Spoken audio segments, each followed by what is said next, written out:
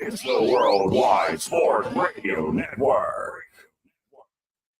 A debacle of the New York Knicks in game number 5, heading to a game number 6.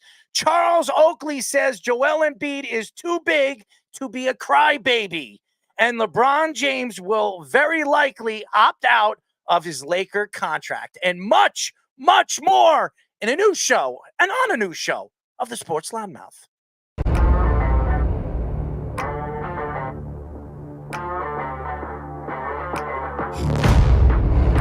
Doc Rivers is going to have Damian Lillard run very fast out of town.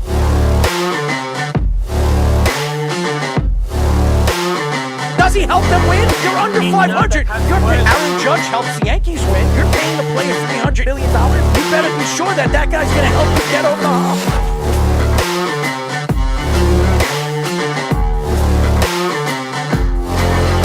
For some reason, this guy is completely lost on calling plays. Maybe he's a therapist.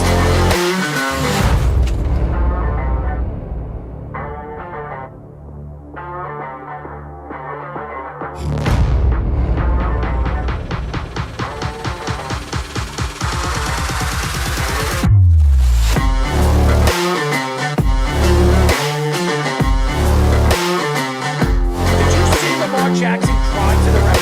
Oh, he did it.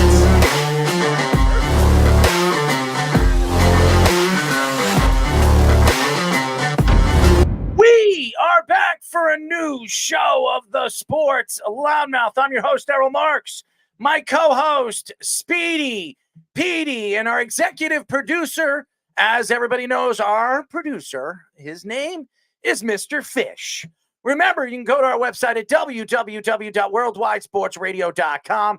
Check out all our shows throughout the week, including The Loudmouth with me, Speedy Petey, and ex-NFL player Sean Smith, every single Wednesdays and Thursdays at 7 p.m. All you have to do to tune in and check out our local listings is go to our website at www.worldwidesportsradio.com. Go and call us. Well, you can call us or you can go on your phone. You can do whatever you want. But you can reach us by calling us at 631-672-3108. Speedy, what's up, man? I'm giving an honor to my grandfather today, 1 year since he passed last year, May 1st, 2023. So this show is in honor of him tonight. He would have loved to see the New York Knicks, the New York Rangers doing what they're doing right now. He's a huge fan of both those teams and big Jets fan, big Mets fan too, big sports fan, and was very supportive of what I do. So tonight's show is in his honor. I want to give a shout out to Sean Smith. I know his mother's very sick. She's in a hospital. So I want to give a shout out to him. I did not know. So everybody listening to the show, reach out to Sean and obviously give him his best wishes. I know his mom's very, very sick. Yes. So hopefully everything is okay with you and your family, Sean. But we have a great show lined up for you. But before that, ladies and gentlemen, it has been a crazy, crazy week. I don't know. I don't understand this weather. It's rainy. It's hot. It's cold. It's 36 degrees at night. It's 80 degrees in the middle of the daytime. I don't understand it. We're here in New York, and I'm just caught up in this bad, crazy weather. But guess what? The summer's on the way. I know everybody can't wait until it's really just absolutely scorching outside and you're sweating your butt off and you're riding your motorcycles, you're heading to the beach, you're looking at girls in their bikinis, and I know Speedy's probably not doing that, but hey, pretty much every single other guy doing that would probably be doing that. But I know Jeff likes that. Yeah, we have a great show lined up for you. A little bit later in the show at 8:30, we're going to be doing a post NFL draft panel. We do this every single year, and we've got a panel of 5 guys coming on the show. I can't wait for this. Co-founder of the NFL Rough Draft, Mike Luchene, he's going to be joining us. Also, co-founder of All 22 Fantasy Football, Ray Cotto, he's coming on the show. We have Travis Maye coming on the show. As we know, A to Z Sports College Football Managing Editor. He came on the show last week, so Travis is fantastic. Mile High Huddle, NFL draft analyst Lance Sanderson. He's back, Mr. Bronco man. Yep. So he'll be joining us as well. And Pro Football Network NFL draft analyst Ian Cummings. He's a fantastic guy. This might be his first time. He was on our panel last year, but last year was the first time he was on. I don't even remember that he was on. There were actually 2 Ians. The other one, we had 2 Ians, Ian Valentino and Ian Cummings. Ian Valentino wanted to join originally too. He had to cancel last second. But yeah, we had 2 Ians on along with Mike and Ray. I believe Lance was on as well with us last year. So I'm interested to hear what all of these guys have to say about this year's draft with the Jets, the Giants, and all their teams that they root for. Or maybe they're going to claim that they're not fans of those teams. But hey, I can't wait to get them on the show and see what they thought about this year's 2024 NFL draft. Oh, man. At 9:30, we'll be talking to Chat It Up sports host Greg Larnerd. And by the way, he's been on a show before. We love him. He's no longer with ESPN as he was part of the cutoffs with ESPN, but we love him and we're very much looking forward to getting him on the show again. So Greg, we're looking forward to it. Charles Oakley says that Joel Embiid is it's too big to be a crybaby, but too big to be a crier. So we'll get into that. LeBron will very likely opt out of his Lakers contract as we expected. He wants $180 million for 3 years. Very interesting story.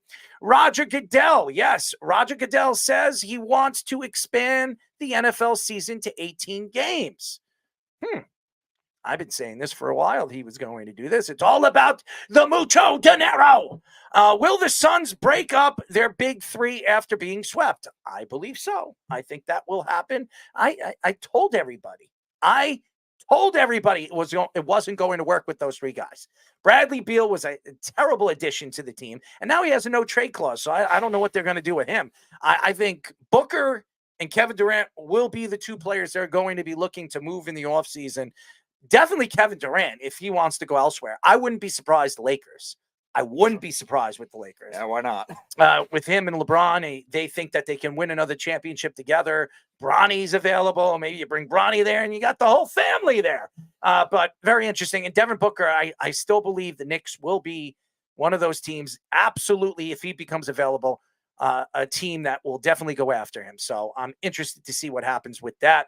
Travis Kelce gets a 2-year, $34 million extension. We will get into that. Tight ends are making some big money now after what we have seen over the last couple of years. The top tight ends are as good as anybody in the league. Is Darren Waller going to retire? The Giants believe he will announce it soon. And yes, Nathan, we will get you on probably after. What do we got? Who's our second guest? We'll get him on at 9 o'clock. We'll get him on at 9:15.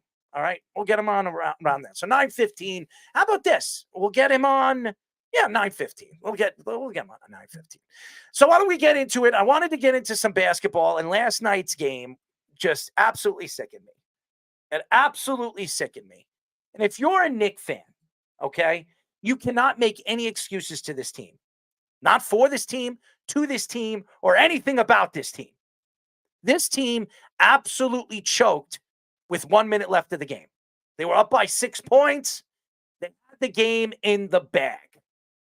And everybody wants to blame Tom Thibodeau, okay? It's Tom's fault. He should have done this. He should have told them to foul. Do not let them shoot up threes. How about telling Mitchell Robinson, or maybe feeding Mitchell Robinson like a baby, that he should stay away from the perimeter and make sure they don't create any kind of contact with you when they shoot the ball? Because what happens when that happens, it could be a 4-point play. I think that cost the Knicks the game. Everybody keeps saying Hart missing one of his 2 free throws is the reason why they lost the game, because they went to overtime because Maxey hit that 3-pointer. It was not Hart's fault on why they lost the game. I believe the Mitchell Robinson debacle cost the Knicks the game. And again, there was a lot of things that had to happen. Maxey was hot. He was hot the whole game.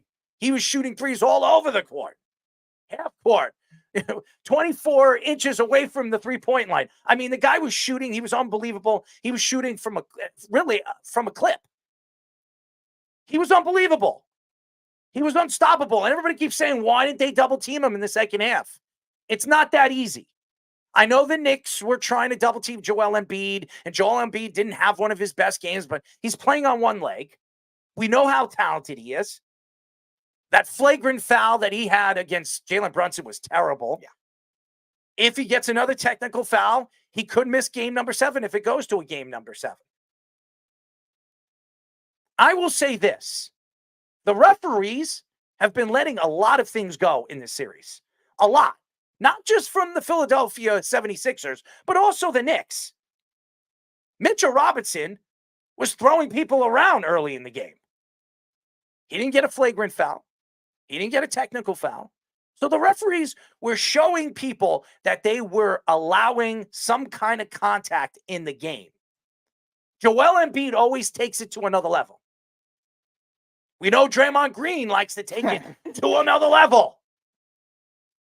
But what we saw in this game was a New York Knicks team that everybody keeps saying they're a veteran team, but they have a lot of young players on this veteran team that produces. As we've seen McBride really show up in this series and has been fantastic since the Knicks gave him an extension after they traded Grimes at the trade deadline. He has been a very important factor of the Knicks' success in the second half of the season with all the injuries that they've had. Losing Bogdanovich for the rest of the playoffs absolutely hurts the Knicks. It loses a 3-point shooter at the perimeter and something that spreads the offense around, spreads the perimeter around, which opens up lanes for guys like Jalen Brunson and Dante DiVincenzo. Dante DiVincenzo has not been any good since the second game of this series. He's been chucking up threes and chucking up shots. It reminds me of John Starks. Everybody wanted to compare him to somebody. Well, I compare him to John Starks in the playoffs, especially in 94 in the NBA Finals. They have to find secondary offense, and it can't be from Hart. Hart is not a 48-minute, 47-minute player every single game. This has been a problem for Tom Thibodeau ever since he came from the Chicago Bulls and the Timberwolves. He wore out Jimmy Butler over there with the Timberwolves. He wore out Karl Anthony Towns. He needs to make sure that these guys have enough rest. You lose Bogdanovich. Why isn't Precious playing? Mm-hmm. Precious played very well in game number 4. And I think it was game number 4. He was playing great basketball. Robinson was hurt, yeah. Hart cannot play 47 minutes. Why isn't Precious playing 10, 12 minutes a game? Giving the Knicks that kind of, defense, that kind of rebounding that they need. And by the way, Hartenstein has not had a good series either. He cannot stop Joel Embiid. Mitchell Robinson has to be on the court probably 90% of the time when a guy like Joel Embiid is on the court, because Hartenstein, every time he is on the court against Joel Embiid, he eats him up alive. But Maxey has been killing the Knicks in this series. Absolutely killing them. And I will say this about a guy like Tyrese Maxey. He is a fantastic player. He really is. What a flopper, man. This guy was flopping all over the court. I've never seen anybody. The last person I've seen that I could say flops as much as Tyrese Maxey, it would be James Harden. Well, he learned from James Harden, apparently, when he was in Philly. It would be James Harden, the biggest flopper of them all, him and LeBron James. It's been a problem throughout the NBA. And I will say this. I'm worried about game number 6. I am. I know the Knicks beat the 76ers in game number 4 in Philadelphia with all those Knicks fans over there saying F Embiid over and over and over again in his own stadium. And I know he was embarrassed after the game for the 76er fans allowing the Knicks fans to dominate the screams and the cheers out in the fandom audience. The Knicks cannot go into game number 6 and expect this to be another game number 4. It's not going to happen. Joel Embiid is going to be even better. I know everybody keeps saying he's walking, he's peg-legged, and he's walking on one leg. He's still putting up big numbers. He's put up big numbers in the series. I think he's averaging 27 points in this series, 26 points in this series. Yeah, he just had a triple-double. I mean, it's not like he's not putting up the numbers. The Knicks still can't stop him. They still can't stop him. And this is a huge problem for the New York Knicks. I don't want to hear it from all the Knicks fans saying, oh, we'll get him in game number 6. We'll get him in game number 6. You cannot bet on this. If you're a Knicks fan right now, and I've seen this before, I've seen this over and over and over again in the 90s. And I remember those great series against the Heat. I don't know if anybody remembers that in the 90s with Tim Hardaway and Alonzo Mourning. Those teams were killers against the New York Knicks. They always killed the Knicks. And the Knicks had to go back and forth. There was fighting on the court. And this is what it's really become in this series. It's back and forth, banter. Flagrant foul, technical foul. Both coaches yelling at the referees, yelling at the players. I am worried about game number 6. Anybody that tells you they're not worried about that is lying to you. And everybody keeps saying, well, we got him in game number. It's going 6. It's going 6. And what happens if it doesn't? What happens if it doesn't? What happens if it goes to a game 7? And all the pressure leans towards the Knicks. Mm-hmm. And I'm going to tell you this right now. I have to give the Knicks a lot of credit. They're not Joel Embiid. They don't have their heads in his derriere after he loses, I think, game 3. He's sitting there. He doesn't even want to look at the cameras or even answer any of the questions to the press. You saw Hart. You saw Jalen Brunson. You saw Mitchell Robinson take responsibility for that loss. They didn't really cover or hover or hide like Joel Embiid did. It was embarrassing. It really was. And you can't sit here and tell me it wasn't embarrassing when you had all the Knicks fans cheering, saying, F Embiid, it's over. It's over. It wasn't over. Far from it over. When you, like you were saying, they have not much secondary scoring when Jalen Brunson's doing everything. That was the same story in game 2. They were able to win it, but that was the same story there. It was the same story for much of game 4 until finally in the second half they started to pick it up where other guys were doing something. OG Anunoby had a nice game and does 16 points, 16 rebound, double-double in that game. But you're right, they don't have enough of the consistent secondary scoring, and Hartenstein keeps getting into foul trouble like crazy, and it hurts his offensive game too, and that's a big problem for the Knicks trying to get that front court offense because Mitchell Robinson is not going to provide that. Now, Robinson, while his mistake was really bad, like inexcusably bad on the three-pointer, he still played very well inside. It was the biggest mistake of the game. Oh yeah, 100%. Like, why is he on the perimeter? That doesn't make a lot of sense. I knew, Speedy, I knew when it went to overtime they were going to lose. I knew it. I don't even care if they went up with 5. They were up at 5 points with 4 minutes left. I knew the Knicks weren't going to win the game. I knew it. The momentum came and went after they tied the game and took it to overtime. All that momentum gone. Okay, I don't care if the fans are there. They got quiet pretty quick. Yeah. It was loud and it was very quiet. I'm going to tell you guys this. I've never seen the Garden that loud in this series in probably 20 years. Okay, it has not been that loud. It was shaking. I've had friends go to the Garden to some of those games. There was 3 games so far, 3 home games the Knicks have had so far in this series. And every single game, my friends were telling me that it was so loud the place, Madison Square Garden, was shaking. Okay, so that's how loud it was. Yeah. And it to me, it completely quieted. It felt like you can hear somebody knocking on the court. Yeah. When they lost that lead and they went to overtime. It was embarrassing. And I don't care what Tom Thibodeau says at the end of the game. We made mistakes. We'll come back and we'll play harder in game number 6. How do you come back from a loss like that? You are about to end the 76ers. Quiet everything that we've heard over the last, 2.5, 3 days about Embiid saying this and saying that. We didn't have to hear Embiid anymore. We didn't have to hear Tyrese Maxey anymore. We were done. And then they let Harris get hot in the third quarter. That's been the problem. Kelly Oubre hitting random threes. Oubre getting free layups. Yeah. How many open layups did they have? The bad transition defense, too, at certain points in the second half. It was embarrassing. There is no excuses for the New York Knicks. None. You cannot sell that to any of these fans. And by the way, I know the fans are going to sit here and say, hey, you know what? This is what happens. Basketball is like that. It's all about momentum.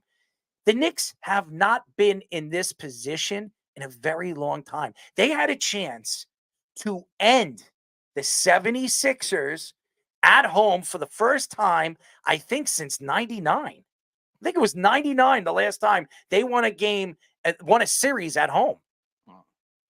It's horrible to think that way, but the Knicks have been that bad for this long. So as a Knicks fan, you cannot be excited about that. I am not excited about game number 6. I'm worried. I'm absolutely worried about where this team is going to go. And if they lose game number 6, what are they going to do? Yeah, because again, they're losing a groove on offense consistently in this series, which does not help. Usually that kind of sloppier, grinded out type series benefits an underdog team. And the Knicks, especially if they lose game 6, are now going to have all that pressure. Like you say, all right, game 7 at the Garden, like they're going to have the advantage. You're also going to have the pressure, the same level of urgency, the same level of the New York media saying what's going on in this series. After Joel Embiid tripped Mitchell Robinson and was called for a flagrant foul, it led the Knicks fans to saying F Embiid chants in game 4 and game 5. Embiid said it was disappointing the way the Knicks fans were as loud as the Philadelphia fans in Philadelphia. Embiid said he also loved the Knicks fans chanting at him at MSG in game 5. Charles Oakley said that Embiid is too big to be crying like that. Embiid has been playing this series despite Bell's, I guess it's called Bell's palsy. Yeah. Embiid had a triple-double with 19 points, 16 rebounds, and 10 assists in the Sixers' Game 5 overtime win. Joel Embiid should not be putting up these numbers. He should not be. I don't care how good Mitchell Robinson has been on the court, whenever he is on the court. He can't stop Joel Embiid. The Knicks can't stop a guy that is playing on one leg. He is rebounding. He had 16 rebounds in this game on one leg. 19 points, 10 assists. How are you letting him dominate the game? Even if he's not scoring, he's dominating the game. That is a big problem. And we all know about Tyrese Maxey. We know he's going to get his licks. We know he's going to get his shots. We know he's going to try to do everything he can to keep this team in every single game. I expect that in game number 6 as well. But you cannot let Joel Embiid beat you. And Charles Oakley has been a guy that speaks out. He doesn't hide behind anything. He's my favorite player. I grew up a big fan of his for the New York Knicks when he was traded for Bill Cartwright, and he was brought to the New York Knicks to protect Patrick Ewing as what he was doing for the Chicago Bulls and Michael Jordan. When he was there, he was protecting. He was the enforcer for the Chicago Bulls as well as one of the enforcers, him and Anthony Mason, for the New York Knicks, and Xavier McDaniel, if you remember him. Charles Oakley comes out and says that he's too big to cry like that. I've never seen Charles Oakley cry. Ever. Mm-hmm. Ever. That's what I loved about Charles. He spoke and people listened. And I interviewed him a couple of weeks ago, Nathan, over there at the brewery, and it was fantastic and great personality. And Charles is one of those guys that doesn't hide behind his words. He'll tell you how it is, as what he did over there at Madison Square Garden to James Dolan. When he speaks, everybody listens, as we all know LeBron James did when that happened. Joel Embiid has been nothing but a baby in this series. And what it tells me about Joel Embiid is I don't want him here in New York. If he becomes available, why would the Knicks want to bring this crybaby here that is too emotional and has never played as a big man, as an MVP in the finals? He's the only big man in NBA history that's won an MVP that's never played in a Western or Eastern Conference final. Again, you also look at the way he disappears later in games, too. Are you going to want that for a playoff identity? No.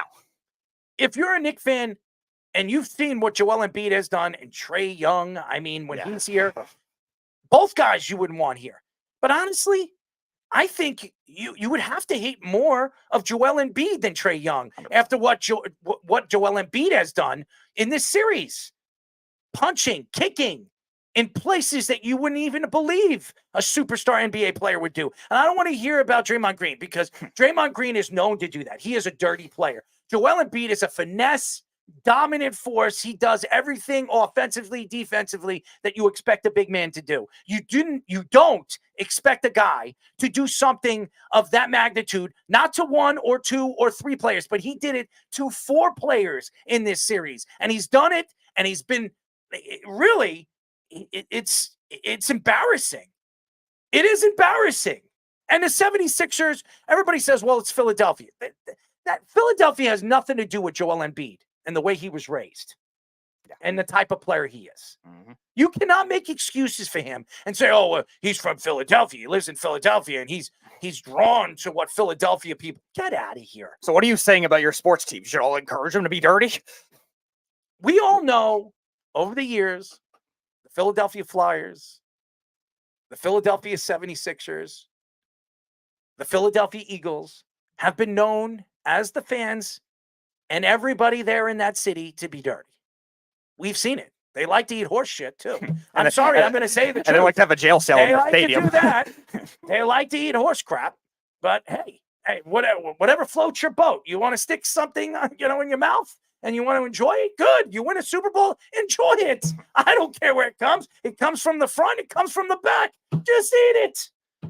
Just like Michael Jackson says, just beat it. Yep. But, hey, you know what? You could do that, too. Well, in behind closed doors, not in front of people. Weird Al did it in the other version. He said to eat it.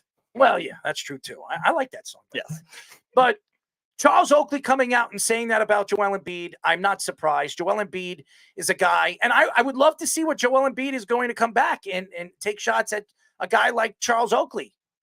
because Charles Oakley is not going to hold back his feelings if he does come at. And that's why I don't think you're going to hear Joel Embiid come back at a guy like Charles Oakley, because this could be an all-out war all over social media, because we all know Charles is not going to hide behind anything. But it was embarrassing. Game number 5 was embarrassing for the New York Knicks. And I respect them after the game to take responsibility for it. But if you're a Knicks fan right now, you cannot be excited going to a game number 6 after what happened in game number 5. Yeah, and definitely when you look at the Joel Embiid, the way he's behaved in other instances too, we've heard him say stupid things too. Like that, this is just taking it to another level though. Like the play was clearly dirty. Like that. If Mitchell Robinson did that to Joel Embiid in reverse, Mitchell Robinson suspended the rest of the series. But no, it's Joel Embiid. He's a star. The NBA has to protect their stars, and he plays now. And again, he had some issues in game number 5. He had a lot of turnovers. He had a lot of bad passes, stuff like that. But he still put up a triple-double. So, like, it's just still the difference in the game when you look at it. I know Mitchell Robinson screwed up, fine, whatever. But Joel Embiid, if he's suspended like he should have been, yeah, that's a whole different story. And David Burns in the comment section, Embiid always has something to complain about whether they win or not. He's never satisfied with how things are. It's always somebody else's fault. Mm-hmm. And that goes to what Charles Oakley's saying. Like, he's turning into that fake tough guy reputation too. Like, oh, he's 7'1". He's supposed to be this big, physical, brutal beast of a guy. And like Draymond Green, he hasn't done to the level yet of Draymond Green, but like, well, hold on. The antics are coming. Nobody's been anything close to a guy like Draymond Green. I mean, over the 90s time when we had Bill Laimbeer and those mean Detroit Piston teams. And then we could go back from, obviously Dennis Rodman when he moved on in his career, because he was a nice guy when he was in Detroit. And then he became the bad boy. And there were other guys. There were other players in the NBA in the 90s that were mean and very gritty. Charles Barkley, one of them too. Mm-hmm. He would make sure that you felt him behind you if you were going up for an easy layup. He was throwing you around, pushing you, jackhammering you. He would do anything to keep you from scoring. A lot of guys did. The New York Knicks were a team in the 90s that after the bad boy Pistons were gone, nice. It was the bad boys from New York. Like I mentioned, Charles Oakley, Anthony Mason, Xavier McDaniel. We could go on and on and on. Those teams were not easy teams that you could just go to the hole and beat them to the hole. They would make sure that you felt it. And that's the thing. That was the NBA then. It's different now. But now you have guys like Draymond Green. You have guys like Joel Embiid, because they're stars, or one of them is a superstar and crying that he didn't win his MVP and finally wins his MVP last year because he was crying about everything. Mm-hmm. And this has been a big problem. The NBA, now we've heard Adam Silver come out and say that he wants to bring back that old NBA style. Are you going to bring back the time that you could put your hands on the defensive side of the ball, where you can defend with you using your hands? Because if you can do that, it'll definitely make the game more open. It'll open up the game defensively, and it'll make it low-scoring games. You'll see games at 80 to 76 or 78 to 69, because in those days, and that's why I think Michael Jordan was so great. That's why I think if Michael Jordan played in these times of basketball, Michael Jordan would be putting up 60 to 55 points a game. Why? Because he'd be at the free throw line every single time he drives to the hole. It's a different game. David also says in the comment section, Joel Embiid blaming the fans. He's a bigger baby than I thought too. And there's actually a lot of Sixers fans too that have already kind of like been worried about him. Like, oh, are they ever going to win with Joel Embiid? Because he always chokes in the playoffs type thing. So there's going to be a lot of other guys that are even Philly fans turning on him for that comment, especially because they're very prideful with them. No, there's no question. And I know everybody can't stand the Philadelphia 76ers. They can't stand the Philadelphia organizations. They can't stand any of them. And I don't have any disrespect for any Philadelphia team. I really don't care where they're from. I understand the fans are pains in the butts and they do stupid things. We know about, obviously, the Philadelphia Eagle fans and what they like to do to opposing teams. If it's snowing or there's ice on the ground, they like to throw it at the opposing teams. We all know that. And obviously it's I think they were throwing ice balls at Santa Claus. Yep. All right. That's Philadelphia fans. That's fine. But what Joel Embiid is doing and getting away with, the NBA needs to look at. Okay, he cannot be getting away with this. He should have been suspended when he kicked Dante DiVincenzo in the balls. Yep. Okay, I remember when Draymond Green was doing it, he was getting suspended in the Western Conference Finals. Right. when he was doing that. You cannot get away with this. I understand he's a superstar. He cannot believe that he's bigger than the game. I was arguing with people today about this. These guys, they run the league. The players run the league, and they think they're bigger than the game. They're bigger than the team and the organization. They believe they're the team. They're the organization because they're the star. And that's the problem with the NBA. It's also a problem where the league is clearly trying to manipulate. Oh, we're going to try to get these playoff ratings up. So these first round series are not all blowouts. Well, yeah, okay, maybe Knicks up 3-1. Joel Embiid suspended. Oh, but yeah, what they should do. Oh, the series is going to end. But no, Adam Silver has to say, oh, we have to keep the series interesting. We have to keep our superstar player in. Otherwise, we're going to cause controversy. Meanwhile, if, like I said before, if Mitchell Robinson did the same thing to Embiid, Mitchell Robinson would be suspended. If Charles Oakley was still playing right now, and he was playing against Joel Embiid, and if he did that to Dante DiVincenzo, I guarantee you Charles Oakley would have punched him right in the face. He would have punched him right in the face. I've seen Charles Oakley do it. I've seen him do it. That's what I loved about Charles Oakley. Everybody asks me, who was your favorite player? Who was your favorite player in the 90s? And I said Charles Oakley, and they would be like, Charles Oakley? Of all the superstars and all the guys that you could pick, you picked Charles Oakley. What about Patrick Ewing? What about John Starks? I wasn't a Patrick Ewing fan. I wasn't a John Starks fan. I like those mean and gritty players. I love those players. They brought back, everybody calls New York the Mecca of basketball. And what made those great New York teams, even the finesse teams in the 70s, and they were mean too. They were a good shooting team, those teams in the 70s. They won 2 titles, but Phil Jackson was a mean player. I don't know if anybody knows this about Phil Jackson. Phil Jackson was an enforcer on the court. That's why the Knicks played Phil Jackson. He wasn't a finesse player. He wasn't a superstar player like DeBusschere or any of those guys, or Reed. He was the enforcer, one of the enforcers on the Knicks. That's the truth. And that's where the Knicks need to find those enforcers now. They don't have that. They found their superstar out of nowhere. Jalen Brunson has become a superstar. But they don't have that enforcing personality that is going to force these superstars. If you put your hands on my player, I'm going to put my fist in your mouth. Carl says Chuck Person was also a basket case as well. Mm-hmm. He also says that if you blow this to the Sixers, yikes, yeah, that would be really bad. Rodman got suspended when he kicked the cameraman in the nuts. And then David also said, LOL, ice balls at Santa Claus. And Carl says, kicking the balls in the stands on multiple occasions. And then David also says, maybe if Joel didn't spend a third of the game on the back, it was help. I never seen a bigger man fall so often to the ground. And that's what we were saying before. Like, he's flopping, he's getting away with everything at this point. Charles Barkley said after the Suns got swept by the Timberwolves that their big three was mediocre at best all season. Stephen A. Smith also reported that he has sources that have said Devin Booker would likely be traded to the Knicks as his number one destination. Charles Barkley took shots at Stephen A. Smith, saying he thinks everybody is going to the Knicks because he is a Knicks fan.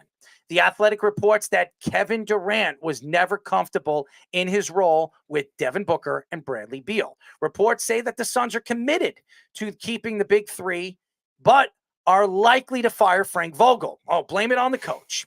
Draymond Green took shots at Nurkic, who trolled him after the Warriors' loss, saying that his tweet aged like spoiled milk. The Suns do not have any first-round picks until 2030, as we know what they did with them to land Kevin Durant. I'm sure the Nets are loving it, by the way. But nevertheless. Then again, they're still the Nets. Nevertheless, if you look at this story, and honestly, they have to break up the big three. Now, they have no way, shape, or form any interest in moving Bradley Beal because they can't. They can't move Bradley Beal because he's the one of very few players. I think he's the only player right now in the NBA that has a no trade clause. That has a max contract. Yeah. So he's going nowhere unless he wants to be traded. And I don't know who wants him. The guy can't stay healthy. And when he's on the court, he's not the same player he was when he was the dominant force offensive player that he was in Washington. So Bradley Beal is going to be there for the long haul unless he wants to be traded. And I don't think anybody wants that contract. So he's there. Kevin Durant is 35 years old. He still put up pretty good numbers in the playoffs. We know we're not going to blame Kevin Durant for the loss in that series. But Kevin Durant, he hasn't won anything except when he went to Golden State Warrior and played with those big three players like Steph Curry and Klay Thompson and Draymond Green. He hasn't done it since then. He decided to go to the Nets and take his talents to play with Kyrie Irving, and then they brought James Harden there. It didn't work. And then he wanted to be traded again. And where does he get traded? He gets traded to the team he's playing for now. And they gave up. The Nets got a slew of draft stock, a slew of them. And they got pretty good players. Mikal Bridges is a good consolation prize. As a matter of fact, Mikal Bridges this year was just as good as Kevin Durant. And now Mikal doesn't want to stay, or he doesn't want to play for the Nets. So he could be traded in the offseason, or he could be traded before the season's over because he's a free agent after next year.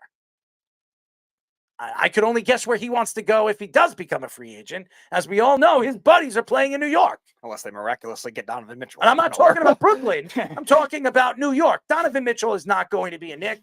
He is going to get either an extension from the Cavaliers or they're going to trade him in the offseason. I could see Miami. I could see the Lakers if LeBron decides to take less money, as he's come out and said he wants to make 60 a year for the next 3 years. That makes 180. So I don't know where they find the money to pay a guy like Donovan Mitchell. But honestly, you sit here today, and I don't care about Nurkic. Who cares? Who cares? Nobody cares. And nobody cares about Draymond Green. I don't know why Draymond Green is even speaking. His team's not even in the playoffs. That was a joke.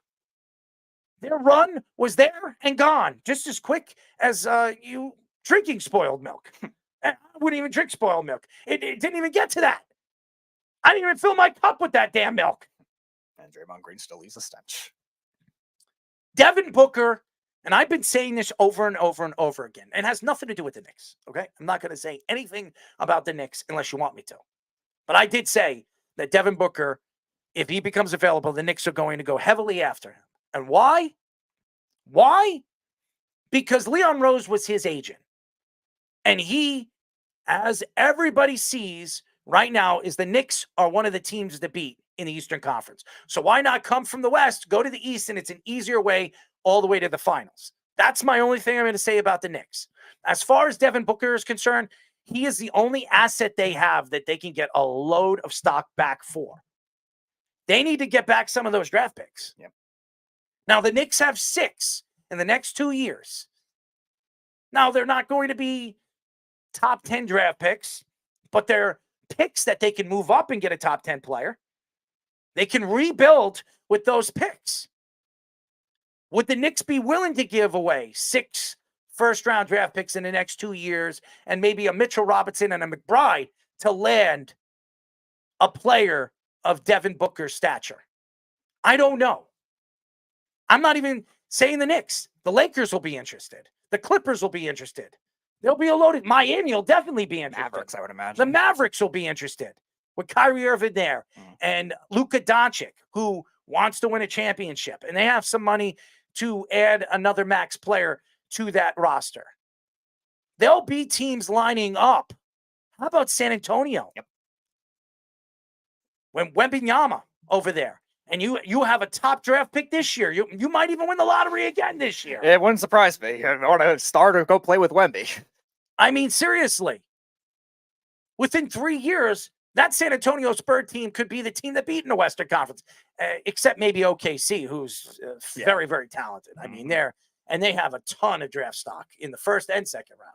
And that kind of team building model, I think, is what a lot of these teams have adopted to. And that's where I think the Suns kind of went ahead of the curve too late, because the Suns built themselves back very well with a lot of good draft picks from like 2019 to 2022. And they actually built a good homegrown team. They went to the NBA finals, but then all of a sudden they undid it. They just did the same thing the Nets did. And all of a sudden they have no bench. They have no size. And you saw what Minnesota, a big team, did to them in the playoffs. Like, Minnesota's not overly deep, especially with all the injuries that they have. And they took it to the Suns because they're just that bad when it comes to depth and size.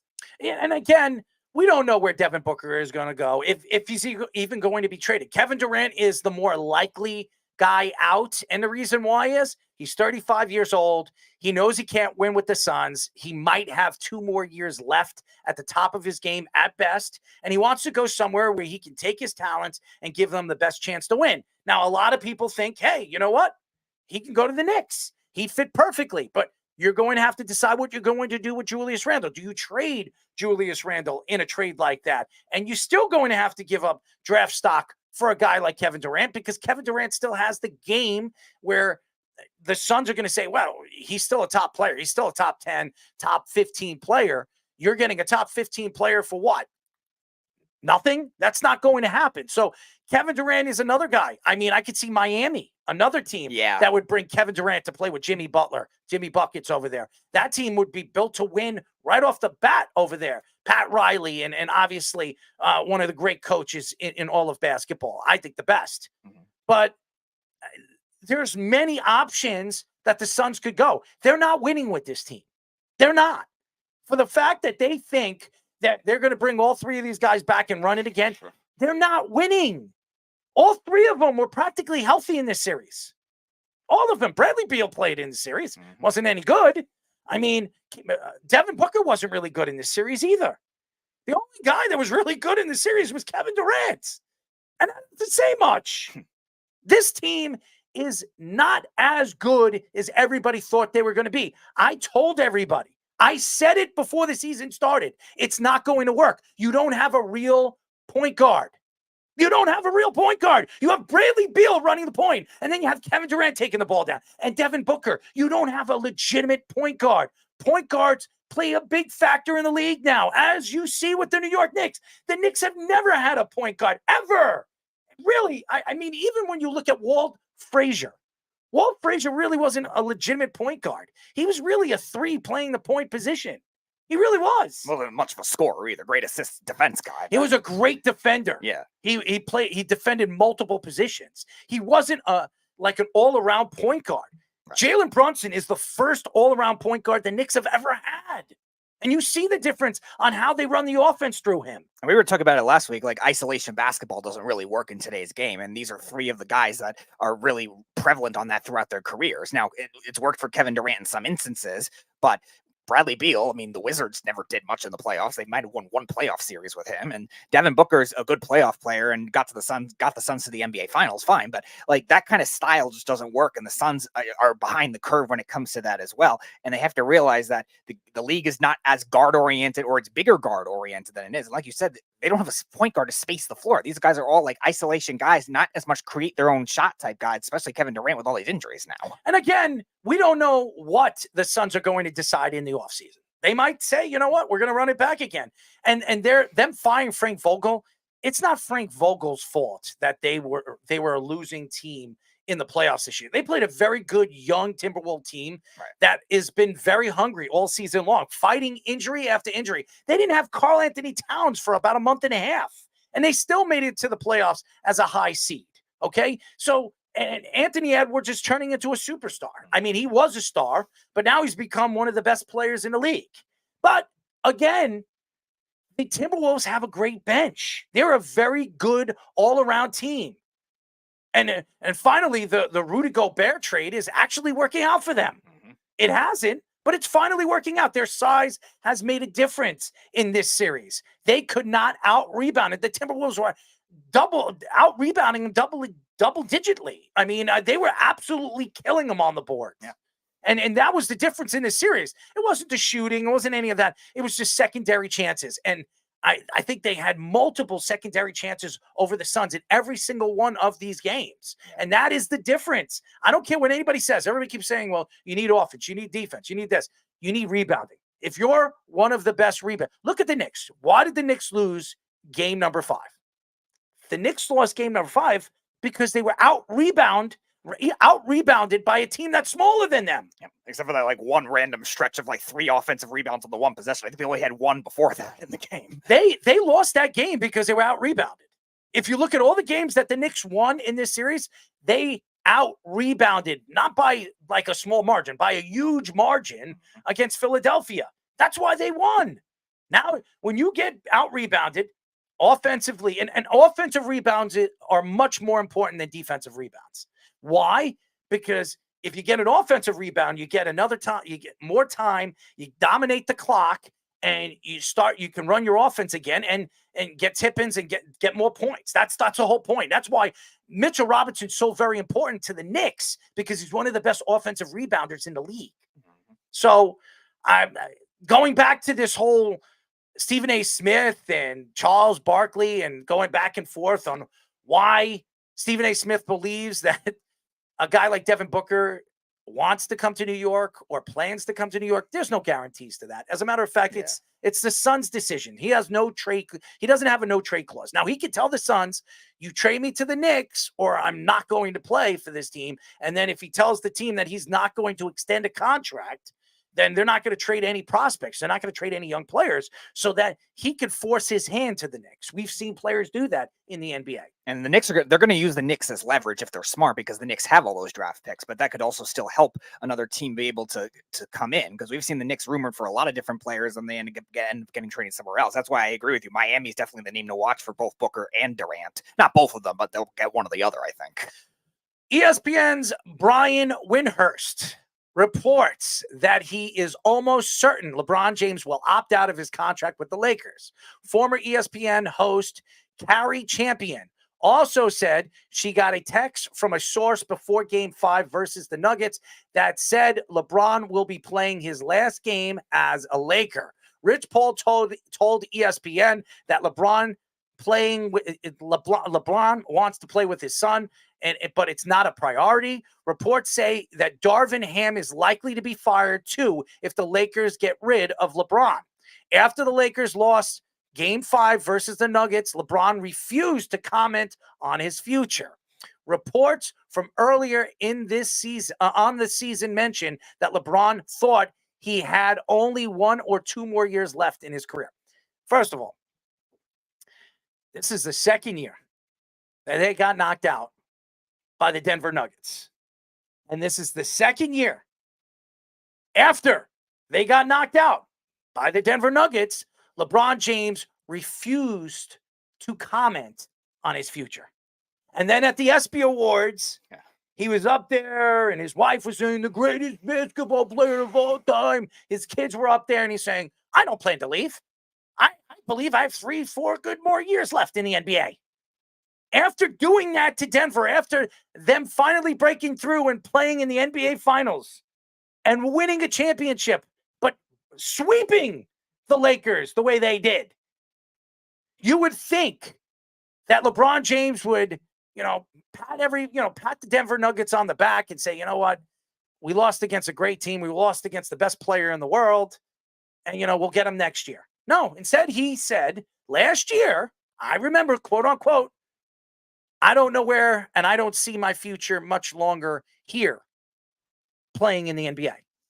He said that. He said that he's planning possibly to retire. And then he waited to the ESPY Awards when they were giving him an award that he announces that, hey, you know what, I plan to play a couple more years. And now you're hearing that he wants to play 1 or 2 more years with his son. LeBron is going to re-sign with the Lakers. Why would he leave LA? Why would he leave LA? It doesn't make sense. He's got everything here. Well, there, not here. He's got everything there. He's got his production company. He's got his pizzerias. He's got his Fortune 500 companies over there. He's selling and endorsing so many different items over there in LA. Yes, around the country. He's doing everything. He's the face of the Lakers, the biggest and the greatest basketball team in NBA history, some people say. I mean, you can argue it's either them or the Celtics. Why would he leave? To go and play in New York?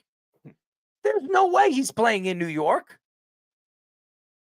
Where's he going to play? Is he going to go back to Miami and play with Jimmy Buckets? Can't rule it out at this point. That's not going to happen. Now, I could see NBA teams going after his son. I could see it in the first round, even though they don't think he's any good. Hey, if this is going to draw or take LeBron James away from the Lakers, hey, I'll draft Bronny James at number 22, 23. Maybe the Suns say, you know what? We could get LeBron James on the cheap. our one first-round pick we have this year, and all the second-round picks that you don't have for the rest of the decade. Yeah, we could keep Devin Booker over here. We could keep Kevin Durant here. We could keep Bradley Beal over here. We could get LeBron James for $5 million a year, veterans minimum. Can't wait for the Suns' average age of like 34 if that happens. By the way, that is a great picture of LeBron James. Yes, that is a great picture. I mean, seriously, but Fish, that is, I said that to Fish. It is a funny damn picture. Yeah. But I will say this. LeBron James has never, ever given the Denver Nuggets their due. Ever. He has not ever given Jokic and Murray and Porter their due for what they have done against the Lakers back-to-back years. And he's just, he did mention, oh, we played a great team. You can't even show the respect and take the lime and the lights off of you for 1 second. Why are you not? Just say, if somebody's asking you, you don't want to comment about your future, say, listen, I plan to play next year. If something happens along the lines that it doesn't work out for me, then we'll come to it. But I plan to play next year. Why is he keeping it a secret? We all know you want to play with your son. We all believe that you still have enough in the tank to possibly go for your 6th championship and tie Michael Jordan. Right now, you're sitting at 5. So is Kobe. I think Kobe has 5 championships. 5, yep. You want to break Kobe Bryant. You want to tie Michael Jordan. You want to be compared to Michael Jordan. Why would you retire when you could go to a team and give another team a chance to win another championship? I'm telling you right now, ladies and gentlemen, LeBron James is going nowhere. He plans to win a 6th title. Why? Because he wants to be compared to the greatest of all time, Michael Jordan. And right now, until he gets that 6th title, that 6th ring, he is, no matter what, even if you're a writer that thinks that he's better and he has all the records, no matter what, they're going to say, Jordan's got 6, you got 5, Kobe got 5. And that's where you're going to be compared to Kobe Bryant, not Michael Jordan. Yeah, and you also look at the state of a lot of these other teams in the NBA. Like you're talking about maybe going back to Miami because it's flashy, but Miami's a well-built team in a different way now. And even the Cavaliers going back there. Now we were talking about the Cavs maybe trading pieces if they lost in the first round this offseason, but right now they're up 3-2. So if they can hold that lead, those young players are probably going to end up staying there. Now we'll see on Donovan Mitchell and that whole scenario, but they'll probably trade him for something else that's impactful. The Lakers are not built like that right now. The Lakers have some good young players, but they're not a very well-built team. They don't have a lot of draft picks, and they're not a model organization for what you want right now. So they kind of have to take that chance and cater to LeBron because of that. And if you give him the $60 million, why do you not think they're a modeled organization? I'm just kidding. We all know they're not a modeled organization because LeBron James runs that organization. Right. He's the one that pretty much told them, trade this guy, trade that guy. I want this guy. I want that guy. And it hasn't worked out. They won 1 championship and it was the bubble year. It was COVID. That was why they won the championship. Yeah, and it's not like they've had consistently good other years either. Like last year, they were a 7 seed. They made the Western Conference Finals. I guess you can give them some credit on that. But the year before, the year after, they missed the playoffs. The year before, when they had all the young guys, they missed the playoffs. And yeah, LeBron was hurt for some of that year, but still, they shouldn't have missed it completely at that point. And that was pre-play-in tournament. They were absolutely embarrassed by Denver. Yeah. Okay, they were embarrassed by the Denver Nuggets in this series, and they've done it back-to-back years. How many wins have they had against the Denver Nuggets in 2 series? One win. 1 win in 2 series. If you don't believe that's dominant, I don't know what does. And I'm going to say something. For the fact that I know he said that we lost against a good team, but he didn't say that we lost against the best player in the league. Yeah. We didn't lose against one of the best teams in all of basketball. We lost against a good team. And that shows you how much disrespect he has for the Denver Nuggets. He doesn't respect them. Yeah. He doesn't. And I bet you in his heart, he believes that if they had one more player, they could beat them. Yeah, I'm sure you do. You know, Fish, I have a question to ask you because obviously you're a basketball fan. I know you're a Knicks fan. And I know you put up all these great graphics, and it's so funny because I sit here and I send you some of these pictures, and they're very, very funny on social media. And I said, use this for some of your graphics. You look at the Lakers as a fan, honestly. When do you believe? Now, the Lakers for years have bought their way to these championships. If they lost Shaquille O'Neal, they traded him away. He goes to Miami for 2-3 years. They're a borderline playoff team, and they lose in the first or second round. They don't even get close, and that's because Kobe had no secondary players. They were all young players that were athletic but not any good. Okay, with this team right now, if LeBron James leaves and there's Anthony Davis and all the rest of the players they have, and this is not the same NBA anymore. Nobody cares to play with the Lakers, okay? There are other good teams and there's other good players that I would say the stars would like to play with than go over there and play in Lakerville and deal with the Bus family, okay? I wouldn't want to deal with that. It's not Dr. Bus, it's Genie Bus and the brothers. So I wouldn't want to go over there anyways. How long do you believe the Lakers are going to win another championship if LeBron James says, sayonara, I'm going to Miami again, or I'm going back to Cleveland, or hey, I'm going to go play with the OKC Thunder. I have the best chance to win with those youngsters. Well, I'll tell you one thing. They're going to have a new point guard because D'Angelo Russell put up one of the all-time stink fests in this series. The one game they won, he played well, but I believe he went a full over in the last game. Filled with turnovers. He is absolute trash. I can't believe they brought him back after the Nick Young fiasco years ago. I can't believe I thought he would never be allowed back in that franchise. But I think the problem is you have to let guys like that back when you're paying two guys so much money. And if LeBron wants more, I mean, you're going to have guys that are even worse than that, on your roster. So there's no way they can really do this anymore in today's NBA, having these two mega stars asking for the full amount of money. Anthony Davis shouldn't give up the money. Listen, he's not the best center in the league. We know that. We saw Jokic take it to him. But at the same time, he's one of the top three, and you have to pay that man his money. And LeBron's on his way out. So what's going to happen? It's going to be Anthony Davis's team, but it's a hard reset. And we saw what happened when Anthony Davis had his own team. Nothing much, right? So Lakers fans, I think the biggest thing that I can compare it to is being a Yankees fan back in the day when the Yankees were buying all these guys after their 4 and 5 years. They went out and bought Giambi. They went out and bought A-Rod a few years later. And they went and got all these guys, and it was like a hit squad that they were getting. And that's basically what this team is. It's not zero homegrown talent unless you count D'Angelo Russell. They gave away, Julius Randle left when LeBron came. It's all those things. Traded him. They traded him. They got rid of him because part of the Davis deal. They don't have any homegrown talent. It's really like similar to those teams where you love them as a Yankees fan, especially when they added the three guys with CC and I can't remember his name. Pie in the face. Burnett. And Mark Teixeira. Yep. And Teixeira, who was really great early on in that contract, and they won it that one time, but then, it was not a lot of winning after that. And I think that's a really interesting parallel to the 2020 bubble victory with them and what's happened since. They're kind of middling the way the Yankees had been after that. I think the way to go is homegrown talent, and really the solution might just be to bottom out for the Lakers, even though that might be the antithesis of what they stand for. Well, yeah, the structure is not there for the Lakers whatsoever because they're, like we were talking about with the Suns before, they're behind the curve in like how to actually build a real team the same way. Like you're saying, I think Austin Reeves is the only one that they actually drafted on that roster. Like Lonnie Walker was a trade, Hachimura was a trade. Like they've got some random good ones, but I also think like Errol was saying, like the Bus family and Rob Pelinka want to give up all the power to just be GM LeBron again. And here's the thing, and you have to look at this. The Lakers, if they lose out next year, if LeBron James decides to leave and Anthony Davis, they decide to trade. They try to rebuild and try to build up draft stock, which they desperately need.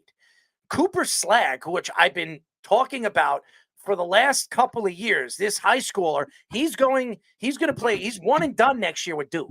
He's one and done. This guy's going to be the number one pick next year. Guarantee it. Seal the deal. I'm telling you right now how good this kid is. He is a special player. He is the next Kevin Durant in this league. He could do everything: rebound, defense, shoot, pass. He's got all the ability in the world. He's playing for Team USA, the junior Team USA team. He looks fantastic. He's playing with college kids, and he's dominating these college kids. This guy is as good as anybody. He could change everything for the Lakers. He's that kind of piece that you can build your structure around for many, many years to come. But guess what? The Lakers are going to have to lose 1 year. They're going to have to go, and they have to hope that the lottery falls in their favor. It definitely could. It doesn't work for the New York Knicks when that happens. Yeah, but it's the Lakers. They got the number 2 pick for like 3 years in a row too, with a bit Lonzo Ball, Brandon Ingram, all those guys. And it never worked. It never worked because again, there's a power struggle that this generation of the NBA, this LeBron and probably LeBron through, I would probably say that Jimmy Butler, that group of NBA players seem to have. And a lot of these teams are spawned with the drama in addition to like trying to make it work with these player connections. And we were talking about with the Suns. Kevin Durant is part of that same generation of those players. And James Harden, Kyrie Irving, it's all that group of players. We're not seeing it as much with these younger generation of players. Well, we haven't seen it yet. Not yet. Doesn't mean we're not going to see it. Joel Embiid might be starting it. I don't know, but we haven't really seen it yet from these other superstars. Well, Joel Embiid is going to be restricted free agent this year. No, I'm sorry, not Joel Embiid. Tyrese Maxey is going to be a restricted free agent this year. And we'll see. Does Tyrese take more money to stay with the 76ers or less money to get out of there in Philadelphia and go and play for a team that can compete for a championship? Because Philadelphia, as good as they have been over the years, they're not built to win anymore. They're an old team now. You have Joel Embiid. He's getting old. He's going to have another knee surgery in the offseason. He might never be the same player. Yeah. And now you're building around Tyrese Maxey. Who do you have around him? You have Tobias Harris, who's overpaid. Really is not a good player anymore. You just have the old bench from the Clippers trade, from the Harden trade. You have nothing, and you don't have a lot of draft stock either. You're giving that away too. So you don't have anything. I think the Knicks have their first round draft pick this year. So to me, they're in a bad position, and they have to hope that Tyrese Maxey signs an extension with them and takes the little bit of money that he is going to get now that he's an all-star and might be an all NBA player. He looks like he could be this year. So, they better hope that happens, and they're going to be paying him a lot of money. Like $300-400 million that's where, if he becomes an all NBA player this year, did they choose that yet? I don't know. Think so. No, not yet. If he makes the second or first team all NBA team, you're talking about $400 million. Look at Jason Tatum, look at Jaylen Brown. They're saying Jason Tatum's going to make $500-600 million after this year. Jaylen Brown got $400 and something million from the Celtics because he was an all NBA player last year. Mm-hmm. He's the highest paid player in the league. He's not even the best player. Yeah, they're saying Tatum's going to get $50 million more at least. It's ridiculous. Yeah. On the Pat McAfee show, Roger Goodell said he wants the NFL to have 18 regular season games and the Super Bowl to be on a long weekend of President's Day weekend. He added that there will only be 2 preseason games instead of 3. He said that a lot of players and coaches don't like the preseason the way they used to, and adding a regular season game would add more quality. There is also a proposal to add a second bye week in order to lengthen the season to end on President's Day weekend, which a lot of players are supporting. The NFLPA has not been contacted by the league office on these potential changes yet. More than half of the NFL players, including Aaron Rodgers, were against the NFL expanding to a 17-game season starting in 2021. I don't know if Aaron Rodgers changed his mind because there's more money coming his way, but hey, you know what? Aaron Rodgers doesn't care about money because he took $36 million less to come to the Jets and give the Jets more opportunity to bring in players, aka Tom Brady. But when you hear Roger Goodell come out with this, it's all about money. It has nothing to do with the players. He doesn't care about the players. He doesn't care about the players getting those bye weeks. He would care. He could care less if they get 2 bye weeks. The only reason why he's going to add a second bye week, because then the players are going to say, well, he's adding a second bye week. That means we can go and hang out with our families for an extra week in a year, because they're away from their families 90% of the time, because they got to be there with the team. They're traveling. Now they're playing games in Germany and England and Canada. I mean, they have so many games now that a lot of these teams are going to be traveling to. So they don't get a chance to see their families for a full year. But they're making tons and tons of money. Here's the problem. The NFL, there is no real guaranteed money, okay? And that's a fact. You get obviously, when you sign a contract, you get $30 or $40 million guaranteed. You get guaranteed money from that contract. The rest of the money and the rest of the years, there's no guarantees after the second or third year. They can actually waive you. Now, obviously, it does hurt the cap a little bit for 1 year, and then they're back to normal the second year. So the NFL, if I was the NFLPA and I was the players union, I would say, okay, you want to add in 18? Well, there are 18 games. You know what we want? We want guaranteed money.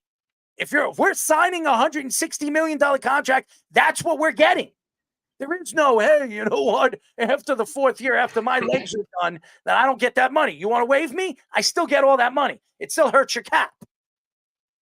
That would be fair. If I was a player right now playing in the NFL, that's what I want. I want guarantees.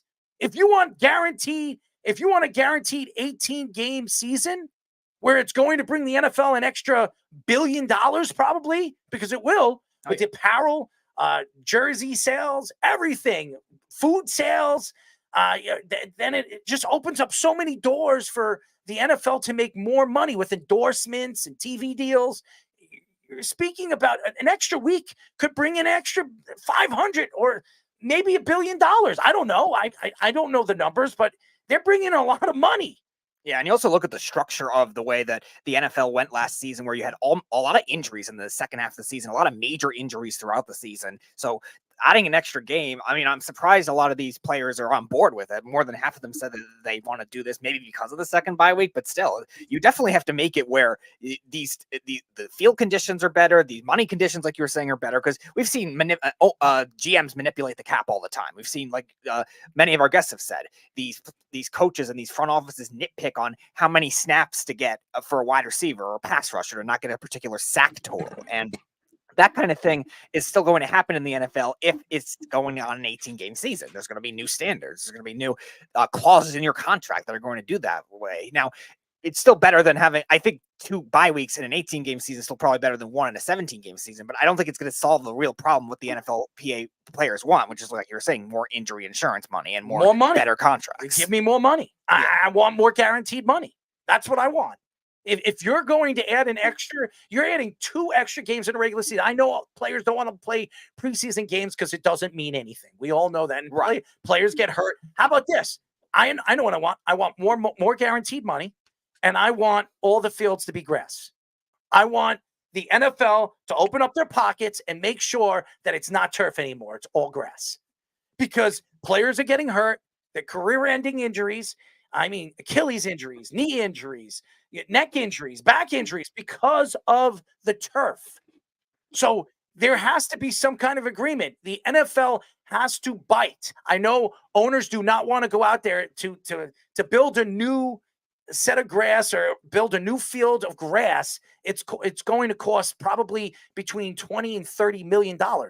But if you're going to make that extra every single year, ownership is going to make that extra money. I don't know how much it's going to be, but I'm sure it's estimated to be a significant amount. That's why the NFL and Roger Goodell is trying to figure this out right now. Well, then I want something guaranteed to make sure, and some kind of insurance that's going to help me out as a player, help me out instead of the organization. Because to me, I'm my own organization. My body is got to hold up.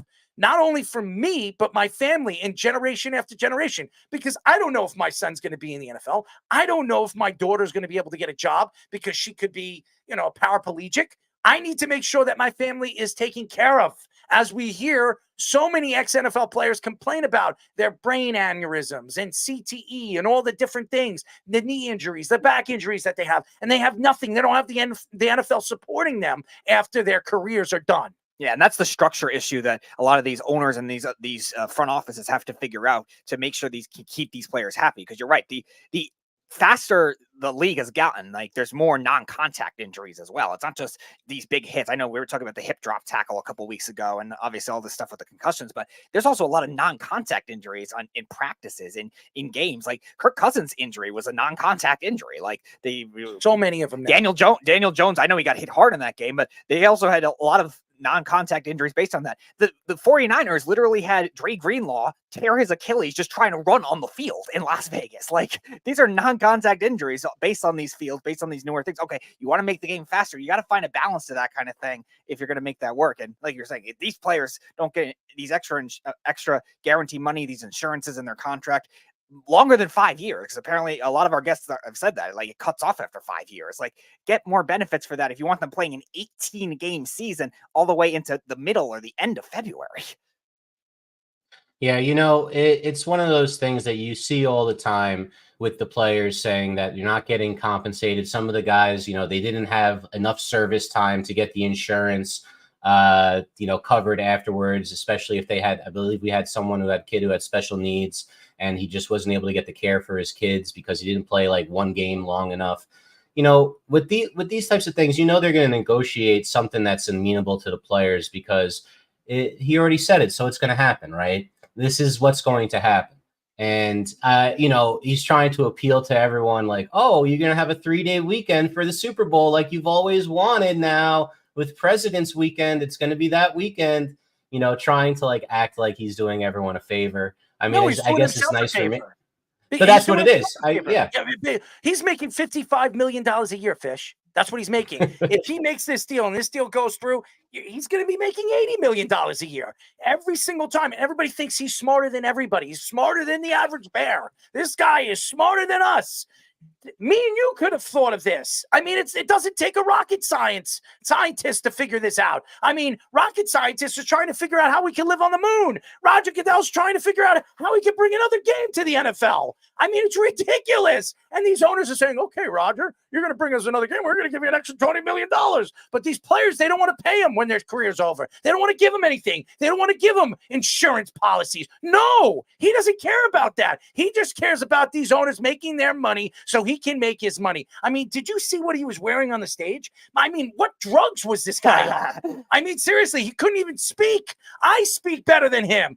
Yes, Jeff, I actually could read. I don't know if Roger can. I don't even know if he knows how to even spell. I mean, seriously, how is this guy running this organization, a multi-billion organization, one of the biggest organizations in all of sports, and this guy is trying to help himself? He's not trying to help these players. I don't care what anybody says about this. It makes me sick to my stomach because I could sit here every single day and try to stick up for some of these players that we've interviewed, and then over and over and over and over again, we say it as we said it. These owners don't give a crap about the players. The players care about other players, and that's why there's an NFLPA. Why isn't the NFLPA? Why aren't the players stepping up to the plate and saying, you know what? We'll do this. We want an extra day. We want all the money that is offered to us in our contracts. Every single dollar. Like Von Miller got $130 million from the Buffalo Bills. You know what? I want all of it. I want every single penny, even if I can't play the rest of my career. Because look in baseball. You sign a 7-8 year deal and your career, David Wright, is over. Guess what? You get every single penny. Every single one of them. In the NBA, if you tear your Achilles and you can't play anymore, it doesn't matter. You can't jump anymore. You're useless. And you signed a $130 million contract. Guess what? You get every single penny back for it. There is no insurance policy for that. That's what you get. I think the Knicks are still paying some of those bad Phil Jackson contracts. I'm serious. I mean, Phil Jackson, Fisher.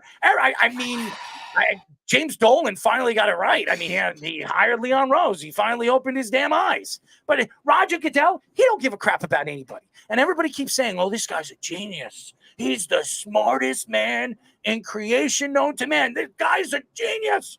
Oh, I'll bring him in. I'll let him run my Fortune 500 organization. He'll bring me more money. It's not rocket science, ladies and gentlemen. Jeff, even the Beef. Yes, ladies and gentlemen, the Beef. The deli man himself. I love you, Beef. I'm not Sultan of coleslaw. Sultan of coleslaw. The king of all the baloney. Okay? That man could run the NFL just as well as Roger Goodell and get paid less. This guy has been taking and taking and taking. And what do we say about it when we have all these guys? Oh, well, he's bringing in all this money. He's bringing all this money. Look at the NFL. Look at it. Look at this. Look at the draft. It brought 700,000 fans to come over there to Detroit. Give me a break. The only reason why there were 700,000 fans, and by the way, who counted 700,000 fans? Did they have like a, one of these like I don't know. Maybe they have one of these clickers. 700,000 were there. I mean, come on, guys. I could tell you there were 750,000 people there. I honest to God, there were 700,000 people there, and there were probably half of them were men, or all of them were men. Okay, and I could say that, and everybody would believe me. You know why? Because I said it. I work for the NFL. I said it. I saw it. I got the plane to prove it. Give me a break. It's ridiculous. Everything about this man, and I'm not taking shots. And Roger, if you're listening, but you're probably not. But if you're listening to the show right now, I'm not taking shots at you, even though I am. I'm speaking for the players. I'm speaking for what I see. And I know you're protecting the owners. That's all you're doing. You're trying to protect the owners because that's what you're there for. But guess what?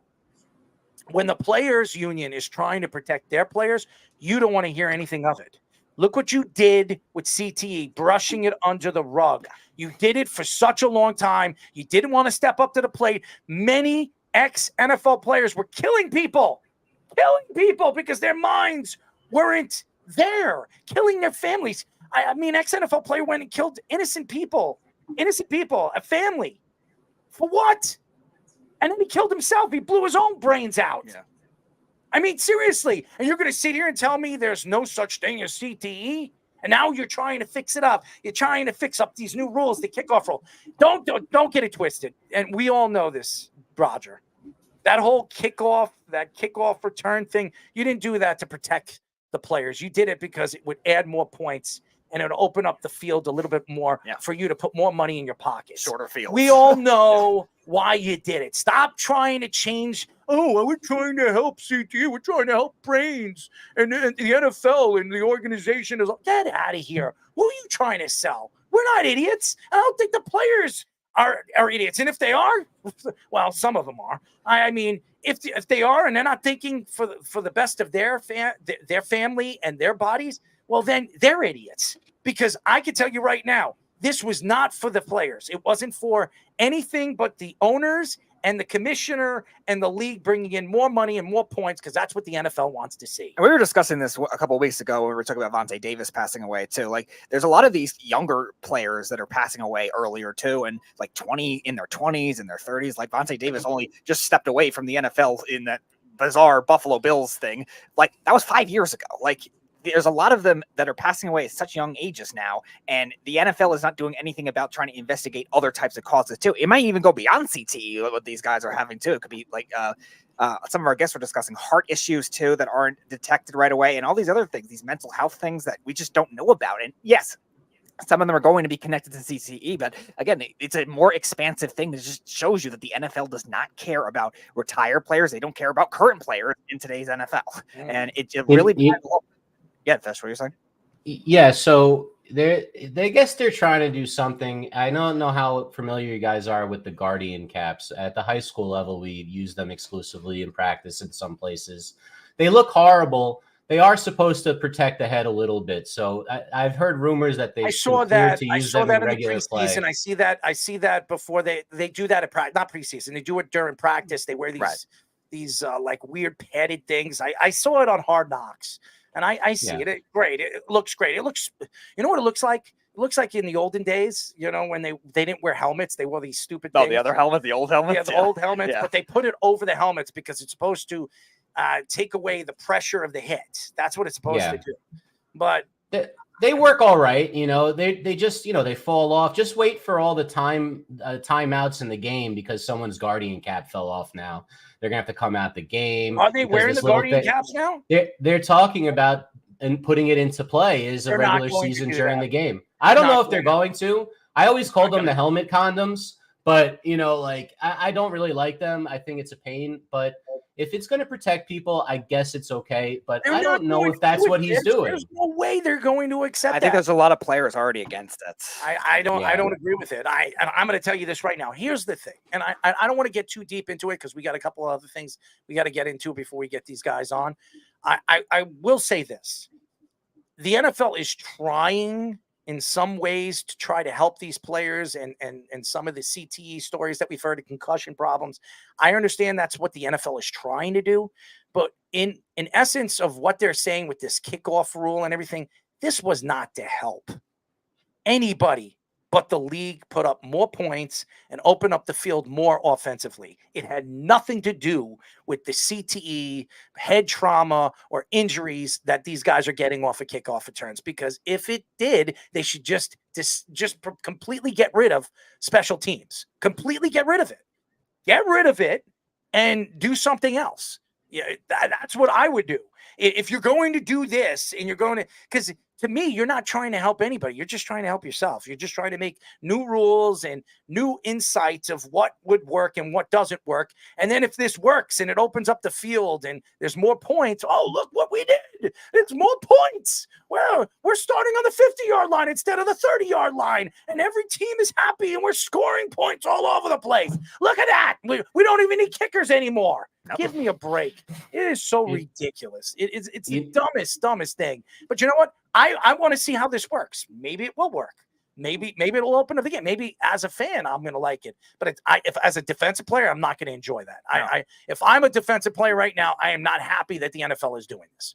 NFL Network's Tom Pelissero reports that Travis Kelce will get a 2-year, $34.25 million extension. This extension will begin in 2026 after his current deal expires, which means he's going to be here for at least another 3 more years. Yep. This extension, Kelce will make $30.25 million combined for the next 2 seasons. $22.75 million of that, $30 million is guaranteed money. And about $17 million is guaranteed to the new extension. Kelce said on the New Heights show that Casey is home and the rumors of me retiring early were false. Kelce has 907 catches for 11,328 receiving yards and 74 touchdowns in 11 NFL seasons. Travis Kelce is one of the greatest tight ends to ever play. You could say he could go down as the greatest tight end in playoff history when he is done. He is playing with Patrick Mahomes. He's playing with Andy Reid. And because of that, everything runs through him. Everything runs through Travis Kelce. The fact that Travis Kelce is coming out and saying that it was false accusations is bull, okay?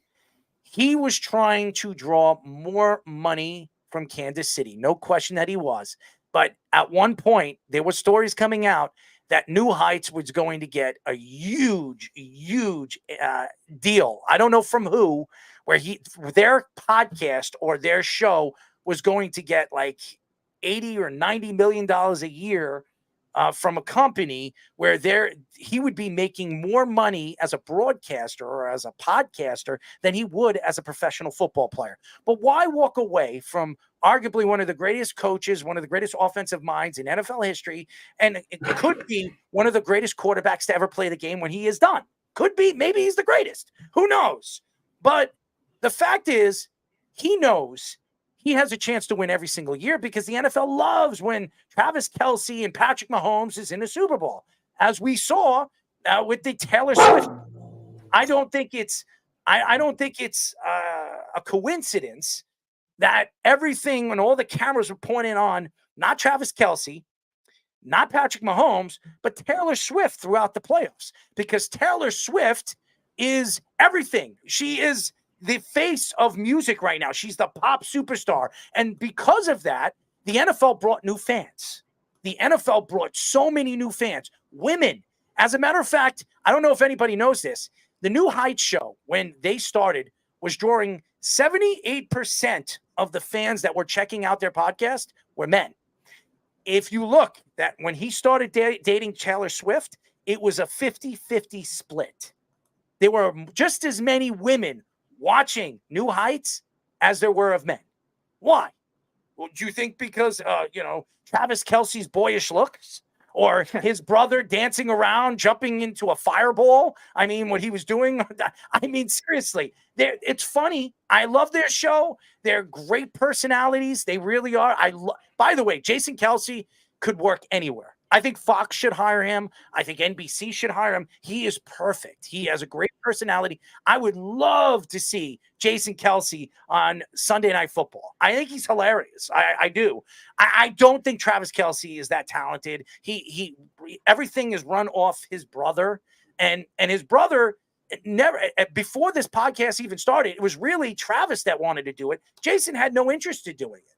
So Jason has become a superstar on the mic, and that's why he's retiring. He doesn't want to get any more injuries, and he has a chance to make a lot of money just sitting in front of a mic or sitting in front of a television screen or a camera, selling his products and selling his craziness, taking off his shirt and wearing Kansas City Chief, memorabilia. Okay. The fact is Travis Kelce deserves this money. Okay. I do believe that. He deserves it. I think every NFL player, when they put their bodies on the line every single week, if they're getting an offer like this and it's guaranteed money, I think all money in the NFL should be guaranteed, like the MLB, like the NBA, like the NHL. Why it's not happening makes no sense, but he deserves this money. But again, this money, the 2 years, $34.25 million, it all comes and stems from Taylor Swift. Mm-hmm. It all stems from that. I don't care what anybody says. Look at the money he was bringing in for the NFL, and look what he's doing right now. He's still with Taylor Swift. I hope he marries the girl. I really do. I hope they get twins. I hope they're dancing sensations. One's a boy, one's a girl. One plays football. The other one's dancing on the stage with her mommy. Okay? I hope it works. But you know what? It's all about money. The NFL is all about money. Roger Goodell adding an 18-game season. It's all about money. It's not for the players. Hey, we're going to bring this.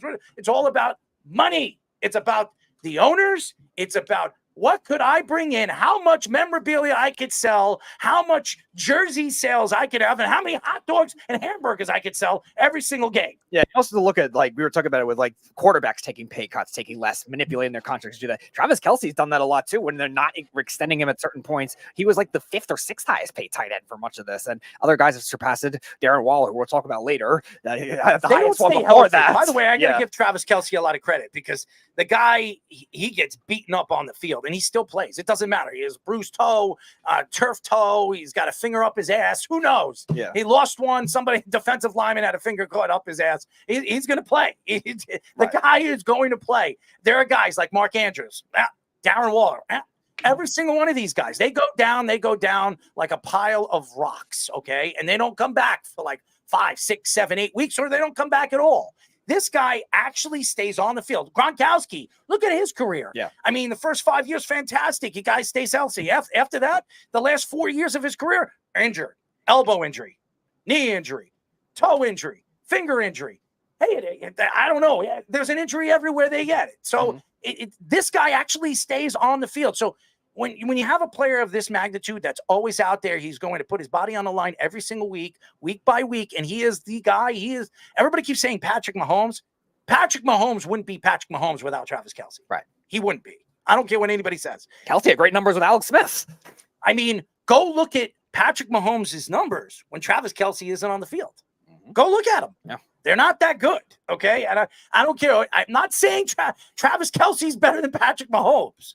I'm saying Patrick is as good as his players on the field or player on the field. Yep. Everybody knows the ball's going to Travis Kelce. I mean, a woman that doesn't even know anything about football, that watches the game because of Taylor Swift, they know it's going to Travis Kelce. Well, whoever that woman is, they should be hired as the Ravens' next defensive coordinator at this rate. They have no idea to stop him. Nah. He's just one of the best players I've ever watched. It's one of those things where you're excited. Giving him that many compliments. Okay? At tight end? Come on, man. I mean, top 5? Do you think he's better than Gronkowski? I mean, he's going to be one of those compiler versus the height of the career He's guys. a great playoff player, but he does get 1,000 yards every single season, and it's very hard to do that. But the game's changed. There are a lot of tight ends that if they played in the league now, the way the rules work in the favor of the offensive side of the ball, they probably put up Travis Kelce numbers. So I do believe that Travis Kelce is a great player, but to say that he's the greatest tight end ever, I beg to differ. Okay, Tony Gonzalez was a fantastic tight end, but he can never get over the hump because who's throwing him the ball? I mean, seriously, who was? I mean, you go up and down the right. He never had a Patrick Mahomes throwing him a ball. No, I mean, young Matty Ice. Matty Ice. They didn't even have anyone that good. Matty Ice. What did he win? I do remember the Super Bowl that he lost. And I do remember, what was it, 2 years ago, losing a game that he was up by 30 when playing for Indianapolis. I mean, he's had so many debacles. I mean, seriously, Matty Ice. And everybody says Matty Ice is a Hall of Famer. Give me a break. I'd rather throw up to see Matty Ice make the Hall of Fame. He hasn't won anything. He hasn't done anything. I don't care. MVPs. I can name a bunch of guys that won MVPs that never won anything that shouldn't be in the Hall of Fame. So to me, you have to look at what Travis Kelce has done at the time of the game. The game is different now. And I can name a bunch of guys. Mike Ditka. Remember Mike Ditka? I mean, as a player in like the 50s. Yeah. I mean, seriously, if Mike Ditka played in the game now, I mean, he was a bruiser. But if Mike Ditka played in the game now, don't you think Mike Ditka would have numbers like Travis Kelce? I mean, the guy was. All right, so let me rephrase it then. I think he's one of the best modern era tight ends because he's not a blocker, right? Gronk was, I would call, a great two-way tight end. He can make all the plays receiving, but he also was great blocking, one of the best. So that guy's way more valuable to the team than a guy like Kelce. But if Kelce is going to be elite at going over the middle of the field, that's super special too. To compare him, it's tough. But it's a very different era than, Ditka wasn't doing any of the stuff he's doing. He's pretty close to a wide receiver. That's what he is. He's a wide receiver. He's just a big wide receiver, a bulky wide receiver. And now you have wide receivers that are 6'4", 6'5", that can run a 4.3, 4.4. They're even bigger than tight ends. And it's ridiculous. They're athletically gifted. It makes me wonder, where do these guys come from? And that shows you how the game athletically has changed. It's so different than it was when we were kids and watching the game. It really is. Like these guys, we have all these guys, and we're going to bring them in just a few moments. Some of these guys are young. I don't know how old Lance is, but Lance has got to be in his early 30s. I would say he's 32, 33, something like that. I mean, he was at the transition. He was in the transition of the game offensively in the 2000 seasons. I think it was like 2002, 2003 when the game was starting to transition into this offensive style of game. If you watch 90s football, it's different. It is different. It really is. I mean, it was different. It was rough. And corners could hold on to wide receivers and smack them in the back of the head. Now, if you smack a wide receiver in the back of the head, it's 15 yards, 20 yards. I mean, it's different. That's why when everybody says Travis Kelce is going to go down, he might go down as the greatest playoff because of numbers. But I'm going to tell you right now, if I had a list of tight ends in front of me right now and compare Travis Kelce to, I would put at least 5 or 6 of those guys ahead of him. That's just my opinion. When we come back, ladies and gentlemen, what were we going to say? I was just saying, I give a lot of credit to Jeremy Shockey on that one. Remember that they would talk about him lining up out wide? He was like the first guy to do that. Get out of here. You're a Giant fan. Stop with this Jeremy Shockey crap. That guy's a moron, okay? I met Jeremy Shockey. I'll tell you something quick. I met Jeremy Shockey years ago. Okay, he was at an event, he was signing autographs. I'm going to tell you this right now. There was a kid that walked up to him and mentioned something that happened with the Giants before he was traded. If you remember that, before he was traded, he didn't sign that kid's football. Okay, that's how big of a dick he is. All right, so I saw him do that. All right, and I didn't even want to say anything. I didn't even want to interview the idiot. All right, that's just my opinion. Anyways, when we come back, we are going to have a football post NFL draft panel here, where we're going to have Mike Luchene from NFL Rough Draft. We're going to have co-founder of All 22 Fantasy Football, Ray Cotto, A to Z Sports College Football Managing Editor, Travis Maye, Mile High Huddle NFL Draft Analyst, Lance Sanderson, and Pro Football Network NFL Draft Analyst, our friend Ian Cummings. Coming up right after this here on the Sports Loudmouth. You're listening to the Worldwide Sports Radio Network. Of course my kid's in the right car seat. Well, I think he is. Yeah, my kid's in a booster seat. He was ready to move up. He is ready, right? Her car seat looks like the right size. There are probably rules on when to move up to a booster seat, aren't there? Rear facing, forward facing. I think I have it right. Car crashes are a leading killer of children 1 to 13. Are your children in the right car seat for their age and size? Don't think you know. Know you know. Go to safercar.gov/the right seat. I know my child's in the right car seat, or else I wouldn't get in the driver's seat. Brought to you by the National Highway Traffic Safety Administration and the Ad Council. You're listening to the Worldwide Sports Network. This is the Sports Loudmouth.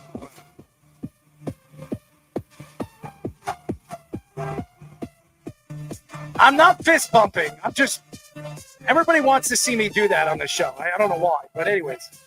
631-672-3108 is the number to call. You're listening to the Sports Loudmouth. I'm your host, Darren Marks, my co-host, the Speedster, Speedy Petey, executive producing, Mr. Fish.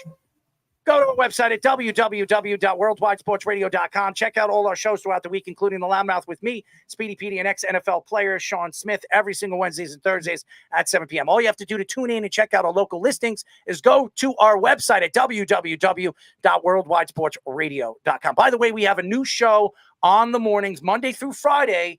Yes, it's called Snowman in the Morning. He's been all over. You know who he is. Brian Snow. He's been going through a lot of stuff, medical problems, but we're happy to have him on the network as he puts out a really good product. So shout out to him. Anyways, now we finally, these guys have been waiting, and now we finally have them on. Great personalities. They've been on our show singly, together. We do this draft panel every single year, and I'm happy to have them. I wanted to introduce them fairly as I want to promote their product.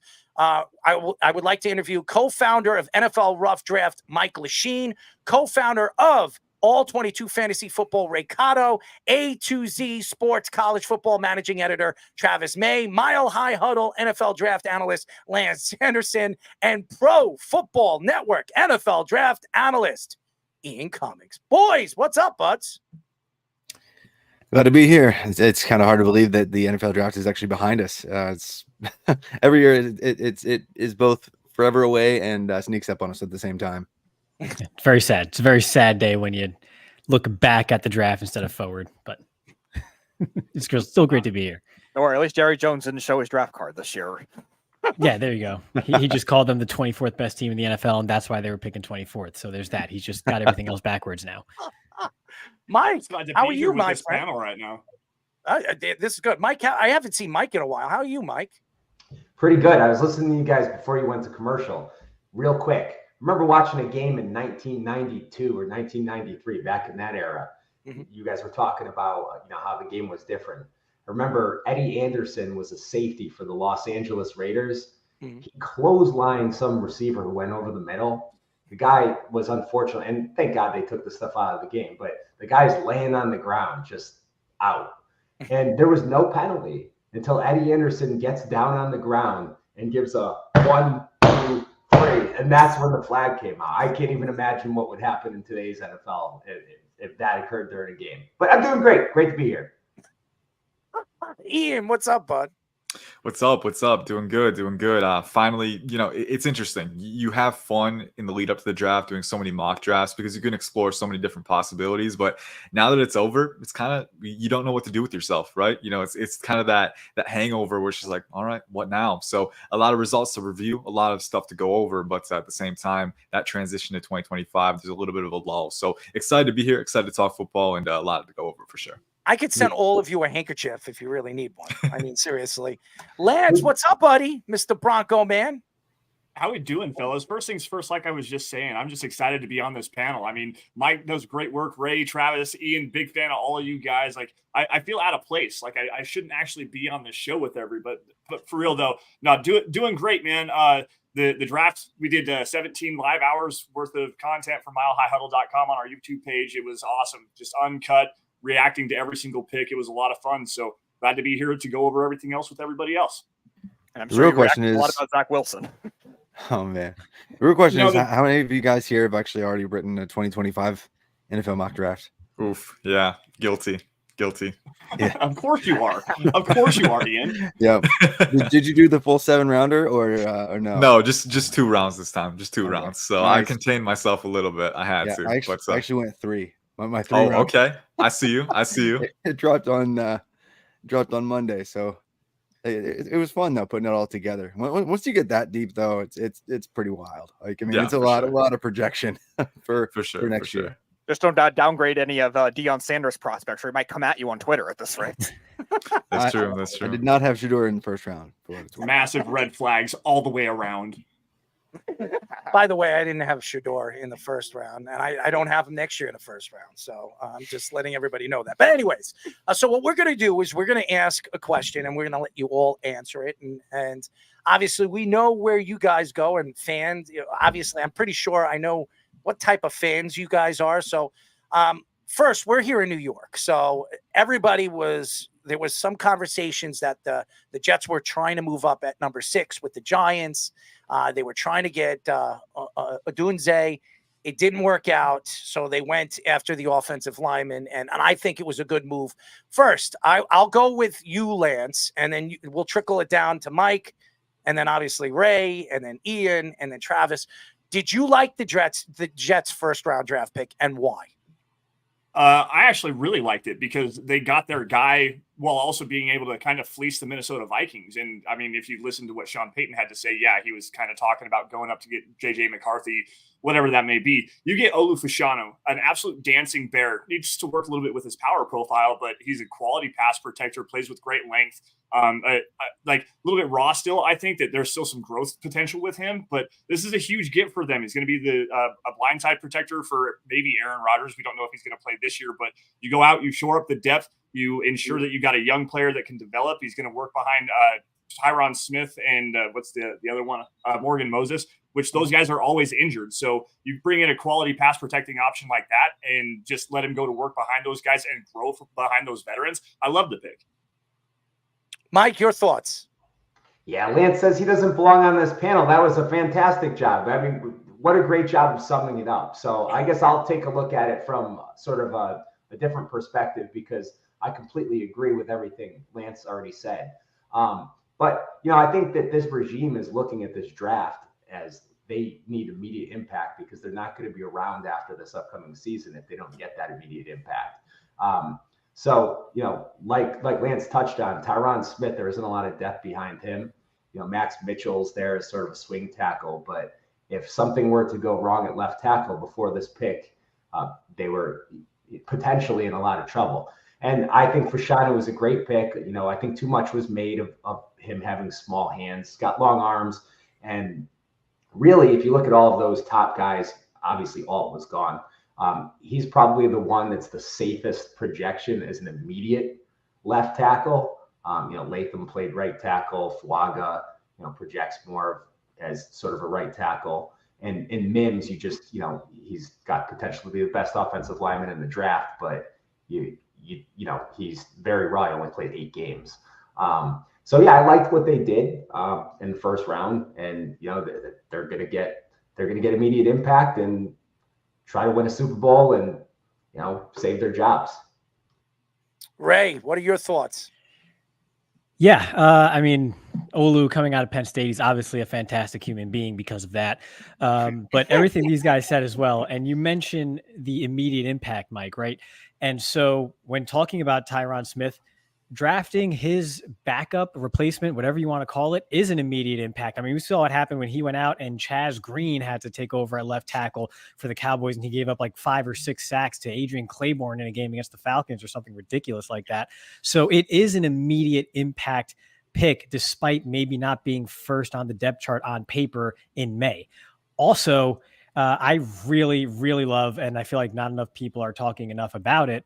I loved the pick of Malachi Corley as well. You hear about like in car commercials, you hear them best in class, right? Whatever, best in class luxury, best in class economic view.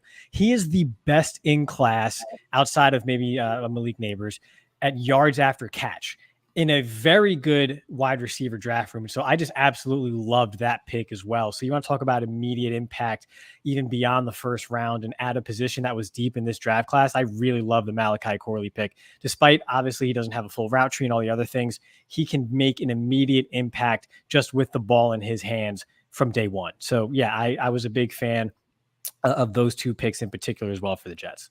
Ian, obviously, you could look at all the draft stock that the Jets had going into this draft, and to get back to the Jets, what were your thoughts? Not just with obviously going after Olu, but everything they did.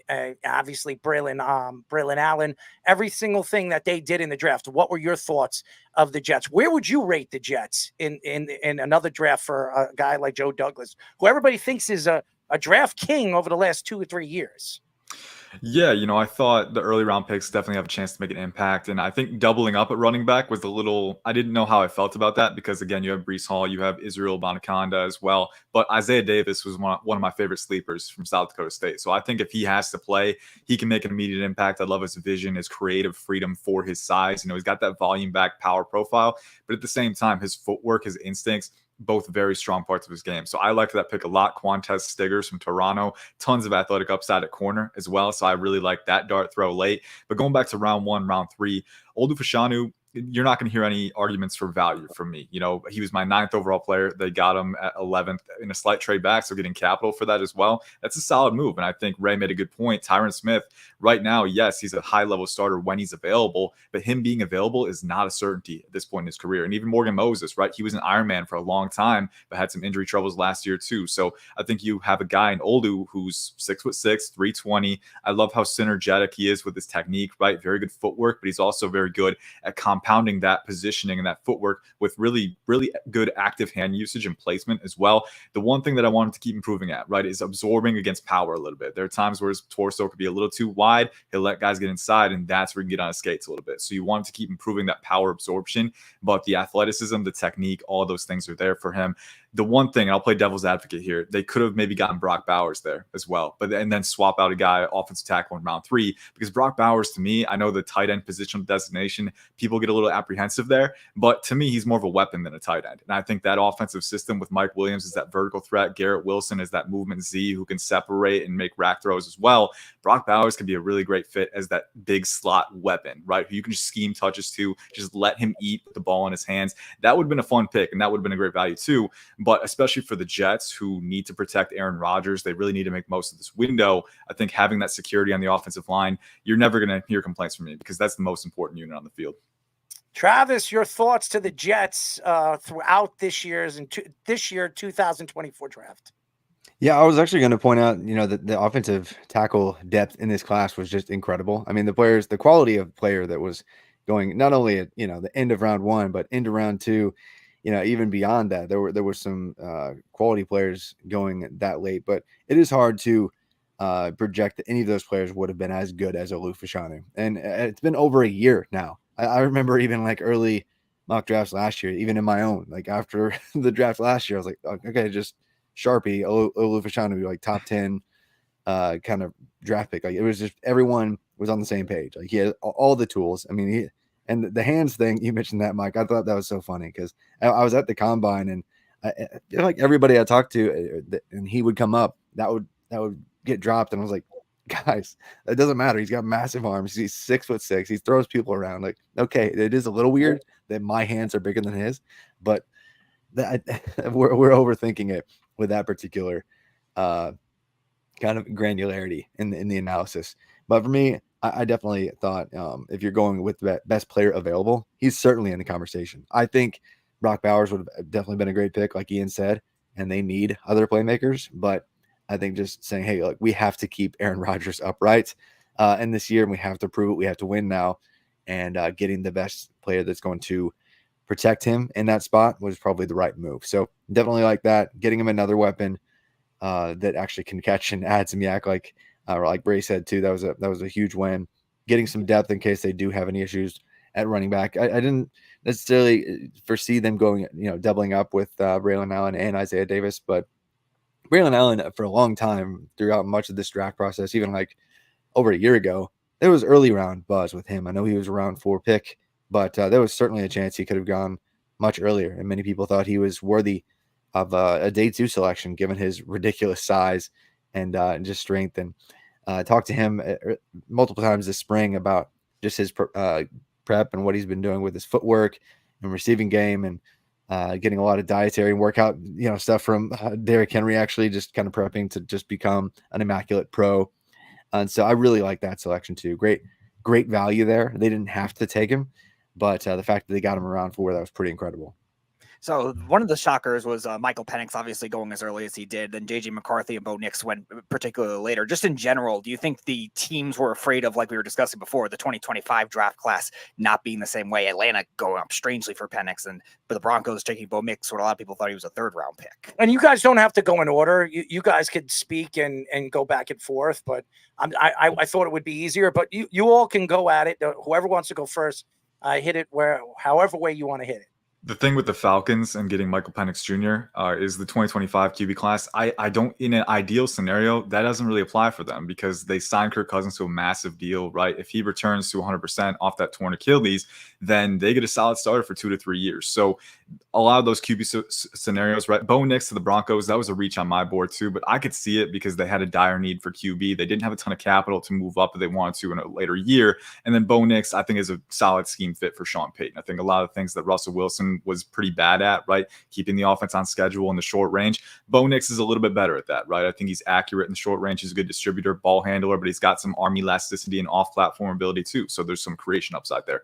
With Michael Penix, the thing for me, man, not only was it a reach on my board, and it wasn't a massive reach, he was my 33rd overall player, so fringe first round. So it was a decent reach, but not like a Kenny Pickett reach, right? So, there's layers to it, but I don't think he fit the Falcons timeline because if Kirk Cousins gets healthy, again, 2 to 3 years, Michael Penix might not even play for 3 or 4 years. And then at that point, you don't get the benefit of a rookie contract either. So if you're the Falcons, in my opinion, the roster was very close to contention, like true contention heading into this draft. They could have used a premier wide receiver or edge like Rome Odunze or Dallas Turner or Latu, and they passed up that opportunity to take a QB who doesn't fit their timeline. And I don't think he was worth taking.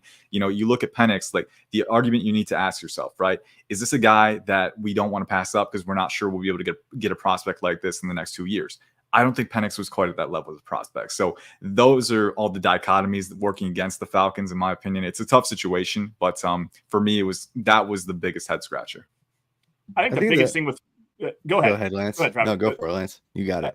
I think the biggest thing with the Michael Penix pick was that was really the monkey wrench that kind of messed up the rest of the entire first round. And I have it on good authority. And Albert Breer also kind of reported about this on sportsillustrated.com, where the Broncos sitting at number 12 overall. I know for a fact they had a deal to move down with the Philadelphia Eagles. They were getting ready to move down to, I think it was 22, 50, a day 3 pick, and then a future, I think, 2nd round pick to go and trade down to still be able to land Bo Nix. But when Penix went, they knew that they had to stay at number 12 overall and get their guy. And there's actually a really cool story about how they fell in love with Penix. Right before the pro day, they sent 3 packets worth of paperwork to Bo Nix to make him go through and do like the basic rookie install of the offense. And they said at 5:00 in the afternoon, go ahead and go through this. In the morning, we're going to hit the whiteboard, and then we're going to have an 80 throw workout with you. He nailed everything. He processes that information so well. He learned it so fast and then went out. So he did it on the whiteboard, and then he went out with a bunch of his receivers, and they all just they had a great time. And Sean Payton walking away from that workout with Bo Nix was like, are we effing serious, guys, this is the guy that we need to have. He fits the offense very, very well. He processes the information. He plays with accuracy. And this is from an article at milehighhuddle.com from my colleague Chad Jensen. He's actually my boss. According to the Broncos analytics guys, Bo Nix was, when they take away all of the short area throws and stuff, he was first in 2-minute drills that needed points, end of half 2-minute drives, critical fourth quarter 2-minute drives, fourth quarter 2-minute, and importantly, negative play differential. He was second only to Spencer Rattler in red zone passing efficiency. So while it may seem like a reach just based on the talent around him, like the intangibles that you don't necessarily see from watching his tape, like you got to dive into those analytics, they pop. And like, I was not comfortable with Nix at number 12 overall, but when you know that you don't have an option to trade down anymore because this is the guy that you want to have, you kind of have to take that chance. And honestly, you got to kind of believe in Sean Payton to get the best out of this kid. Go ahead, Travis. Yeah, I mean, with Penix, back to him. Well, actually, first with Nix. As an Auburn fan, it's just so strange seeing him go from what he was doing at Auburn to what he was doing at Oregon. Completely different offenses, obviously. The putt horizontal nonsense offense for Auburn there with Malzahn, and even after that, it was the program just fell apart from a recruiting standpoint. He needed to get out. He needed a fresh start. But man, when he got to Oregon, just the level of success that he had 2 seasons in a row, even more so on the ground 2 years ago. And then last year just being just completely like you said, Ian, just on schedule, like just on time. Like his processing speed is just wild. I mean, he's getting rid of the ball like 2.5 seconds max. You know, it's like it's nuts. Like when you compare him to somebody even like Caleb Williams, who's like he runs around and it's like 3.2 seconds on average or something crazy. It's just his style of play, I think, is perfect for Denver. So I get the fit. I think it was a reach with Nix, but at the same time, I could see him succeeding, given just how he wins. And his pressure rate last year was hilarious. I don't know if you guys pay attention to any kind of like advanced pass rush metrics or like in season sack like probability adjustments and things like that, but his pressure rate was below 10% for like half the season last year. The average passer in college football for power conferences gets pressured about 30% of the time, something like that. His pressure rate was seriously below 10% over half the year. And a lot of it just has to do with the fact that he's making the decision so quickly, getting the ball out before defenses even have a chance. And of course, it did help that, you know, he had in front of him like Jackson Powers Johnson, a Johnny Cornelius, a Josh Connerly, like just an absolutely stacked offensive line. So that definitely helped. But same with Penix. He had a pretty stacked set of old players around him, like 3 NFL wide receivers, like one of the best centers actually in the country, and Parker Brailsford, who actually transferred to Alabama and is going to be starting at center for them this year. So lots of players around him that helped him win too. But why I think they both could work out and exceed expectations in the long run, despite maybe both being a reach by the big board and maybe not a fit, especially with Penix being, given Kirk Cousins' contract. But they might work out because of how they deal with pressure. They're both magicians in that regard. Like Michael Penix's pressure to sack rate was like single digits for most of his career because he just always finds a way to sidestep pressure, step up into the pocket, and make the decision, make the second, third read, win under pressure. And so that shows up. I talked to him about his processing and how he adjusts to pressure, even at the combine. And he spent a good while just talking about the preparation and like just going through all the mental reps, knowing where pressure is going to come from, and tape study that goes into knowing where teams like to pressure you from, and that affecting your footwork in each and every individual matchup week to week. So he's just got a ridiculous head on his shoulders as well. So I'm excited to see all of these quarterbacks because, like we kind of hinted at earlier, next year's group isn't the best. Mike, what are your thoughts? Yeah, so I agree with you guys on Penix, and the Falcons have been getting slammed for this, but I'll take a little bit of a different angle here. So Ian already sort of mentioned this, but the recipe to win a Super Bowl in modern NFL is you either have to have one of the top 3 or 4 quarterbacks in the NFL, or you've got to have a quarterback who's on his rookie deal, like Brock Purdy, where you can build an amazing roster around him while he's not making $30-40 million. But one sort of thing I'll say here for the Falcons is it's going to come down to whether or not Michael Penix is a good quarterback. I mean, if a year from now he's a good quarterback, they'll find a way to move on from Kirk Cousins. There'll be a massive cap hit that they'll take. He already has $100 million guaranteed. It's not like his contract voids with no dead money after a year. But in reality, we can overcomplicate this, but when we look back in 5 years at whether or not this is a good pick, it's just going to depend on whether or not Michael Penix ended up working out. And, personally, I had him in the second round. I think he was helped. A bunch of the guys already talked about all of the NFL caliber talent on that offense. Mentioned a bunch of those guys. He also had, the two tackles are both, Fatanu was a first round pick and Rosengarten was a day 2 pick. So he had that working in his favor. When that broke down against Michigan, you started to see all of those concerns that everybody had come out. When the protection breaks down, his accuracy breaks down. He comes with durability concerns. I remember that sort of video of him sort of limping off the field, holding his side after the national championship game.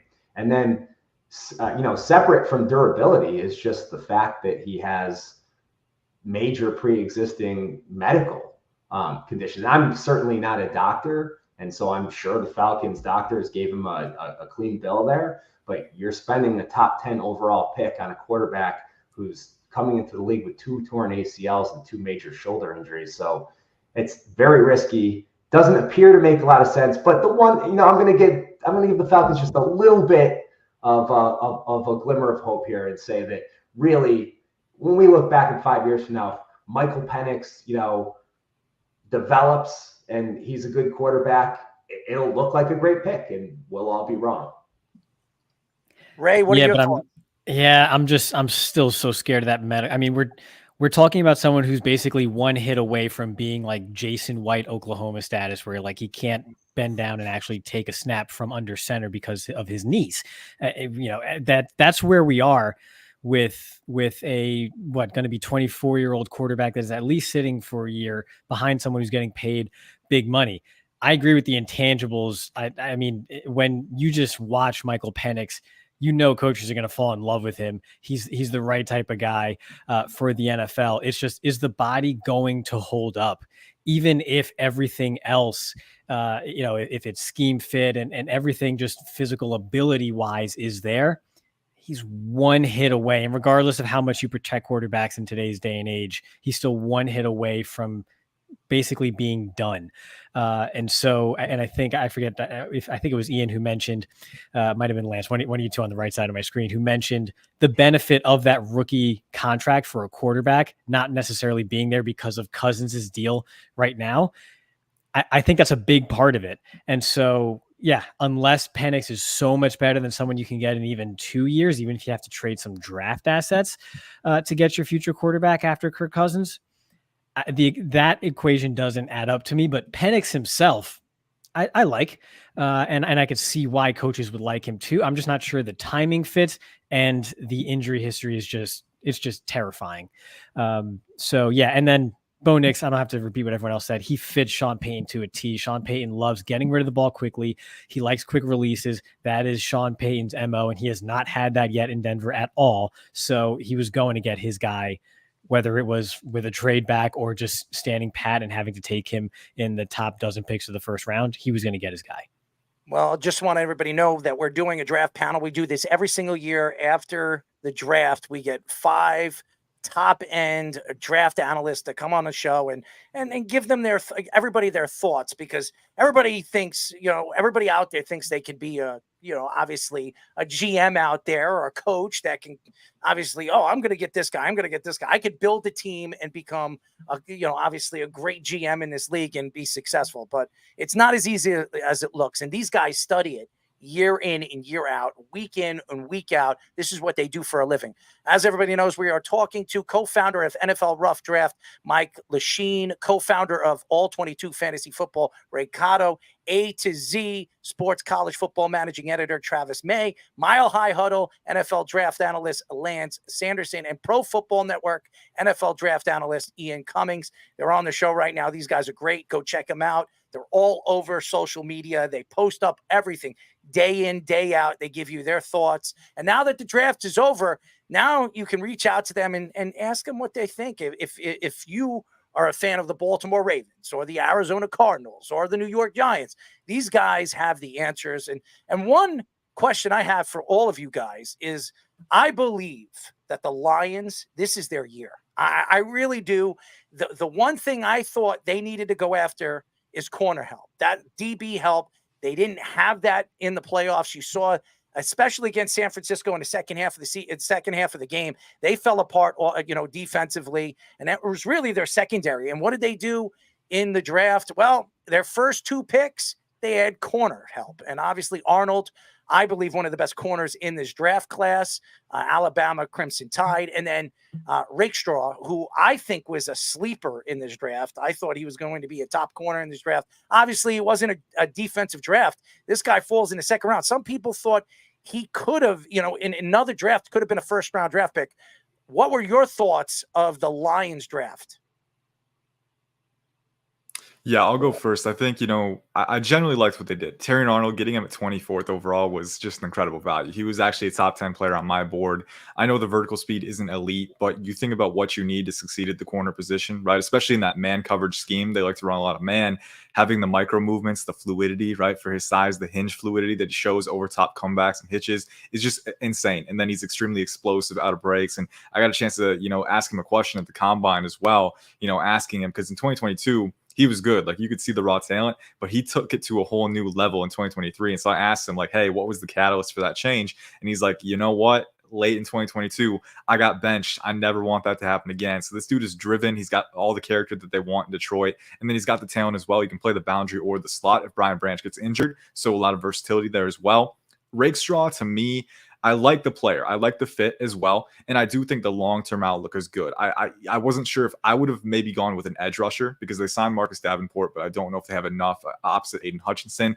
I would have maybe gone that route because they also traded a 3rd rounder for Carlton Davis. And I know he's not a long-term asset. Injuries have been an issue for him too, but I probably would have gone edge there. But again, I'm not going to complain because Ennis Rakestraw and Terrion Arnold can be a really good boundary duo in a couple of years. And then Brian Branch is just a lockdown slot guy too. So a lot of versatility. I liked a lot of their day 3 picks too. I think Makai Wingo was a phenomenal value. I think for exactly what they need on that defensive line. They signed DJ Reader. If he can get back to 100%, really good nose tackle. They've got Aleem McNeil. I think the one thing they needed was that disruptive 3-tech, 6 foot, 286, the sawed off explosive lineman. Makai Wingo fits that profile to a T. And then they got Christian Mahogany. If he can stay healthy too, medicals are big for him as well, but he's explosive. He's a mauler. He's powerful. I think he can factor into the starting conversation at guard too. So I liked a lot of what they did. Maybe would have tried to invest in edge a little bit more. Maybe would have tried to get a receiver in that rotation as well. But generally, what was the biggest weakness that they had in the NFC Championship game? Corner, right? They attacked that with a vengeance. So you're never going to hear complaints from me. I think they nailed it. Yeah, it's been such a weakness for such a long time. Double up on it after a certain amount of time. It's like, all right, I'm done just getting beat through the air. Get them both. And I agree with everything else he said too, as far as the players go.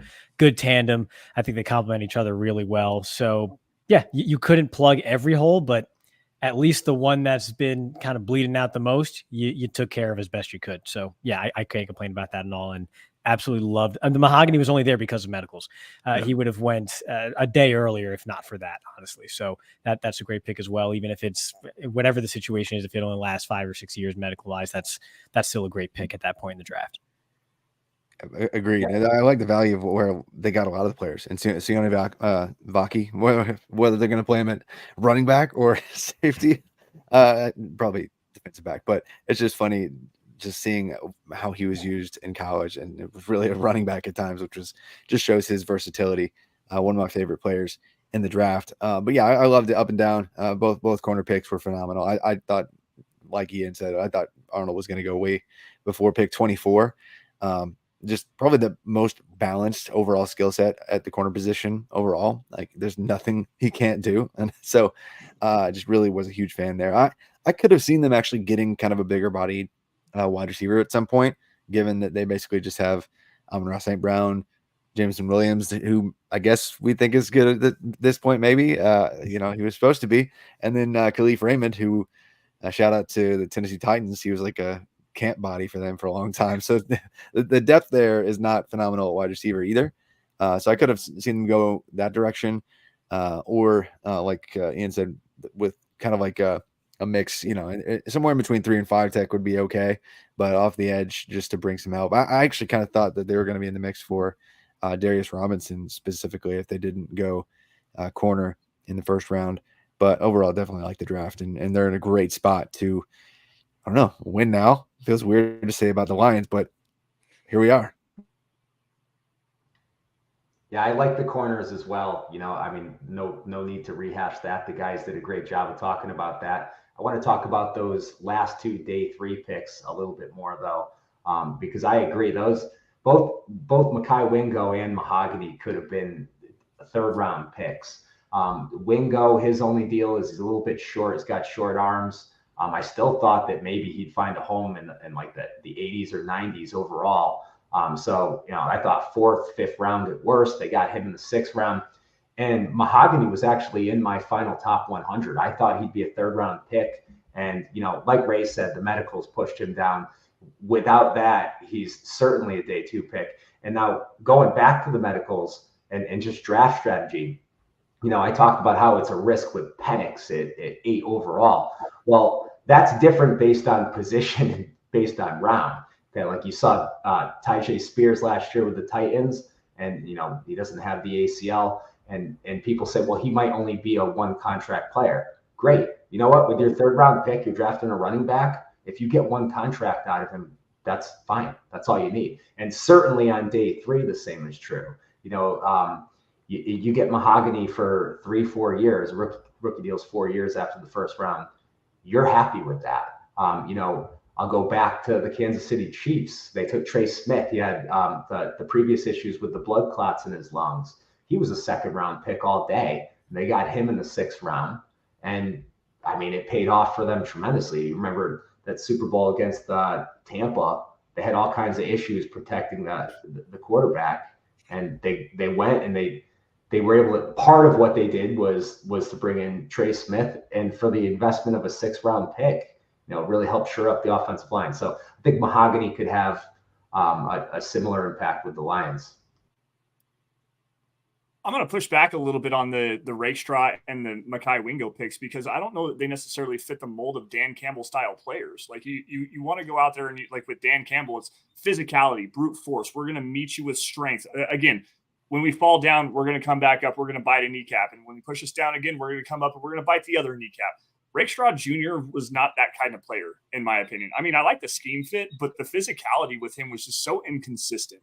And that was a really big detractor on his tape. In fact, I actually liked his teammate, Chris Abrams-Drain, who coincidentally ended up with the Broncos, but I like Chris Abrams-Drain better in terms of run support. Like that guy wraps up really well. He's a physical player. Like Rakestraw had issues with that on his tape. Wingo, I love this player. Don't get me wrong. And I'm not trying to detract his name or anything here, but again, inconsistency with the effort levels. We want you to go out there and play tough every single down in this Detroit Lions defense. And not that he didn't show that toughness and whatnot. You saw so many inconsistencies with his effort level. And that was a big problem for me. Other than that, though, I agree with you guys 100%. Christian Mahogany, what a steal. The movement skills, the power profile he plays with, that's a player that can come in. He can compete right away for a guard spot if you need him to. I think he could probably play some center as well if you need him to. How old is Frank Ragnow now? And the injury concerns there. Mahogany is a player that you can come in. He can fit both sides on the guard. He can play the center position. I love that pick. And I think my favorite pick for them, Shawnee Vaki. The versatility, the running back ability. He's a hard hitter. He's physical. He's downhill. He plays with that grit that Dan Campbell likes. I like the class. The Rakestraw pick was a little bit curious to me, just with the lack of physicality that he shows on a consistent basis. And Wingo, with the lack of upper body strength and the length issues that he has, just didn't quite sit right with me for a Dan Campbell draft class. But overall, they did a pretty good job. And real quick too, the tackle they got on day 3, Giovanni Manu, was also pretty savvy pick, under the radar, because Taylor Decker has an expiring contract soon. Manu was very raw. The little tape that you can find of him in British Columbia, has a lot of room to refine his technique. But the dude is 6'7", 350, 35-inch arms, running a 5-second 40. He's a freak. He's a mauler. He'll bury you in the turf. I like the developmental potential with that. So yeah, I think getting that early is a good move for them as well. Yeah, 6'7", 356 pounds, runs a he's 4.98. 35-inch vertical at the pro day, like ridiculous athleticism. I didn't find any tape of him though, so I really want to see what he looks like. But if you want to bet on tools and upside early on day 3, why the hell not? That's a player that I love for a developmental tackle prospect. So one of the big storylines was the Xavier Worthy, the Chiefs trade up with the Bills. Or why are the Bills helping the Chiefs so much? So I know, Travis, when you were with us about a couple of weeks ago, you were very high on Xavier Worthy as a prospect. First, for the Chiefs side, what do you think of that? And for the Bills decision, do you think they did well even trading back out of the first round? By the way, I predicted that, just so everybody knows. I predicted that. So I'll pat myself. Xavier Worthy going to the Kansas City Chiefs. I think screw the Buffalo Bills for that, you assholes. Like, seriously, you had to go out there and trade down with the Kansas City Chiefs to get them Tyreek Hill 2.0. Not that they're the same player by any stretch of the imagination, but how awesome and fast is this wide receiver core for the Kansas City Chiefs? I mean, you've got Hollywood Brown 4.27, Xavier Worthy 4.21. Rashid Rice was clocked at 119 miles an hour. Like, this is just incredible that the Chiefs were able to do this. No, for real though, I like the pick for the Chiefs because the versatility with Worthy. You can utilize him in some gadget stuff. He's obviously got the deep field, downfield speed. He's a little bit lacking in his route running refinements, but that's a coachable asset. And you're going to one of the most creative play callers in the NFL, in Andy Reid. They're going to figure out a way to work around those deficiencies with his lack of size, the lack of physicality that he brings coming off of the line of scrimmage. He's never going to get jammed, ever. Like, they're going to put him in motion. They're going to get him with a free release. They're going to get him moving down the field. This is just it was a home run decision by the Chiefs to move up to go and get this guy because he fits exactly the profile of the player that the Chiefs like on their offense. But screw the Buffalo Bills, man. I'm pissed at that. They finally actually got a wide receiver who plays wide receiver, so that was nice. I mean, Rashee Rice is solid, but man, like when they acquired the Kadarius Toney, I'm like, that guy didn't ever play wide receiver even in college. Like, what are they doing here? Like Miko Hardman, like he was a converted quarterback coming into high school and had very limited experience, and reached for him that I guess it was that 2019 draft because at that time Tyreek had the off-field stuff and they didn't know how long he was going to be out, and so they panic reached for him. Like, he was probably wide receiver 25 in that class, something silly. And they're like, oh yeah, round 2, let's go with that guy. So it's just refreshing that they went after a wide receiver who, has one of the greatest, true freshman breakouts we've seen in recent memory, in terms of like his meaningful adjusted, like actual metrics beyond just raw, like, hey, yards and touchdowns, that kind of thing. And then of course he has the record breaking speed. And even if he hadn't run a 4.22 or a 2.1 rather, I think I mentioned this last time I was on the show with you guys. Like, NFL teams already understood that he was just breaking things with his speed. Like, multiple NFL staffers that I talked to 2 years ago were asking me about Xavier Worthy's on-field athleticism scores because he was just off the charts in and out of breaks, and his vertical speed was just unmatched. So mixing him with Andy Reid and Patrick Mahomes is absolutely not fair. So yeah, Bills, okay, the based on the charts, they did well in the trade downs. Great. But you just handed your, I guess rival. It's not really a rival because they can't beat the Chiefs, but they just handed their rival a ridiculous weapon. So good job, Bills, screwing the entire league over. That kind of sucks for everybody else. And this is one reason why I'm not so low on the 2025 quarterback class yet. So remember, the Bills also traded the pick to the Chiefs so they could get Patrick Mahomes, because back at that time, everybody said, why are we going to draft Patrick Mahomes or Deshaun Watson when we could just wait a year and get Sam Darnold or Josh Rosen? Like, it sounds funny now, but literally that's what everybody was saying. But I'm with you guys. I mean, this is going to be a really interesting trade to follow here because, they traded down a couple of spots. They got the receiver that they clearly wanted in Keon Coleman. I truthfully thought Xavier Worthy was going to be long gone by that point. You know, you look historically, that type of speed gets overdrafted. Henry Ruggs was developing into a really good player before his unfortunate incident. You know, that second year, he had already made a couple of really big game-changing plays. And, you know, John Ross ended up getting drafted a lot higher than a lot of people thought. Obviously, he didn't work out. But I thought Worthy could be in play as high as really even the Jets at 10. And I know that would have surprised some people, and it didn't end up happening. But yeah, I thought he'd be long gone. This is going to be a fun one to follow. You know, like the guys were saying, this is this could be the new Tyreek Hill for Patrick Mahomes and the Chiefs. So we'll have to see. The thing that separates Worthy from, like, oh, well, whose record he broke, right? John Ross and all these other players that say, oh, well, they ran really fast, but that doesn't make them great deep threats. Worthy can track the ball. Even though he did take a lot of short passes and get a lot of yak, he can track the ball deep. And we saw that was an issue for the Chiefs all last year for whoever they were throwing to down the field. And so it's like, why did you just hand on a platter to the Chiefs the one thing that solved their biggest issue on offense? It makes life so much easier for Kelce for however long he's going to stick around for as well, when you have that third level threat now in Worthy that everybody has to respect again and will actually catch the ball when it's thrown that far downfield. So yeah, it's not just the speed, it's the tracking ability downfield that makes him so special too. It's yeah, I'm mad. I'm mad that they got him. It's ridiculous. It's a fun fit for sure. And it's one of those fits too. I know the route running, to me, I really love the route running building blocks that he has. You know, I think, you know, in general, I think the things that I look for, being able to open your strides, right? He's got that long strider speed where he can not only erase angles, but DBs are scared, man. You see them 20 yards down and cushion, like they're scared. They don't want to go up against this guy.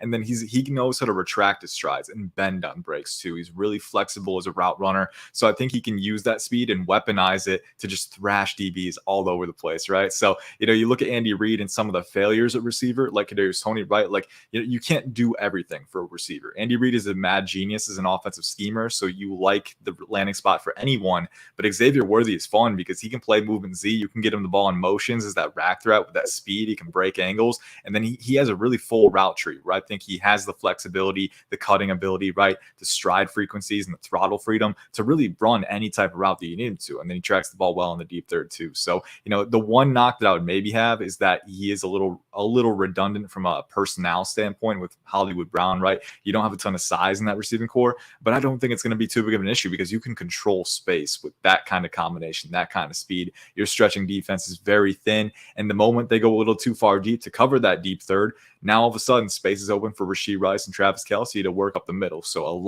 it's a game of tug of war that I don't think defenses can win because that speed is just too game breaking. Thank you, Ian, for making me sick to my stomach. Even I mean, seriously, as a Jet guy, and I think, hey, look what the Jets did this offseason. They built their team. They look like, hey, if Aaron Rodgers could stay on his 2 feet, hey, the Jets could win 12 or 13 games and compete against the Kansas City Chiefs. Now what you guys are telling me, it doesn't matter. It doesn't matter who they have. The Kansas City Chiefs just land their wide receiver, and it looks like they could win their 3rd Super Bowl in a row. I don't want to see that. Or you're creating a new rival to join you for hating the Buffalo Bills. Now Lance does too. Speedy watcher. Absolutely correct. Last thing on Worthy here, he's also a high-quality punt returner. He averaged 16.9 yards per punt return last season. 22 returns for 371 yards and a touchdown. I think he averages like 18 yards per return in his collegiate career. Like it's ridiculous, the playmaker that the Chiefs just got. For that, man, with the new kickoff rules, and I'm really intrigued to see like if they actually let him run it back some. That would be too much fun.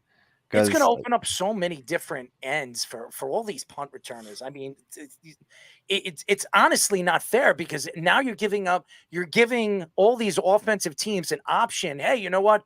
I could put my fastest guy on the field. He's going to get me 20, 30 yards automatically because these guys can't even move until it hits the ground or hits a player. I mean, it's ridiculous. You're going to see teams start on the opposing team's 40.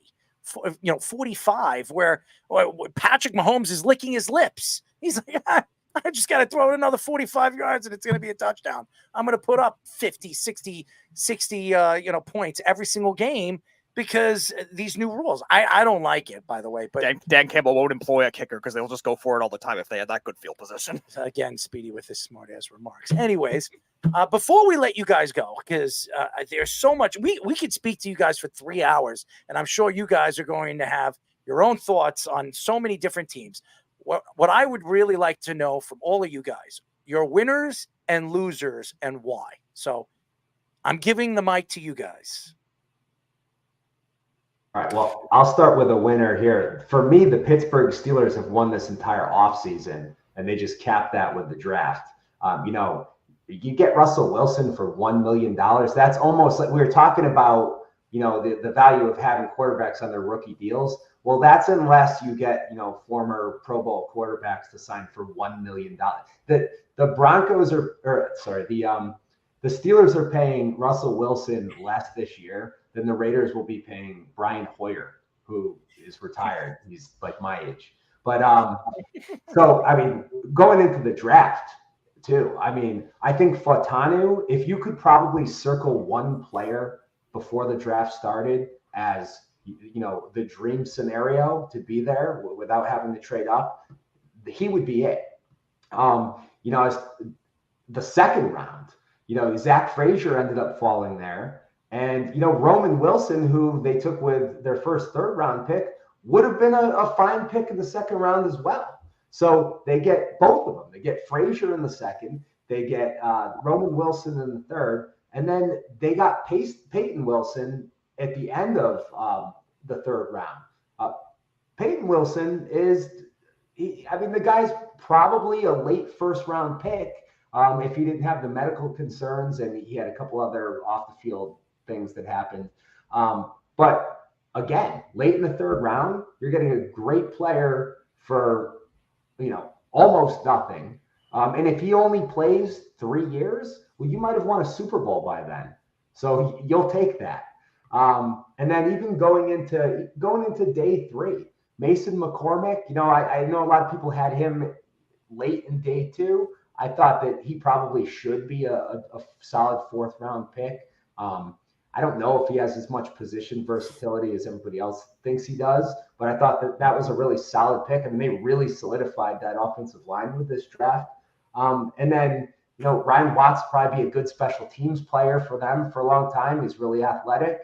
And Logan Lee, he'll probably have to put on a little bit of weight, but, you look at, some of the best sort of moldable late round 5 techniques. I think Logan Lee was worth a shot in the 7th round as well. And then they signed Beanie Bishop as an undrafted free agent, who I thought was a little bit underrated. I thought he was probably worth a 5th round pick, and they got him without even having to draft him. So for me, the Pittsburgh Steelers won the entire offseason, and they had the best draft of any team in the NFL. I shouldn't have let you go first because that's almost exactly what I was going to say. So Yes. I'll just jump in and say I wanted to really hone in too on the Logan Lee pick. I think that's a really synergistic fit for Pittsburgh. That he is a Pittsburgh Steeler. Maybe it's just because the uniform looks exactly the same from college to now into the NFL.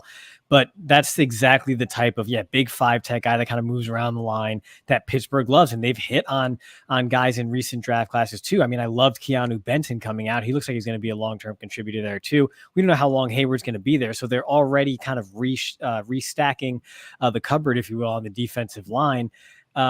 Roman Wilson, they once again nabbed a very talented day 2 wide receiver, except this time it's not a head case or diva. So I really like the Roman Wilson pick. Everybody talks about the Peyton Wilson pick. I like Roman Wilson as well. So I think that's a really good fit. I think they're stacking draft classes, and I really like what they did.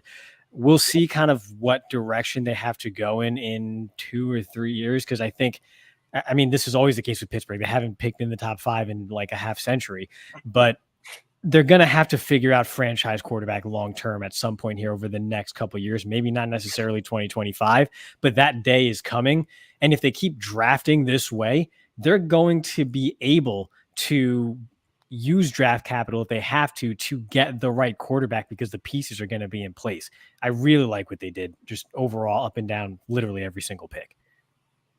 I think some winners, definitely. I want to shout out all of the QB needy teams. I think those top 3 teams were all winners to a certain degree, right? I think the Bears getting Caleb Williams and Rome Odunze, that's an absurd first round combo. I mean, come on. And then Odunze with DJ Moore and Keenan Allen, that's so much talent in a receiver room. And I think Odunze can be utilized in a number of different ways and maybe take the reins for Keenan Allen if Allen ends up leaving in 2025 too. So some good future security for them there. They got Kieran Amagaji, who's great offensive line depth on day 2, and they traded back into the draft for Austin Booker on day 3. Some good edge rotational upside, kind of from Kansas as well. So the Vikings getting JJ where they did as well. A lot of people thought that maybe they'd have to trade up in around to 5 or 6. They got him at 10. They didn't have to spend quite as much. And I think they get him into a situation where he can thrive right away. And then they had some good day 3 picks as well. And then I think the Commanders, I would have taken Drake Maye personally. But again, I can see the scheme fit with Jaden Daniels, with Cliff Kingsbury, a spread-oriented offense where you can stretch the field vertically, but also maximize his ability as a runner by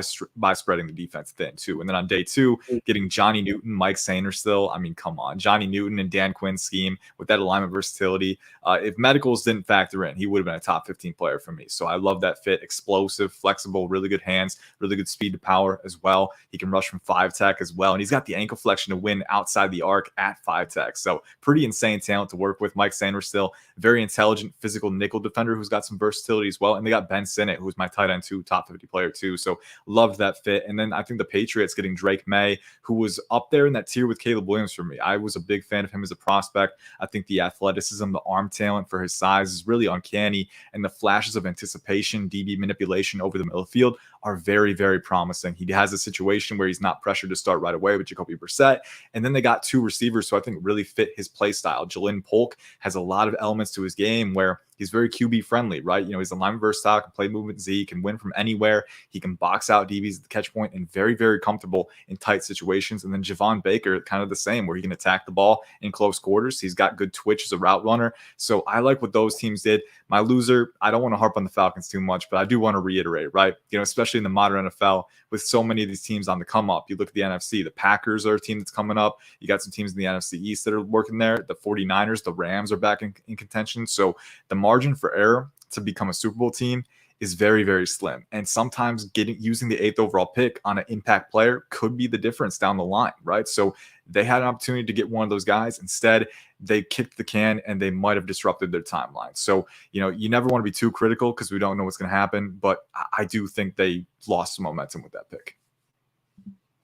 I like the Eagles draft. So do I, by the way. I don't know how they let Howie keep doing this, but he got Quinyon Mitchell and then followed it up with Cooper DeJean. Like 2 players that I thought, especially like DeJean, I didn't see him dropping into the 40s like that. I thought he might fall to the very, very beginning of round 2 if something weird happened. But to get 2 of the premier defensive backs in the league, knowing that their defensive backs are getting a little bit long in the tooth, just stacking it like that, just an incredible value. I mean, Quinyon Mitchell just killed the entire draft process from the Senior Bowl, where he proved he's not just an off-man guy. He could just get in people's face, shut everybody down, shut everybody up. And then he tested crazy at the combine. And throughout every turn, he was just like, hey, I might be just some guy from Toledo, but I'm a worthy first-round pick, and looked very much the part throughout the process. And then Cooper DeJean, just kind of an amazing versatile athlete. And another guy, I want to see them give a shot at some punt returns and kickoff return stuff just because he can. But really, it's just I thought those 2 first picks were incredible, and then stacking up some value later. They didn't really need to overspend at wide receiver given who they already have, and AJ Brown and Devontae Smith. But there was a clear need in the 3rd spot, and they didn't hesitate to fix that with 2 very, very different players in Anais Smith and Johnny Wilson. So I like both those fits to kind of give them some different looks on their offense. Anais Smith being about 5'9", Johnny Wilson being about 6'6". I just laughed out loud when I saw Wilson taken. Because I was like, how are you drafting those two players pretty much back to back? So different. But Anais Smith, another electric return kind of option for them. So I just feel like Howie every single year just follows where the value takes him. They traded, I don't know how many times, 9 times or something crazy, adding value. So really just thought that they not only won this draft, but future drafts as well with the way that they kind of made some moves. So he just stays one of the best GMs in the business. So really impressed by his draft. Loser that might not be evident today, but might be in the near future. The Giants tripling down on Daniel Jones. So good luck with that, man. Two touchdowns to 6 interceptions and 30 sacks in less than 6 games last year. And they're hoping that he's going to bounce back. Maybe having some weapons to throw to in league neighbors works out for them. But man, that's going to be interesting. I did like a couple of their picks later on. I like Tyler Nubin. I like Theo Johnson, especially given that they're going to have to be replacing Darren Waller before we know it, regardless of whether he retires this offseason or not. But yeah, I just felt like they had the opportunity to take a swing, and they did not. So that might come back to bite them. Can I defend the Giants? Go ahead. I think so. I'm going to defend the Giants a bit here. And it's not that they had a great draft, but at least when I look at their picks, I'm like, that's a good player. That's a good player. Nubin's a good player. Drew Phillips, I liked a lot of the picks. It's just, And people gave him a lot of flack for taking Jones as high as they did, and that was obviously a miss.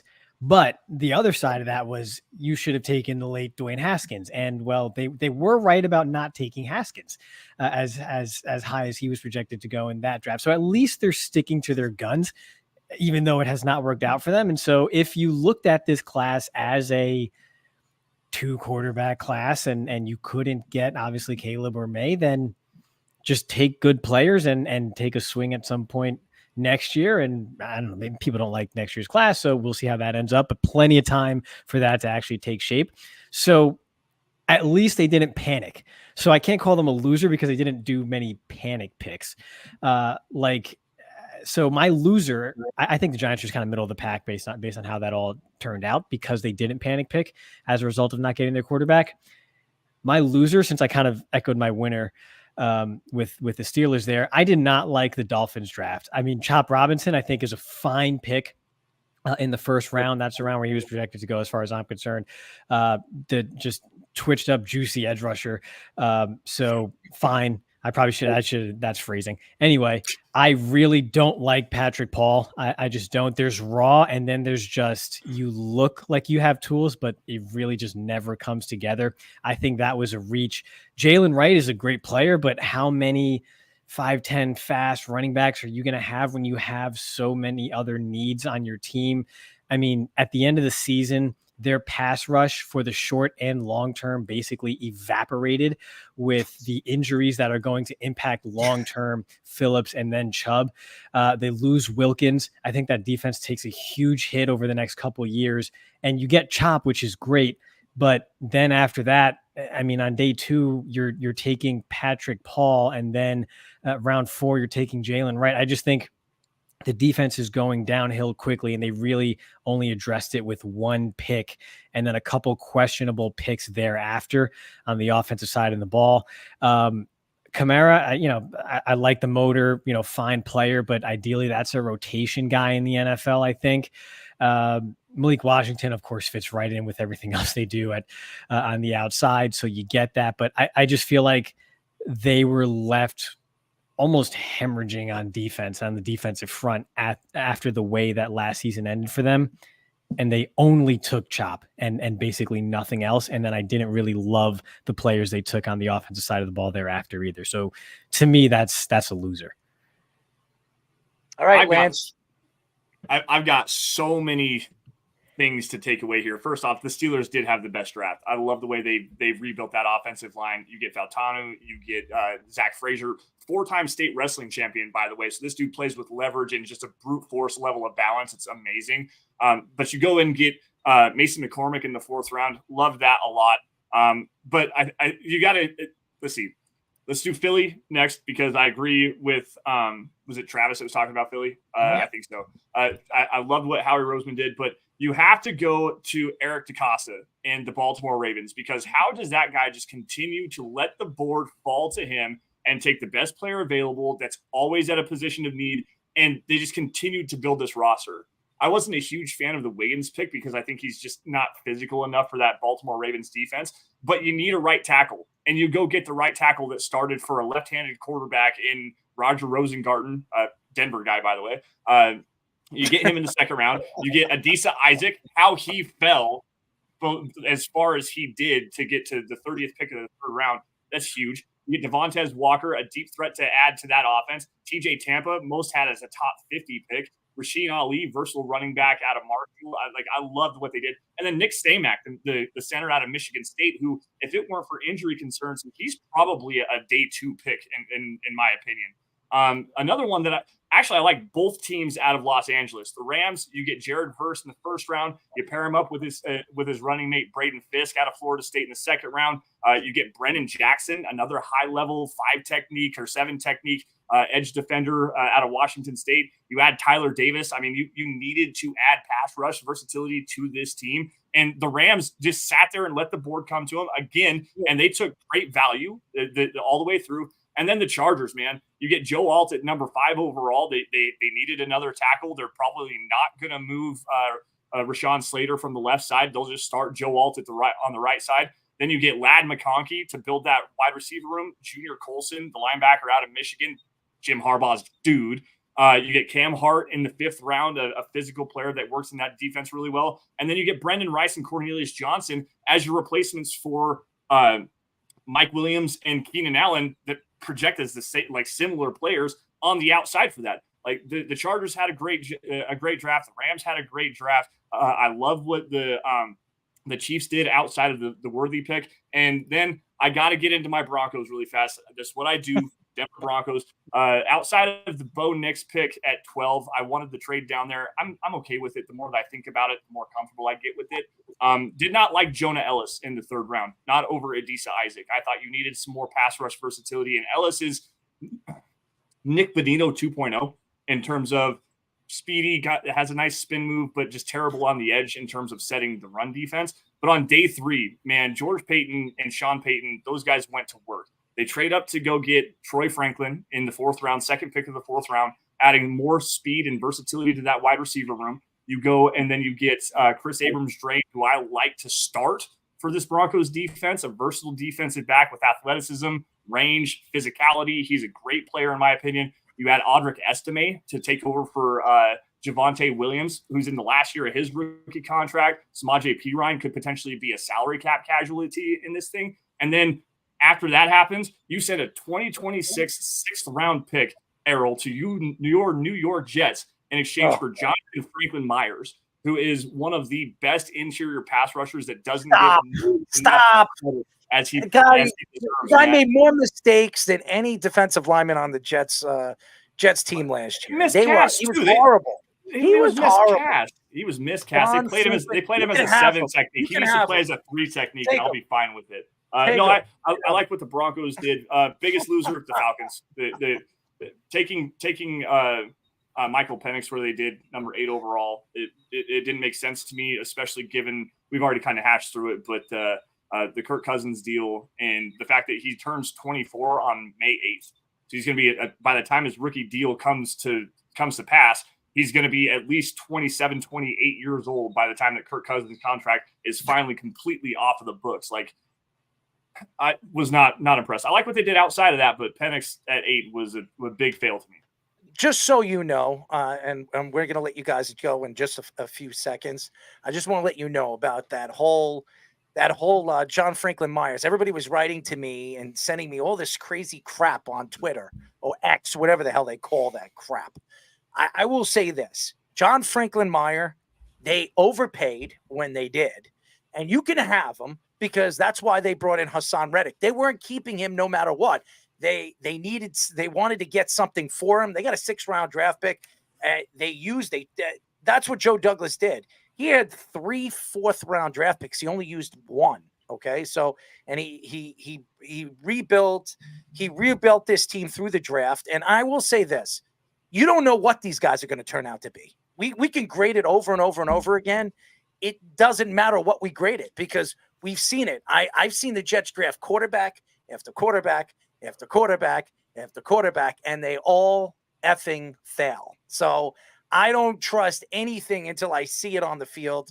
But you guys are fantastic. By the way, Mike, you're fantastic. I don't know if anybody has checked him out on NFL Rough Draft. He is fantastic. Travis has been on the show. He does so much good work. Ray, you do great work. Ian, you're all over the place. How many shows have you been on today? I mean, A lot. you're all over the place. And Lance, as always, we love you. I know you're a Broncos guy. And like I said, enjoy John Franklin Myers. And Zach Wilson. And Zach Wilson, by the way. Well, Enjoy him. Typical Jets dude having to shit on the players that they get rid of just to make them feel better about Oh, losing out get on out of quality here. players. First of all, I am an honest guy. I think my team last year, if you listen to this show, which I'm sure you do, I crap on the Jets all the time. I am not sitting here and saying, oh, my Jets are going to win. I always bust all the Jet fans and the Jet fans that hide and they listen to all those stupid, I'm not going to mention any names, but all those Jet shows on YouTube. Oh, I'm this guy's fan, because they don't know anything about the Jets. The Jets suck and they always do it, and they can't stay healthy. If they stay healthy this year and they keep Aaron Rodgers on his 2 feet, they could win. I don't think they're winning the Super Bowl. I don't know why anybody thinks that, but until I see them playing a Super Bowl game, which I wasn't even alive to see 1969 Super Bowl, until I see it, I'll believe it. Okay, so I don't want to hear it. And as far as Daniel Jones is concerned, Daniel Jones has never had good wide receivers. They gave him Neighbors. That's great. Everybody wants to hate on Daniel Jones. Give him a chance with weapons around him. Darren Waller, I called a radio show, WFAN, before the season started, and he was trying to compare Daniel Jones' season to Aaron Rodgers before he was traded to the New York Jets. I said, you're out of your damn mind. You don't know what the hell you're talking about. And then he tells me, well, they got Darren Waller. Darren Waller couldn't stay healthy anywhere he went.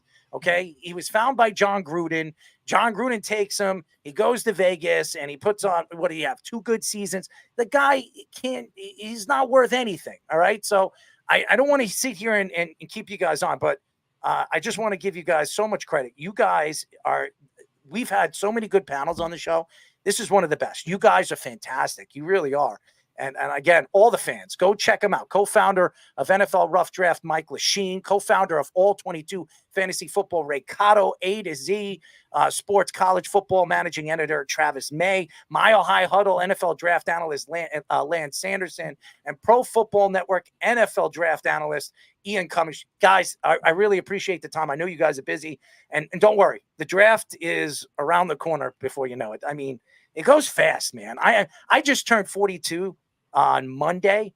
I went to a steak dinner. I'm sitting there and my girlfriend's sitting there and she says, what are you looking at? I said, man, I remember when I was 18, I was graduating from college, and now I'm sitting here at 42 years old. And I said, where did it go? I mean, seriously, I am an old man. I don't look it, but I feel like it, man. I don't want to get into it. Also, quickly, Ian, one of our commenters, Carl, also shouts you out for doing double duty on the Miller and Molson show in Florida.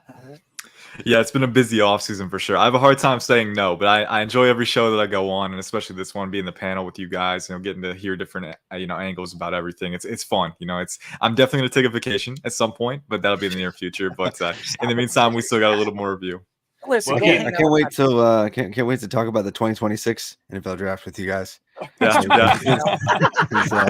Time flies, man. So, well, hey, by then we'll be on a pretty big network. So don't worry, I'm not going to forget you guys. You guys are fantastic. I'm not going to forget you.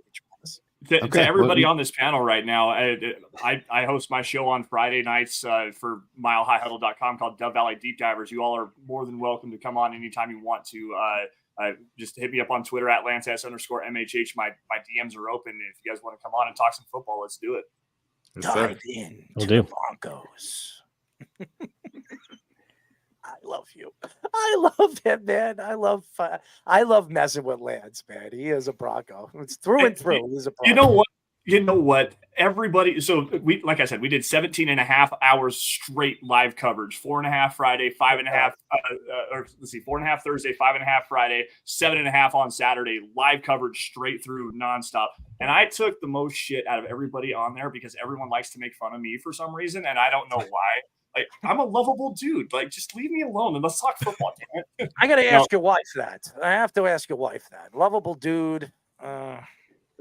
You know what? She puts up with me and joining on random podcasts and going on radio shows and stuff like that all the time, and allows me to sit down and watch football all the way through the spring and not take care of our animals and do any chores on the outside. If she loves me enough to allow me to do that, I think she's a keeper. No, you're right. As long as she makes me a nice meal, I'll come over and hang out whenever she wants. Come to Wyoming. You're welcome. You're welcome. Wyoming? I thought you were in Denver. Wyoming? Hell no, man. Wyoming a lot. What am I going to do over there? Hang out on the farm? If you guys can't hear, I have you crack jokes here. If you can't hear, I have chickens in this office right now. We are raising chickens right now. We're starting our own homestead. We're doing like fruit trees and gardening and all that stuff. Like, I'm a sourdough nerd now, and apparently like all the conspiracy theories you've heard about are real. Like, no, I'm kidding, but no, for real. Like, come to Wyoming. I'll make food. You guys are all more than welcome. Just hit me up, and like I said, come on the show and let's talk football. Anyways, guys, thank you. We have a very special guest. And by the way, Greg Larnerd, who is fantastic. You guys got to check him out. When we come back, this guy, he's been on ESPN. He is so entwined into sports but he's a Met fan. So I'm kind of lost on that, right? He's a Met fan, Speedy? Yes, he is. I'm pretty sure he's a Met fan. So I'm interested to hear what he has to say about his New York Mets right now, and some of the other teams that he roots for, because I know he's been sitting patiently, but I got a bone to pick with him when we come back here on the Sports Loudmouth. You're listening to the Worldwide Sports Radio Network. Take a look under your bed. Find stuff under there? What about jobs? No? Now try your basement. There's a pair of overalls that overall you're not so into anymore. A perfectly good laptop that hasn't sat in your lap in months. And even more stuff, but still no jobs? Well, you really have both. See, stuff is defined as household articles considered as a group. Sometimes this stuff is no longer needed. Wait, no longer needed? That can't be right. Because remember those jobs you were looking for? Those are really needed. And they're the stuff inside your stuff. Even inside that winter coat that moved with you to Phoenix. Our job is to unlock those jobs. And it starts when you donate your stuff to your local Goodwill. Here's how we do it. When you donate to Goodwill, we sell your stuff to provide job training for people right here in your community. So just by teaming up with Goodwill, you help create jobs. And isn't that worth parting with the leftover guitar from your 80s cover band? Goodwill. Donate stuff, create jobs. Find your nearest donation center at goodwill.org. A message from Goodwill and the Ad Council. You're listening to the Worldwide Sports Network. This is the Sports Loudmouth. You're the running man. Little Juice. That's where this track is from. I don't know if anybody remembers Tupac Shakur, Omar Epps, Juice in the, I guess it was in the late 80s, but one of my favorite movies. 631-672-3108. You're listening to the Sports Loudmouth. I'm your host, Daryl Marks, my co-host, Speedy. Petey, go to our website at www.worldwidesportsradio.com. Check out all our shows throughout the week, including the Loudmouth with me, Speedy Petey, and ex-NFL player Sean Smith, every single Wednesdays and Thursdays. All you have to do to check out our shows throughout our local listings and shows and lineups is go to our website at www.worldwidesportsradio.com. A shout out to the panel. Fantastic NFL panel. Good get, Speedy. As always, we always have a good panel. But this guy has been waiting. He's been sitting. I know he's been scratching his head. When am I going to get on? But I love this guy, and we haven't spoken to him in over a year, right, Speedy? Yeah, last year he was in the car back from his coaching, I believe it was. Yes, and he's no longer with the NFL, but he's working right now at Chatted Up Sports, and we're happy to have him on. We are now talking to Chatted Up Sports host Greg Larnerd. Greg, what's up, buddy? What's up, boys? Good to be back on with you. It hasn't quite been a year. It's been less than a year. I think I came on with you guys in like September or October or something like that. And you were right. Yeah. I was as stuck as I've ever been in traffic the last time I joined y'all. I was racing frantically to get home. And much like that last time, I had our first practice of the year this year for my baseball team, and I was racing back home. Luckily, I did not get stuck in traffic. I got my Dose Bros. I was able to eat it, enjoy it. and listen to that NFL draft recap talk that you guys had going on there. Great stuff. Yeah, they're great. They're fantastic. But you're even greater at what you do, and shame on ESPN for just, doing what they do best, and that's throw away good personalities. And well, in all fairness, they sold the station. Like it was like an independent media company. They ended up selling off the station. So it wasn't like just getting rid of me. It was getting rid of the entire station, which for this Chattanooga area here in the old Powers, there it is, Power T. In Tennessee, it sucks. I hate it. And that's why we started up Chatted Up Sports in the Chatted Up show. And it's me and 4 other friends. And we just kind of go at it and just have great conversation like you guys do and jump into all different topics. We try to keep it local or regional, but we'll branch out. We'll talk NFL playoffs. We'll talk about the draft. Did a little draft party at a hotel here downtown Chattanooga, which was a lot of fun. But yeah, it's great to be back with you guys. And I do hear you have a bone to pick with me. So let's pick it. All right. And I want to get into baseball first, because every single Met fan throughout the offseason were questioning what is David Stern going to do? Who are they going to bring in? They didn't bring any pitching. They barely brought any bats in. And then obviously the season started really, really slow for the New York Mets. And now you see the Braves, they lose their star pitcher in Stride, and they're trying to figure things out. They can't stay healthy, but they're still winning. And so is Philadelphia. But for some reason, the Mets are up and then they're down. They're up and then they're down. You're a big, huge Met fan, and you have supported the Mets for a very long time. That's why I asked Speedy. I was like, I'm pretty sure he was the Met fan and that we spoke about. And before the last time, if I do remember, you said to me that the Mets going into the offseason need to make some major changes. But they didn't. The only change they made was bringing in a new GM.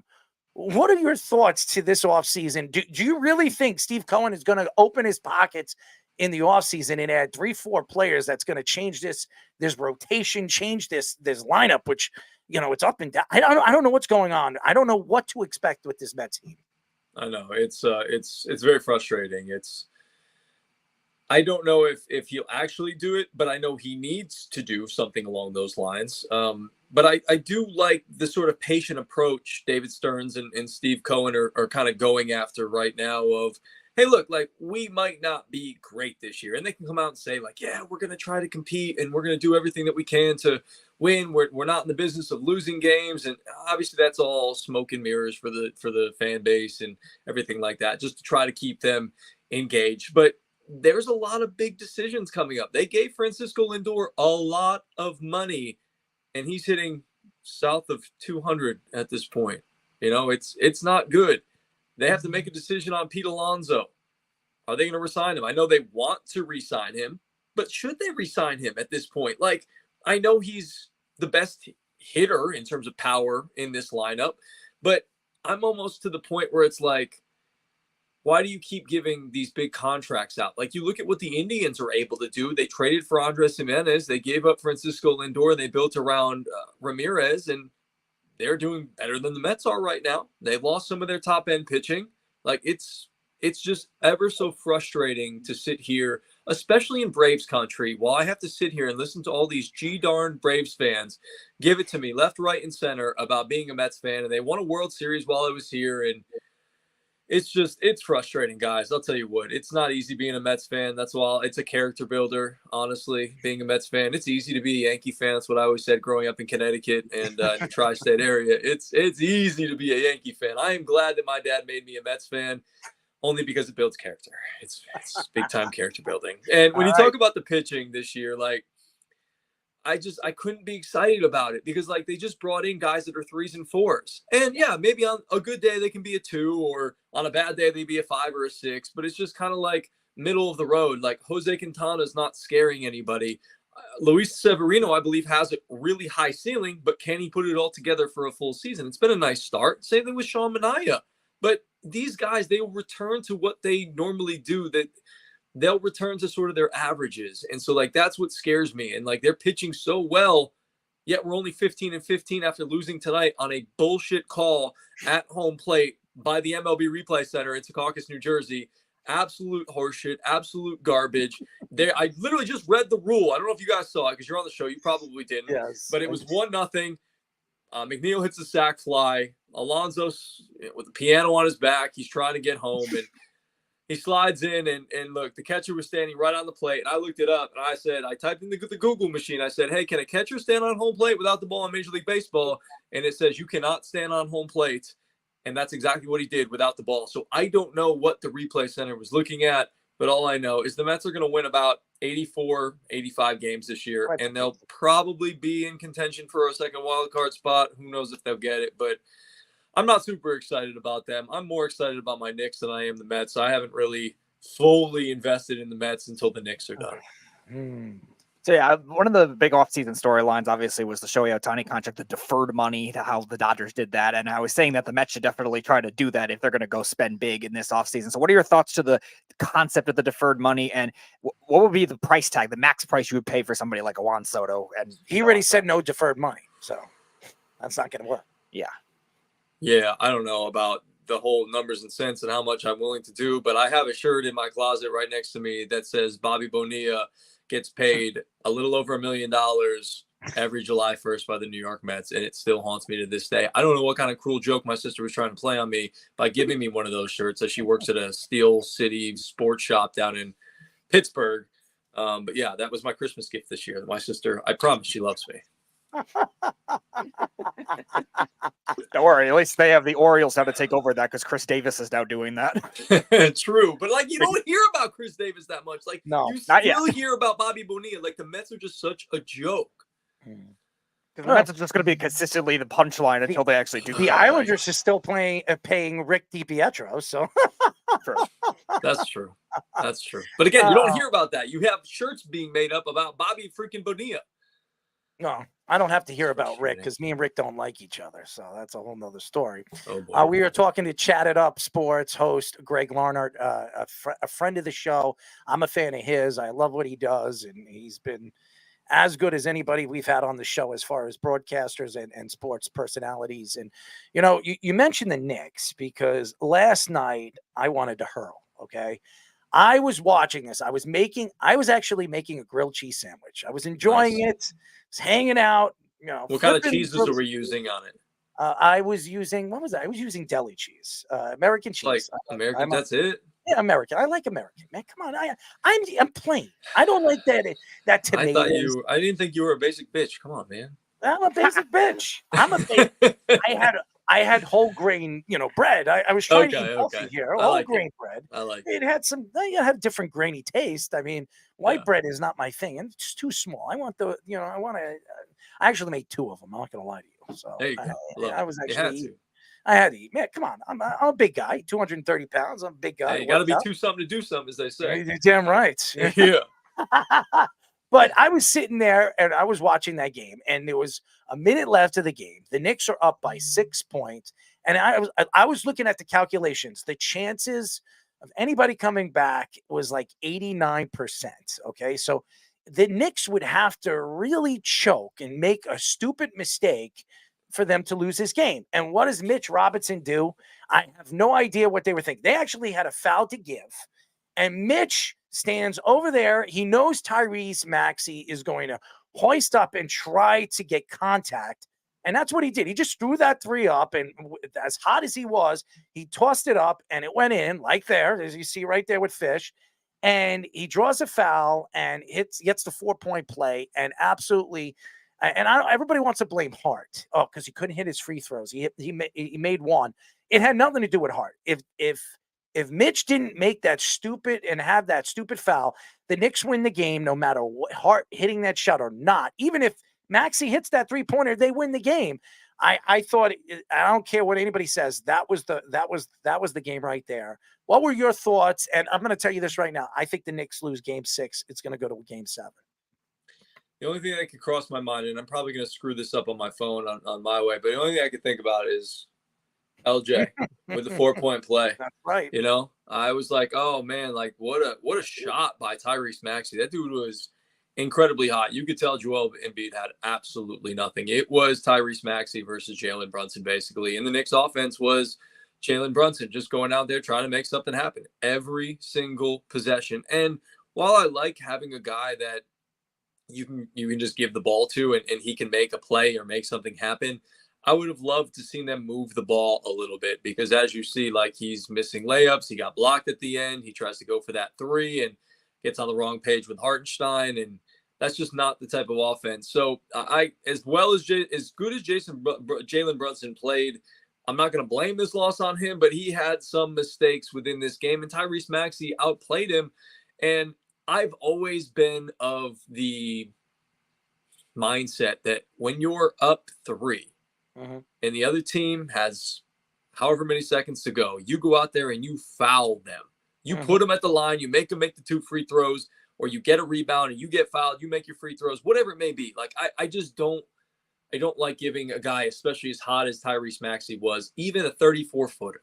I get it. It is what it is. Mitchell Robinson, that whole play, I know the NBA came out and said, oh, it was a travel on the 4-point play. Bullshit. I don't care. What good does that do me now? That's like coming out and saying after game 2 that, oh yeah, Tyrese Maxey was fouled twice on that inbounds pass, and the Knicks stole a game from the 76ers in game 2. Well, can we talk about, I know but not many people do, the shove, the 2-hand shove that Tyrese Maxey gave, I think it was Jalen Brunson and or Josh Hart, to get a little space there. That should have been a call to foul anyways. But so I don't really buy much into that. I think the Knicks are the better team in this series. Maxey had a nice shining moment. We saw Embiid have his 50-point game. The Knicks will win game 6 in my estimation. They'll go out, they'll move on to the second round for consecutive years for only the first time since basically, I think it was 99-2000, which is an absolute joke. Yeah. So I have them winning in Philly. They should have won that game in New York. It would have been very apropos if that were to happen. Patrick Ewing, with his old ass knees, couldn't get up off of his chair. He was cheering from his seat. You had Carmelo Anthony with the Knicks hat, who was going nuts, hanging with Starks and Spree. And I love all the old Knicks there. It would have just been so cool to see them finish it off there. Unfortunately, they weren't able to do it. But still, I like where this team's at. I think they will win game 6, and they'll take care of business, because the 76ers are just not that good. And Joel Embiid is cooked at this point. He's playing on one leg. Yeah, so I wanted to ask about Joel Embiid, the flavor of foul. I personally thought he should have been suspended. I think the NBA is a bad double standard with that. Like, if Mitchell Robinson did it to Embiid, he's probably suspended, but they have to protect their star. So what are your thoughts with the whole Embiid saga that's gone on the last 2 games? He's been a bit of a dirty player. We'll say that for sure. And I saw a clip of him, I think it was on Instagram or something like that, with all the different sort of antics that he's had. And he's not Draymond Green, but because he doesn't, hit somebody between their nether regions or down below or whatever it may be. Or choke him to death. Yeah, exactly. But he's one step below where Draymond Green is at this point. And that one yesterday, I don't think that was anything malicious. It was the right call, but I just think he was so tired, and he was just kind of he's so big and sometimes can't control how his body moves when you're that tired and you're that hurt, and you just kind of swipe down. It was the right call, but I didn't think that was an incredibly dirty play. Him twisting around Mitchell Robinson. I didn't like that, or some of the other shots that he's taken at Mitch Rob over the course of this series. So I'm not a big Joel Embiid fan. I think he's an incredible talent. What he was able to do going out and scoring 50 points in game 3 was incredible, basically on one leg. And the fact that he's still able to put as much touch as he is on his shot, he's able to get others involved, still rebound the basketball. The Knicks are going to win this series with their offensive rebounding, because that's what they've sort of hung their hat on this entire season. I need a little bit more out of Dante DiVincenzo, though. He needs to get hot. I liked OG going a little bit in that game 5 the other night. Brunson obviously was really good, and Josh Hart has been fantastic this entire series. He's just the, no pun intended, heart and soul of what this team is and what they do. And Hartenstein has even been pretty good offensively with that little lefty push shot. But he didn't play a whole lot with Mitchell Robinson back in there. Maybe get Hartenstein a couple of more minutes, especially after what Mitchell Robinson did. But, yeah, just going back to your original question about Joel Embiid, not a huge fan. But to me, the Knicks finish it off in Philly. We know the Knicks fans are going to go invade Philadelphia again. What is it, Wells Fargo Arena? So I'm hoping, amongst hope. But, again, that's just me being a Knicks fan. And with that being said, they'll probably lose in game 6, and it'll probably have to go to a game 7 just to give me a little bit more of an ulcer. They usually do that. And by the way, why isn't Precious playing? I have no idea. I mean, don't know. I don't understand. And that's the thing. Tom Thibodeau should get a lot of credit for his transition his offensive style. Nobody thought he was going to change this team's offense to that fast-paced offense. Over the last couple of years, he stays stagnant. That's what he is. Defensive-minded, rebound. And you have your superstar player that isolates everything. It wasn't like that all season long. They actually moved the ball very, very well. And that's really what's been missing for the last 2 games. I mean, Jalen Brunson put up 47 points the other day, but nobody else could hit a shot. Everybody could, and that's the problem with the Knicks. They don't have any secondary scoring. I don't want to hear about Julius Randle, okay? I'm tired of it. Julius Randle is not a playoff player. Go look at his numbers. He's not a good playoff player. So stop it, Knicks fans. I don't want to hear, well, if we had Julius Randle, this series would have been over. No, it wouldn't have. It might be worse, okay? Because he'd be ball hogging, keeping the ball out of the hands of Jalen Brunson because he's going to want to take over. So I don't want to hear about Jalen Brunson. But going into the offseason, okay, whatever happens, the Knicks could go all the way to the Eastern Conference Finals. My prediction is they should be in the Eastern Conference Finals against the Boston Celtics. And they're missing one player. And there was rumors as Stephen A. Smith comes out and says that Devin Booker for the last year and a half would love to come to the Knicks and love to play for Leon Rose because that was his agent. And he has a lot of respect for the growth of this team and what the Knicks have done over the last couple of years. Where do the Knicks go? Do you see the Knicks making a big move? They have 6 first-round draft picks in the next 2 years. Finally, they have a bunch of draft stock now. But we've seen this team over the last 3 years not draft a first-round draft pick because, hey, you know what? We have Leon Rose, so I'm not going to take shots at because everything he touches turns the gold. But this guy has been trading off pick after pick after pick. You got 6 of them. Where do the Knicks go? Do they add another big name to this roster? I would love if they would add another big name to this roster. They're clearly needed. Like, I really love what Jalen Brunson has done this year. And I'm not saying he can't be like bona fide the best player on your team, but it just doesn't seem like he can be the best player on a championship team. Like, you put him as a Robin, that would be fantastic. And if you had Julius there, yeah, you might get a little bit more offense, but the defense gets a little stagnant sometimes, and he's a little bit lazy when it comes to the defense. But he is a bigger body, so that would help. Somebody else you could throw maybe at Joel Embiid, but that's neither here nor there. I would love for them to go and get another piece. I don't know if Devin Booker's the right piece, but I've heard, for many years being a Knicks fan, that, this guy's rumored he really likes New York or he really wants to come, this, that, and the other thing. The only thing that I can hope is that with what this team has done and what Tibbs has done and Brunson has done, that they can attract somebody to want to come to New York. Like, you had Amari Stoudemire back in the day, and Carmelo would have come, I'm pretty positive, if they would have just let him get the free agency. Instead, they got impatient because things were going real good with Stoudemire, and they said, hey, we got to go make a big move and a splash and trade away all these fun pieces that we have already established here right now to go get Carmelo, and it really just didn't end up working out. So I would love to sit here and say, boys, that it would be great to just sort of build through the draft. But this draft in particular, like, I'm no NBA draft analyst or anything along those lines, but people much smarter than me have told me that this is not a very good draft class for players. So if y'all want to go ahead and trade away a pick this year, that's completely fine for me. Who they go out and get with that pick, I'm not 100% sure. Look, I know Giannis has been sort of rumored around a little bit. That would be a real nice piece. If you could replace Julius Randle with a guy like Giannis Antetokounmpo, I would be all for that. Don't worry, they got Doc Rivers on their team. Maybe tension will start with them what soon. What a joke, man! Could you imagine? You're right.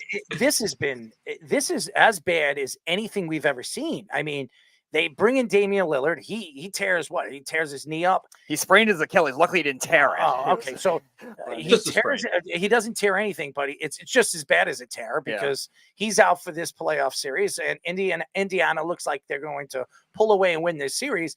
And everybody thought going into the season that this is the team that can jump over the Celtics. But now it's not really them. It's the Knicks now. The only team that most experts have come out and said that with the bench, the Knicks could actually compete against the Celtics. I don't know if they can, but we'll have to see. But it is crazy. What bench? What bench? Tibbs uses like 2 dudes off the bench. I know. That which doesn't make any sense, by the way. It really That's him, though. That's him. He's gonna ride his guys until the freaking wheels fall off, or until somebody tears their ACL or their meniscus or Achilles or whatever it may be.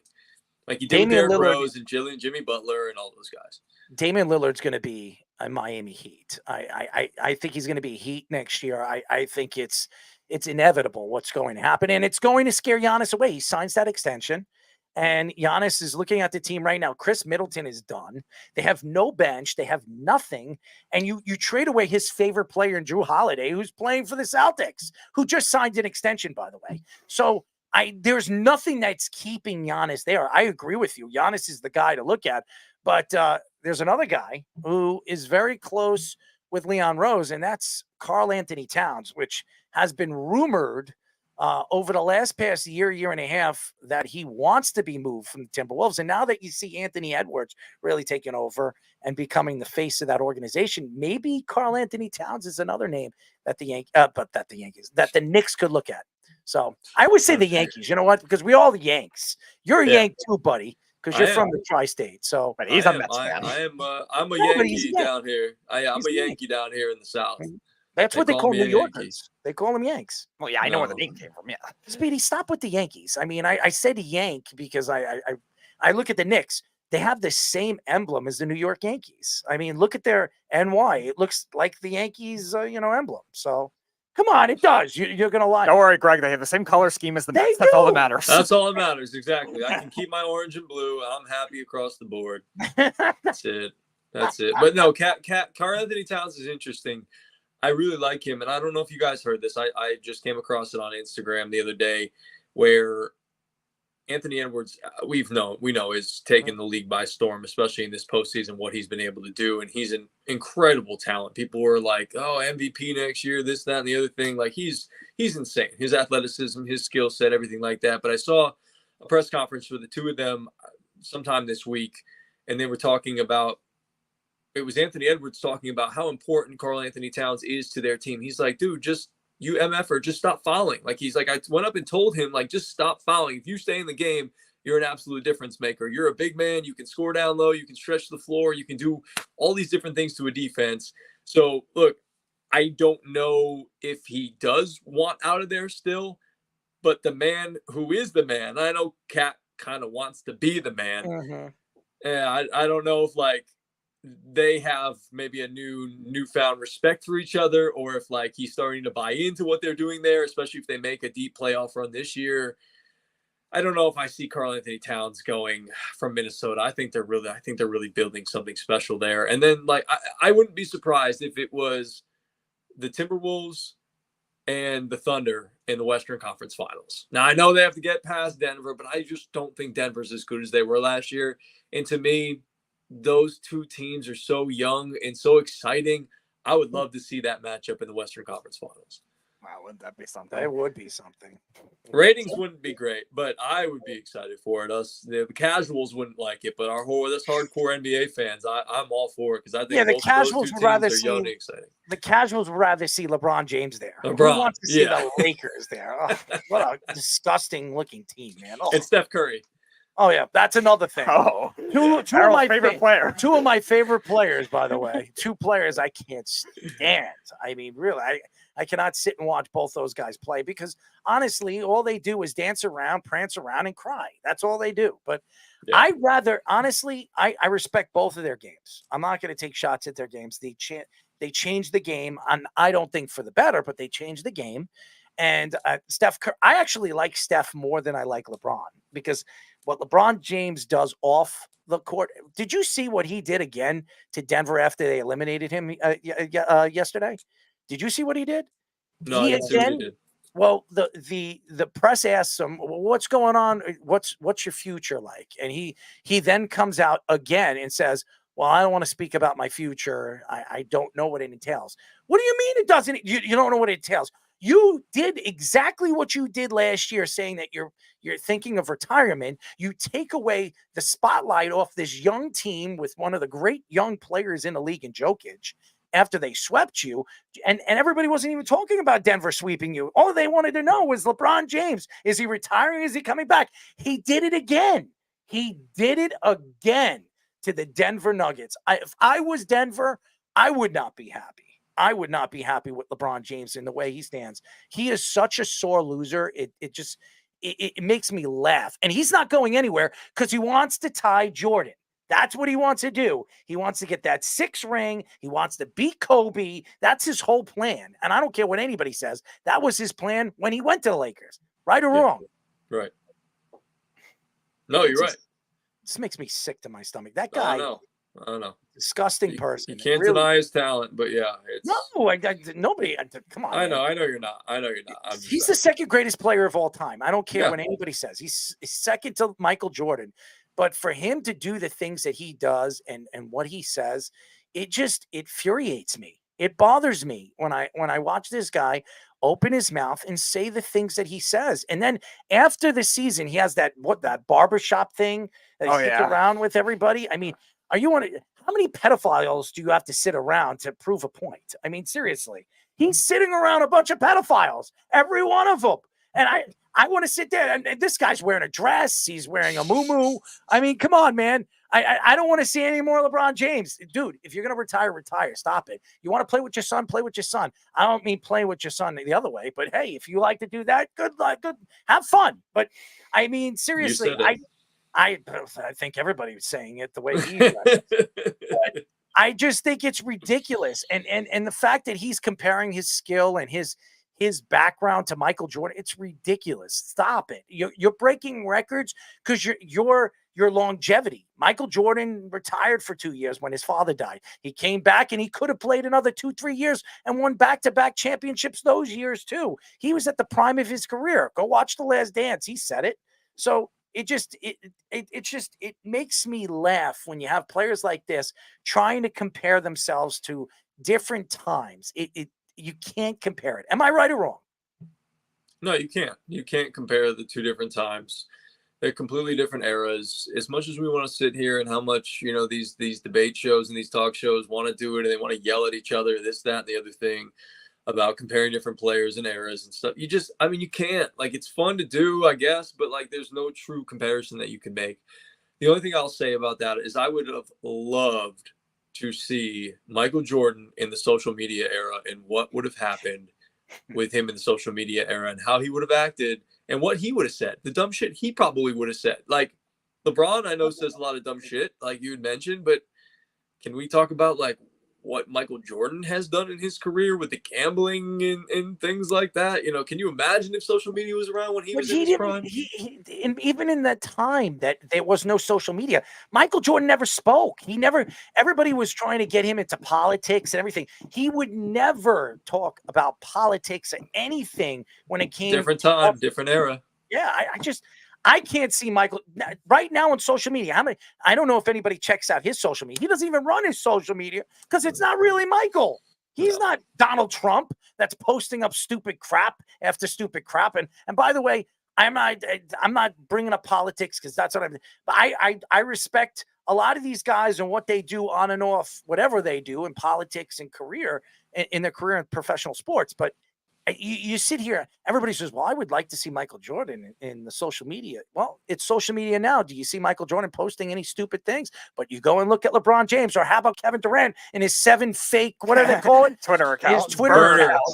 Burner accounts. Burner accounts. I mean, come on, man. It's ridiculous. How many athletes have burner accounts? I would love to know. I bet you so many.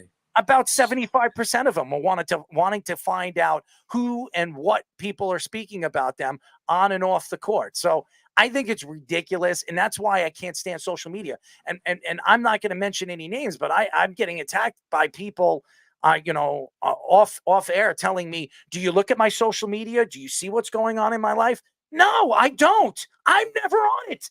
I have somebody running my social media. Okay, I don't go on it. I don't. My Instagram, I have 530 people follow me. Everybody says, why don't you have such a big following like you do at your Twitter? You know why? Because my Instagram is my friends. I only connect with people on Instagram that are close to me.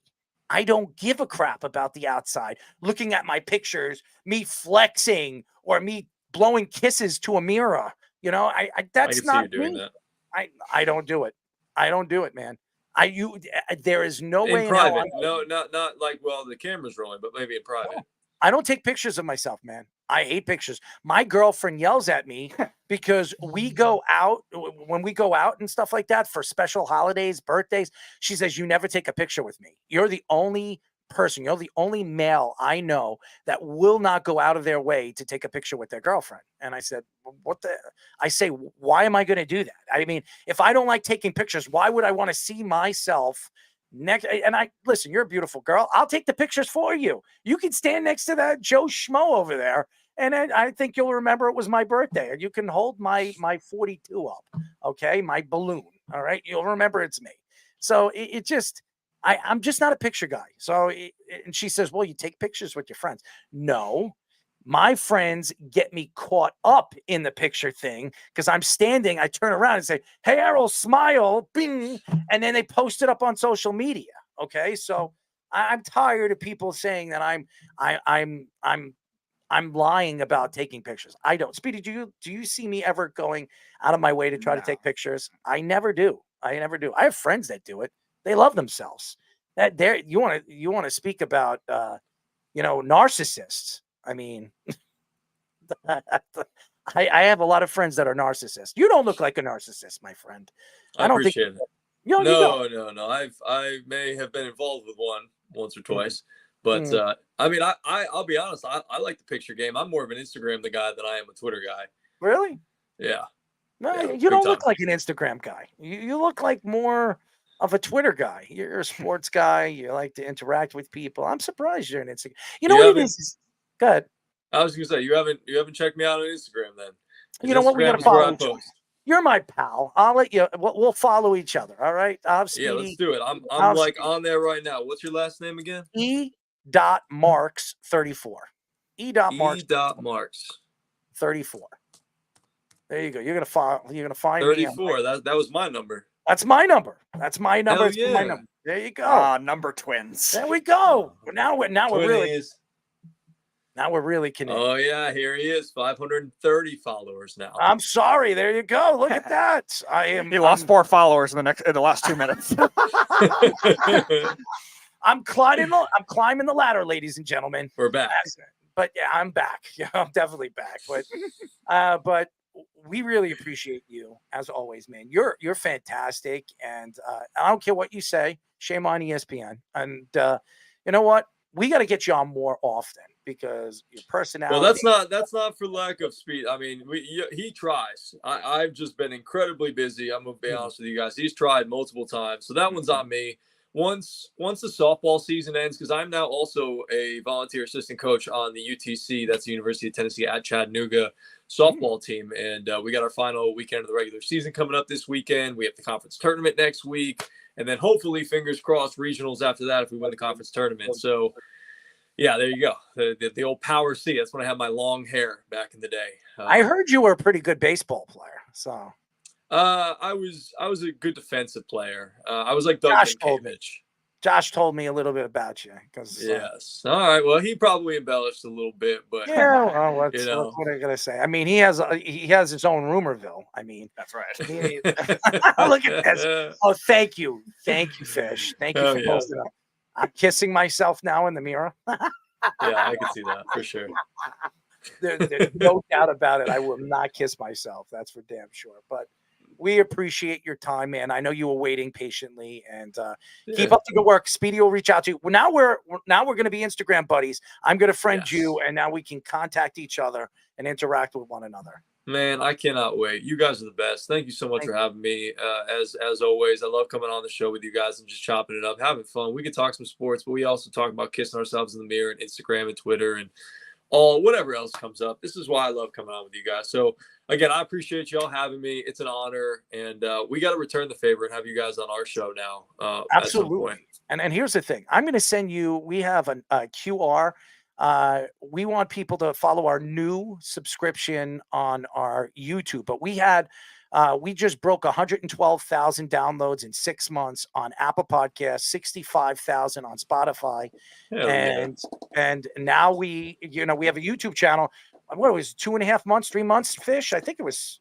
We started mid-February, so yeah, it's probably about 2.5 months. 2.5 months, and we have over 300 subscribers. We broke almost 68,000 views. Wow. So yeah, and we're racking it, and we really appreciate all the fans. We want everybody to subscribe to us on YouTube. We'll subscribe to you subscribe to you. I'm like all over the place tonight, but we would love for all your fans, and we'll have all our fans follow you guys, and so we'll send you the QR. And I just subscribed, so y'all are good. I just went on there right now. I'm on my computer. I just went and subscribed, so you guys got my subscription. The Sports Loudmouth? Did you? Yeah. Oh, look at this, man. I'm loving him already. I'm loving him already. I'm on it, guys. I love to support y'all any way that I possibly can. We'll share it around with our followers and things like that. We'll, you guys we'll share with you guys too. I would love to get on a panel. I want to get all of you guys on this show. That would be so fun. That would be amazing if we could do that. Now let's do it. Oh my gosh, Let's like do a it. Let's plan it. crossover show. Let's plan it. I would love to do it. We'll do a whole show with Hell all yeah. of us. That would be great. And we'll get into topics, and we'll go back and forth. I'm sure there'll be a lot of arguing and craziness, but I think the fans would love it. Yeah, I think they'll love it. Maybe Arrow will have a City Connect Mets jersey by then. That's not going to happen. That's not going My to brother got one. I did not get one. Those are actually nice jerseys, bud. They are. I like them. I do. I can't hate on the Mets. I don't hate the Mets. I'll say it again. I love Citi Field. I'll go to Citi Field, a Met game over a Yankee game any day, and I'm a Yankee fan. So That is spitting the truth. So I appreciate your honesty there, because not a lot of Yankee fans will admit that. Citi Field is the most beautiful place in the world. I love it. I love it too. I do. I just love it. And even my girlfriend, we go over there. She's like, you know what's so great about this? Nobody's here. We could always just sit here. Nobody's bothering us. Shut your beautiful mouth. Don't worry, we still got the cowbell guy. I love it. And we always Thank get this goodness. seat. We're always right next to the third baseline. I like it over there. And she's like, we always get nice seats, and nobody's next to us. This is great. I love it. We can enjoy our sandwiches. We can enjoy everything. And the best thing about Citi Field, even though we don't do it, you could actually bring your own sandwich and stuff there. They actually allow it. Yankee Stadium. They'll tell you throw it out. You're not allowed. Too bougie. Yeah, we're the stadium of the people. You know. I'll remember you said that. Yeah, we're the stadium of the people. I miss Shea Stadium though, for real. Yeah, I'm sure. I love Shea Stadium. It was a dump, but it was our dump. Yeah, it just fit in with all the chop shops and everything like that. I hope Steve Cohen gets rid of all of that, buys it up, and builds it up around there. Because living near Atlanta, and as much as I absolutely hate the Braves, they are the team that I hate the most in Major League Baseball. I gotta say, the Battery and Truist Park is awesome. I gotta check it out. Yeah, you should. If you do make it down this way, y'all got to let me know, because we can go down there and check it out together. You know, we have a lot of baseball players we've already had spoken to. They've been on our show that are in the MLB, some from Washington, Baltimore. And they say, listen, this season, I said, when you play the Mets, because some of them are in the National League, or you play the Yankees, I will buy your jersey and I will be up in front, but you got to get the tickets. And they said, you're on. So, and I'm a Yankee fan. So if I'm going to wear their jersey in Yankee Stadium, I might get killed. Okay. But at least I'm there laughing my butt off, because I'm actually rooting for the player, but rooting against the team. So exactly. That's not a bad trade-off. If they get you the tickets, I would do that. They said it. They said it. And they'll let us down, and they'll let us meet the team and all that other stuff. So they better follow through. They will. I think they will. I mean, we're pretty cool with all of them, and they love coming on our show, and we make them laugh. That's all that matters. As long as we make them laugh. I mean, Speedy makes everybody laugh, because Speedy likes to get his butt licked by his dog. No, I don't. Do not listen to that, Greg. He does, Greg. I mean, who doesn't? Do you? Yeah, who doesn't? You almost got Speedy all happy. He was actually happy about that. Finally, I got a brother over here that allows that to happen. I was trying to be on his side. It was like, what is that? what's the movie with Adam Sandler? If Pee in Your Pants is cool, I must be Miles Davis or whatever it is. Like, you know, I was trying to help you out, dog. Oh, that was anger management, right? Was that anger management? No, it wasn't anger management. It was Big Daddy or something like Big that. Daddy. That's right. That's Yeah, right. yeah, Peeing in yeah, your pants. That's right. The kid peeing in his pants. Yes. Yeah, that's actually every movie Adam Sandler is pretty funny. So Yeah, I can't hate on Adam, but now even the basketball movie, that movie on Netflix. Yes, I like that one. The movie, man. That was Yes, a it was a really good movie. really- Uncut Gems was a little strange. Yes. I saw that with my dad, and it's not exactly what I expected. Well, Speedy had an uncut butthole with his dog. And as you described it, Greg, it was not what I expected because he blindsided me. Errol likes to just twist the story. Blindsided. That's what he says to his dog. Oh, what's your dog's name again? Jake. Yeah, Jake blindsided me. But you tell me all the time he humps you, he jumps on your back. Oh yeah, I'm not saying he doesn't do perverted things. I'm not disputing that. So he's into that stuff. He is. My brother Dylan gets it the worst. He loves to try to hump him for whatever reason. What are you drinking over there? What do you got? Something notched up over there? No, it's just water. It's in a Mets, mug here. I got my Mets mug. I can't. Yeah, drink. I just gotta stay hydrated. It was hot out there at the ball fields, and I had to stay for 2 practices, so I had to. I ran out of water, so we're just chugging it down. Listen. I'm Mio. promoting something for free. Hey, look at this, Mio. I'm actually promoting you. I should be paid for this. But look at this. I can't drink regular water. I just can't. So I love it. I love it. My roommate is the same way. He loves his orange Mio. Like he can't drink regular water. He has to have the Mio in it. So there's like all these orange cups of the orange liquid in all over the place all the time. Well, you don't see that with me. I'm a pretty neat freak, so you won't see that with me, my friend. Well, I mean, it's not like he leaves it up. It's just like one cup with the orange, and I see it. He's a big Tennessee fan, so it makes sense. I'm a Mets guy, so I like this shirt works for me in multiple ways. In terms of Tennessee, I've grown to love Tennessee, the Mets, the Knicks. And how about my UConn Huskies, though, boys? Quick shout out to Dan Hurley. Yes. Oh, I love By the it. way, My Connecticut kid. By the way, just so you know, I'm actually the one. I'm a Duke Blue Devil fan, and I have said it to Coach K many, many times. Why would you hire Shire when you could have had one of those Hurley brothers? I am so upset. And actually, Bobby Hurley was just interviewed by Charles Barkley and Johnson, and he was on the show. And I'm like, Bobby, I got to reach out to Bobby. I want Bobby on this show. I definitely want Bobby on the show. I am so pissed off. I'm going to make it happen. Speedy, you make it happen. And make sure you tell him that if you actually come on the show, we'll stick Jake on you. Okay? I would never want to inflict that to Bobby Hurley. He doesn't have to deal with that Maybe experience. he likes that stuff. Maybe he likes that does. stuff. I don't know if he would want to handle the Jake experience. Oh, you guys are too much, man. I love it. I love Greg, it. we love you, man. Thank you for joining Love us you as guys. always and waiting for us as long as you did. I mean, we really appreciate the time as always. And course. we'll be in touch, my friend. Sounds good, boys. Have a great rest of your show. I will talk to you all soon. And hopefully we don't take 8 months to get back together. No, that's not going to happen. We're going to get all of you guys on this show. It's going to be fun.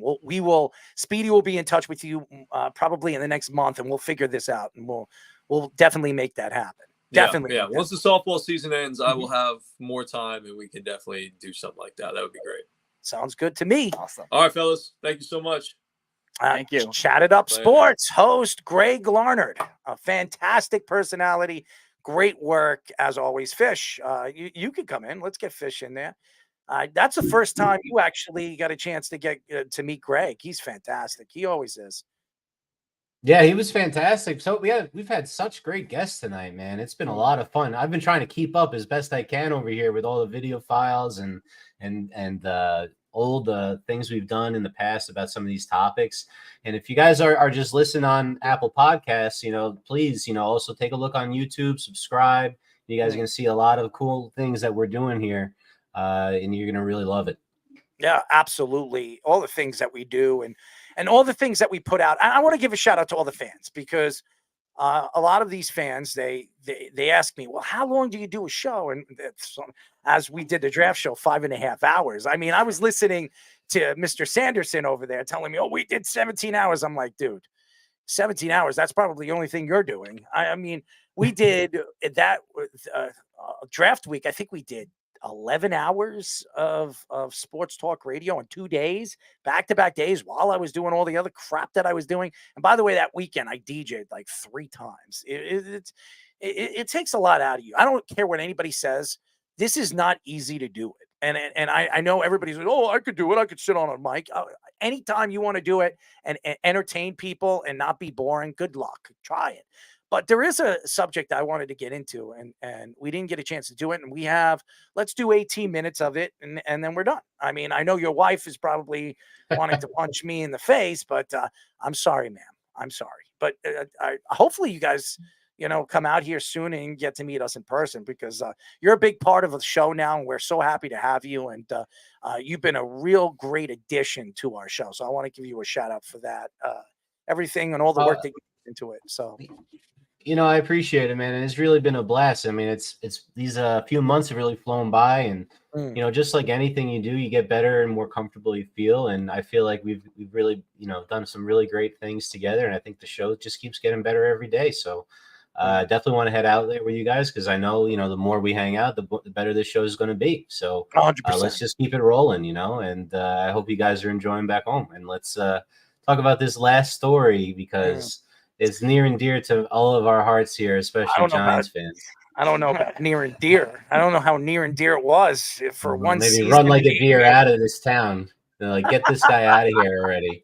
He was supposed to be able to run like a deer for us, and I don't remember seeing any of that personally.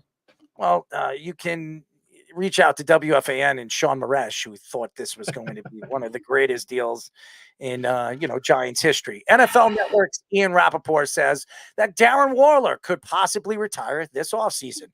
During the second round of the NFL draft, there were rumors that Waller had retired, but the report turned out to be false. Waller says he hasn't made a decision yet, but the Giants say they still anticipate a retirement. The Giants drafted Penn State tight end Theo Johnson in the 4th round of the draft. Waller also recently divorced his wife, WNBA star Kelce Plum. I'm surprised about this, because he wanted to move to New York. Obviously, there was stuff going on. It was probably trying to bring their relationship together and try to make it better. The Giants still could cut Waller June 1st because he has an opt-out contract worth about $14 million. Waller had 52 catches for 552 yards, 1 touchdown in 12 games last season. Oh, my God.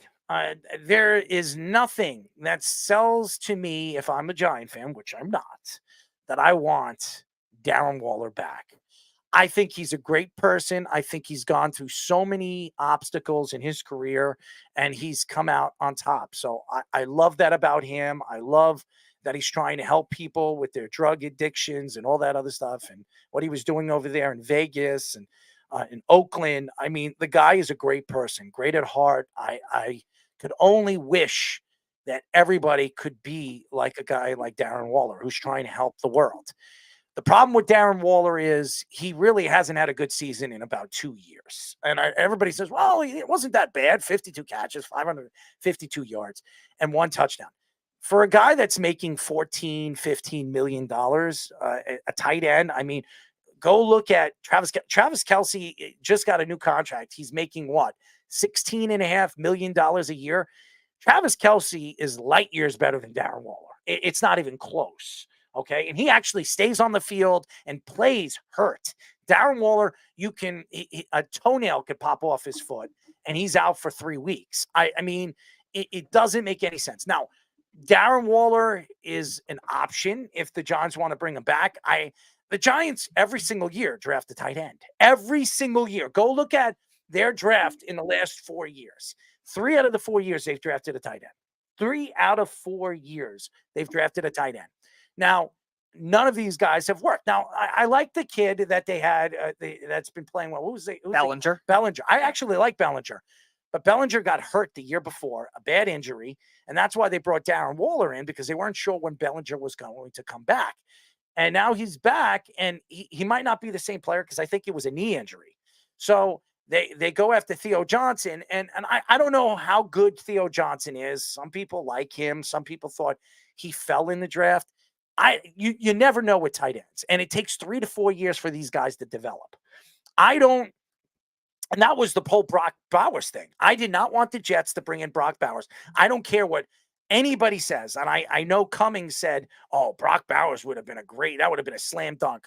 No, it wouldn't have. I understand he's a talent. I understand he's a weapon, but you can never have enough offensive linemen. You can never have enough depth in certain areas of the offensive side of the ball. And the Jets have always had pretty good defense, no matter who their coach is. The Giants are a team right now that are trying to find weapons to help Daniel Jones. And I disagree with the panel that we had. They all agreed. I think it was with Cotto when he said that Daniel Jones isn't a good quarterback. I think everybody believes that he's not a good quarterback. How could you suggest to think Daniel Jones isn't a good quarterback when he's never had a weapon? He has had nobody. He didn't have Odell Beckham. That was Eli Manning's guy, okay? Or Geno Smith's guy. No. They never had Odell Beckham.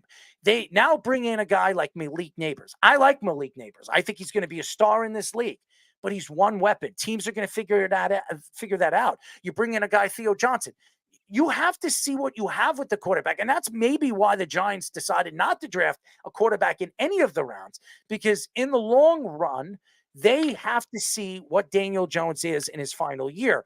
They're riding and dying with him. And if they fail, guess what? They're going to be a top draft pick next year. And there's only 2 quarterbacks in there. And that kid, what is it? Ewers from Texas. He's the guy that everybody keeps saying is the best quarterback in the class. So I don't know if he's a first round draft pick. And by the way, next year's draft is going to be heavily defensive side of the ball. That's what everybody's saying. It's heavily going to be defensive side of the ball. So this was an offensive line draft. Look how many offensive linemen were drafted in the first round and the second round. So this was the draft to draft an offensive lineman. So I think that the Giants need, and by the way, I couldn't believe the Kelce Plum thing. This is the first time I'm hearing that, which is sad. Kelce's really been a part of him staying away from the drug addiction and all that other stuff. She's been a great personality and spokeswoman for, everything that he has done on and off the field. So hopefully everything stays pat now that Kelce is now no longer, his wife. So I think Darren Waller is a good guy. I think the Giants need to start to look younger as they are. And I'm wondering, where do they go? Why don't they reach out to the Bengals and try to get Tyler Boyd? I mean, he is a free agent. They're probably going to drop him. I've heard the Jets. I've heard Pittsburgh. Yeah. I've heard a lot of different teams interested. Why aren't the Giants interested in Tyler Boyd? Saints could also cut Michael Thomas June 1st, too. Maybe that's another thing to look at. Michael Thomas is another one. You cannot go into the season with just Malik Neighbors. You're putting him in harm's way. They don't have anything. I don't want to hear Darius Slayton. No. He's not the guy. He's not the number 2. He could maybe be a number 3.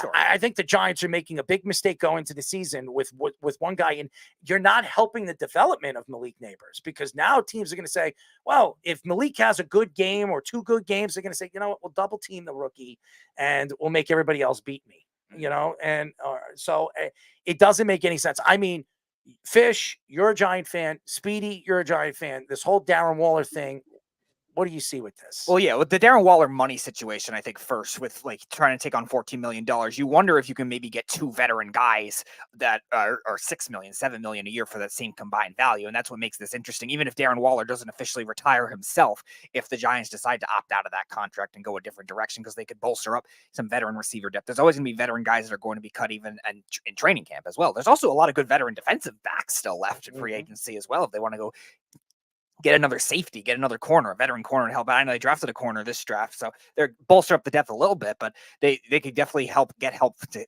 help their front 7 there as well. So I think it's very interesting with the way that they did. I like Theo Johnson as a prospect. He was probably my 3rd ranked tight end in the draft, so I think he definitely can be good.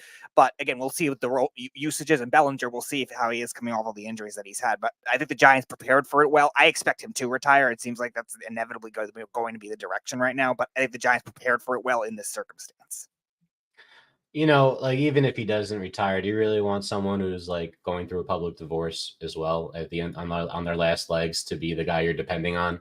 Like it's something that this guy should step away, deal with his stuff in his personal life. You worry that he had some kind of relapse, or you worry that he developed some kind of other addiction, like a sex addiction or something. Because a lot of us think he's crazy for leaving Kelce Plum. And she was obviously blindsided by it, by the fact that and then she went and put it all over Twitter because it must have been really hurtful to her. And it's one of those things that you feel for the guy and you feel for both of them in the whole situation. But at the same time, as the Giants, they were smart to move on. Shane, I know critical of Shane, and I thought that, I would have preferred a draft more like Douglas, where he's moving and shaking a little bit, adding some value for next year. I believe you guys got a 3rd round pick for one of those 4th round picks a couple of nights ago. That's something I would have liked to see Shane like try to maneuver something like that, get some more value down the road. Because as he said it himself, and I'm glad he recognizes that we weren't 1 or 2 players away. Would we be better off? Like 4 times he traded back in 2022. And that's why I kept saying, Speedy, we were talking during the draft. I thought he was going to trade down in the 2nd round instead of taking Nubin. I maybe could have even gotten Nubin if he traded back a little bit. I think there was a little bit of missed opportunity in there, but I guess he's more of the school of, just if you got like a guy, take him. So I hope he's right about these guys, but what are we missing? They didn't take a pass rushing 3 technique to put next to Dexter. They don't have that yet. If a guy that's a little bit of a 3rd down specialist comes on the market, do they really think they're going to bump Burns inside and then have Ojulari rush off the edge, or bump Thibodeau inside? And that's going to be the thing. And you really trust Ojulari, the last man standing from Gettleman's 2021 draft? That's literally the last guy standing. Yeah. And that's why we're in this situation in the first place, because of the F-ups of those drafts and drafting guys like Saquon too high, and instead of taking value at a position. That's what happens to this Giants team. Is Shane going to be able to dig ourselves out of it? We hope so. I think he's doing slow and steady.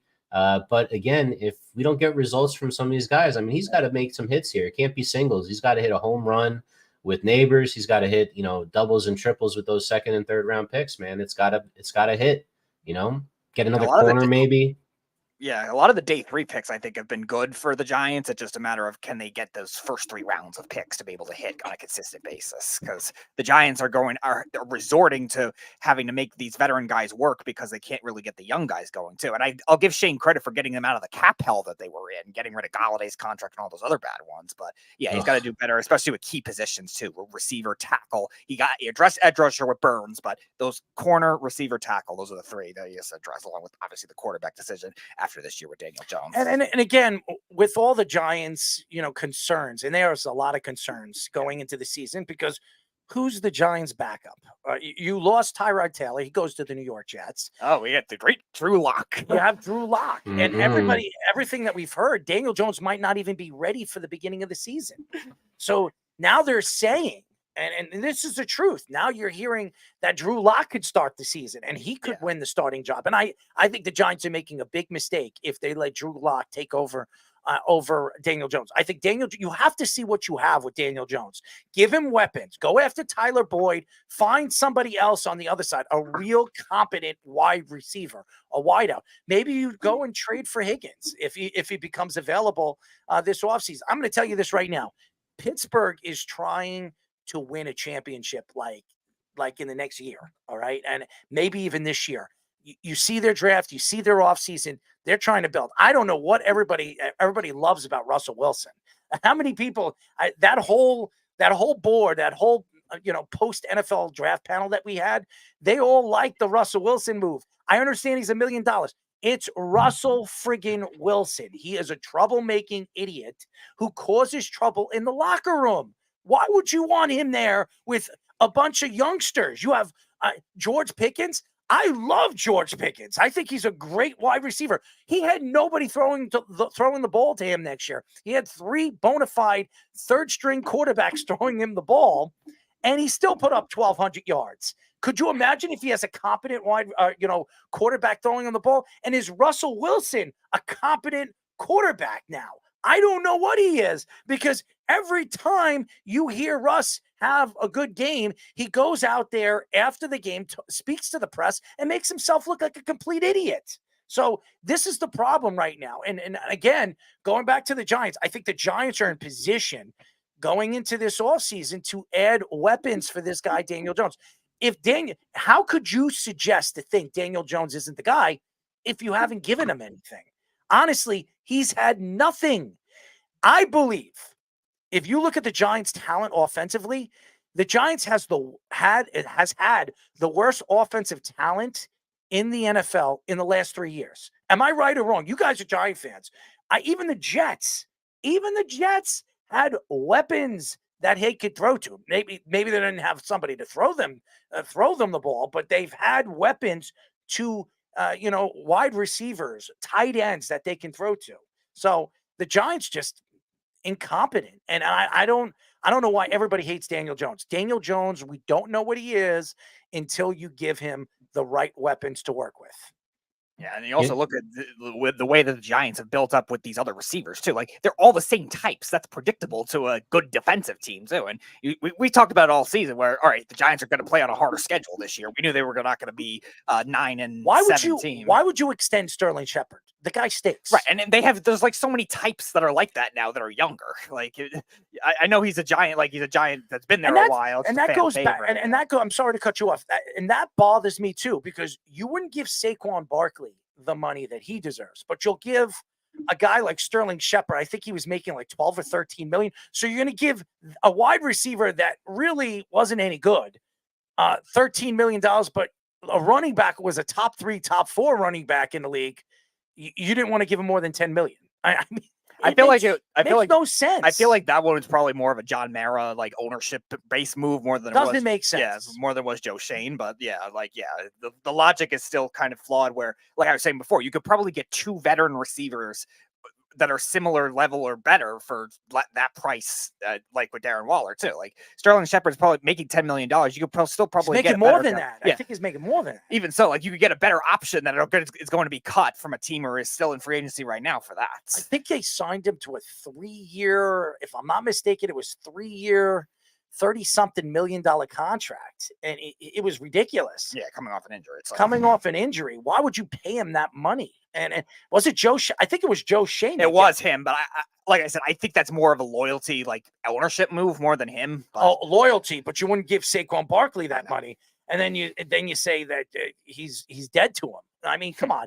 All the Giant fans saying that Saquon Barkley is dead to them because you didn't want to pay him. Now, I'm going to tell you this right now. I can't stand the Giants, but it's going to be really, really funny when this guy comes into MetLife Stadium and runs all over that defense. And then you're going to be sitting there saying, maybe we should have given him the money, So it doesn't make any sense. And the Eagles are licking their lips because they had a very good offseason. They had a very good draft. Yeah. And they added a really good running back. So, and a Jet and a Giant went to the Eagles in the offseason. Huff went to the Eagles, and so did Saquon Barkley. And the Jets got a good consolation prize to Hassan Reddick. So not bad at all. No, I'm not going to complain at all. But if you're a Giant fan, Darren Waller, you better pray that he retires. I mean, I would not want to see him come back. That's for sure. But I love. I want to be a little optimistic though. Can we be optimistic a little bit for a second? Because you brought it up before, Harold. The Giants had the worst talent in the league surrounding Daniel Jones for the last 3 years. But 2 years ago, the Giants got to the second round of the playoffs. Mm-hmm. And I think the whole point of why Giants fans believed until this past year in the coaching staff and Shane is because there's no way they should have taken that team anywhere above 6-10. Or 6-11 that year. Mm-hmm. That team was terrible. The worst talent ever.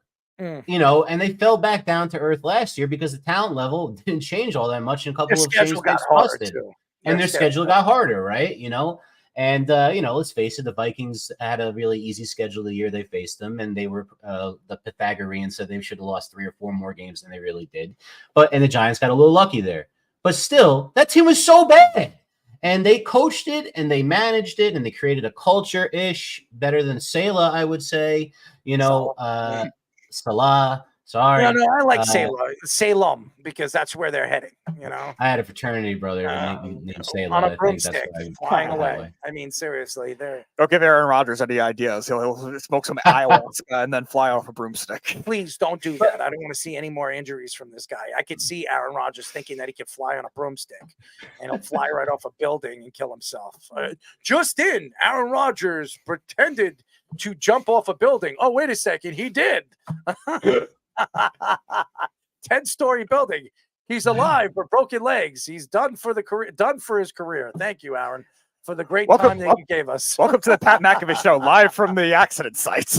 No, you get his live in the ambulance heading to the hospital. It's the Pat McAfee Show.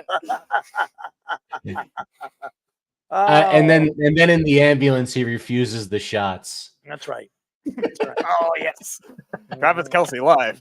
Travis Kelce and Mr. Visor and with Aaron Rodgers. Aaron Rodgers in the ambulance heading to the hospital.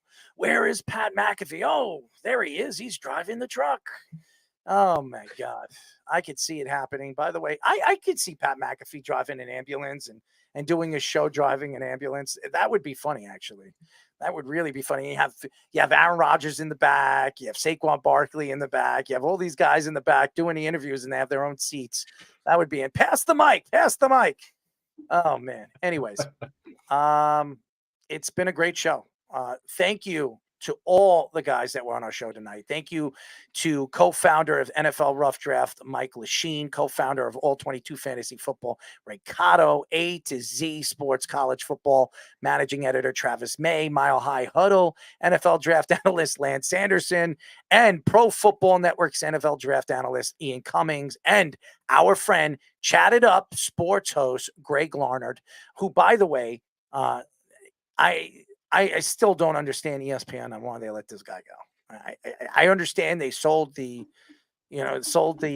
radio station, but you have all this talent, and I just want to. I'm not going to make a long speech on this.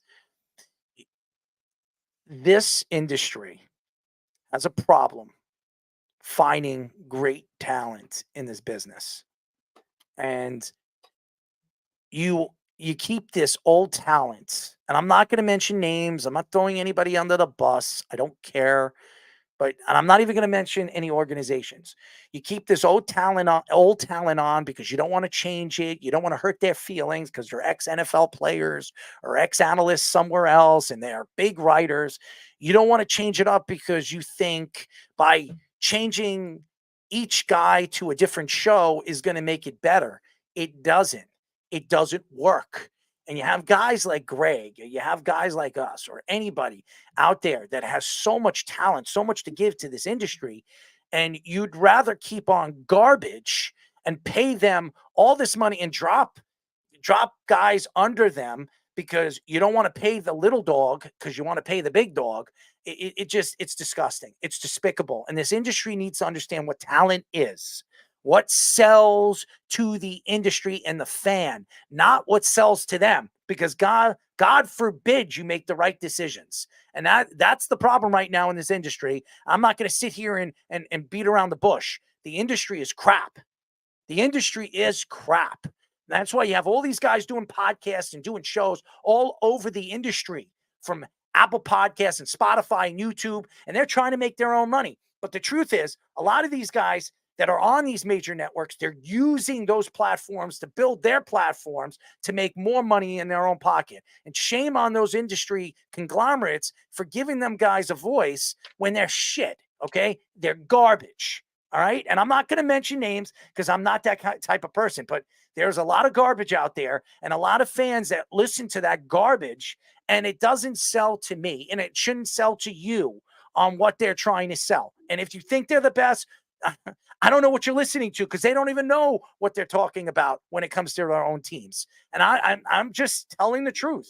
I'm not going to sit here and lie to you guys. So guys like Greg, they deserve a spot. And I'm not going to lie to you. And I am not going to sit here today and preach for Greg because Greg's going to, he's going to beat around the bush and he's going to be the nice guy. I'm the bad guy. I'm the heel. And I'm going to be the heel moving forward in this industry. You like me, you hate me, you love me, you're disgusted by me. I'm going to come out here and I'm going to tell you how I feel. I don't give a crap what you think. And if you don't like it, tough luck. All right. And that's it. And I'm not, and if anybody wants to challenge me on this show, anytime you reach out to Speedy, I will be glad to bring you on the show and you can do whatever you want. You want to challenge me on my knowledge? You want to challenge me on my personality? I will bring you on and we will spend 30 to 35 minutes arguing back and forth. And I promise you at the end of it, you're going to realize that you're not going to win. So these are the facts and I don't care. And I don't care if you hate me. I don't really care. Write to me. And by the way, all those directors, all those sports industry conglomerates that run their organizations and don't want to sit down and have a conversation with me, boy, oh boy, you're going to regret it soon. You're going to regret it. And I'm going to make sure that this little green ball that's you don't see right now, I'm going to shove it where the sun doesn't shine when I'm done with you. I am so tired of this industry because of what you don't see and what you should see. And that's the problem. And there's so much money to be made in this industry, and you're giving it to garbage on your networks because you think they are the faces of your network. And by the way, they're not, because they stink. So, and I am trying not to build enemies, but hey, I got a lot of them. So I might as well keep it up. I have a laundry list of people I can't stand in this industry. So I'm going to just keep it at that. We will be back tomorrow.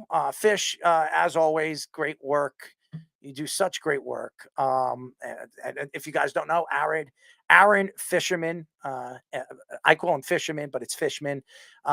He fishes and he catches tadpoles like Speedy. Not Speedy or a tadpole. I have not caught a tadpole in my life, though. What do you catch? Do you catch women? What? Do you catch women? No. You never caught a woman in your net? Your Speedy My net? net? Your net? Your underpants? Oh God! I mean. I never heard that term for underwear, a net. No, I didn't say I said your underpants. That doesn't whatever. mean Irrelevant. Well, I'm just saying you don't wear underwear. We just we've gotten into this conversation before. But anyways, thank you to all the fans, everybody out there. Follow us, subscribe to us on YouTube, our new YouTube channel. It's been up and running. We have some great content. Speedy posts up new content every day. How many radio shows out there put out new content every friggin' day? If you're not following us, tell your friends to follow us. We have a QR code. Follow us, subscribe to us. You should be supporting all the great content that we put out there because we are Long Island's faces. We're New York sports, boy. All those guys, all those radio stations that are saying New York sports radio, we are New York sports radio. And I want everybody to understand that just because we're not all about all of New York, we are supporting the New York voice here in Long Island. So we're on 103.9 FM. We're the only sports radio show that does a live show here in Long Island, not New York City. And listen, we want you to continue listening to us. We really appreciate all the fans, all the guests that we have. Over 800 interviews in the last, 6 years, Speedy? Every time we do a show, we really like to entertain people, and we continue doing that. And I want people to understand that we're not going to beat around the bush. We're not going to be like everybody else, and we're going to give you good content every single Wednesdays and Thursdays. So tune in tomorrow. We will be back tomorrow. Speedy, who do we have on the show tomorrow? So at 8:30, joining us will be Daniel Carcillo, ex-NHL left winger. He played for the now defunct Phoenix Coyotes, Philadelphia Flyers, the Blackhawks, the Kings. He was on the Rangers Cup team that lost to the Kings. He was on the fourth line, and then he won a cup the following year with Chicago. Some hockey, baby. Yep. So Daniel Who speaks about hockey on this on their shows? Yep. So Daniel Carcillo, he'll be on at 8:30, and then at 9 o'clock, returning to the show for the first time in a while. Garrett Price, Dynasty Nerds. We had his partner Dennis on last week on our draft side, and Garrett's been on a few times. He is now the head of content at Dynasty Nerds, fantasy football and draft company. Yeah, we every week we try to give you guys great content and great all the great fans that follow us. We want you guys to keep tuning into what we're doing, and I'm telling you guys, there's going to be a lot of great changes moving forward with our network. So keep listening to us as always. Again, tomorrow, 7 o'clock. Tune in. Good night. You're listening to the Worldwide Sports Radio Network.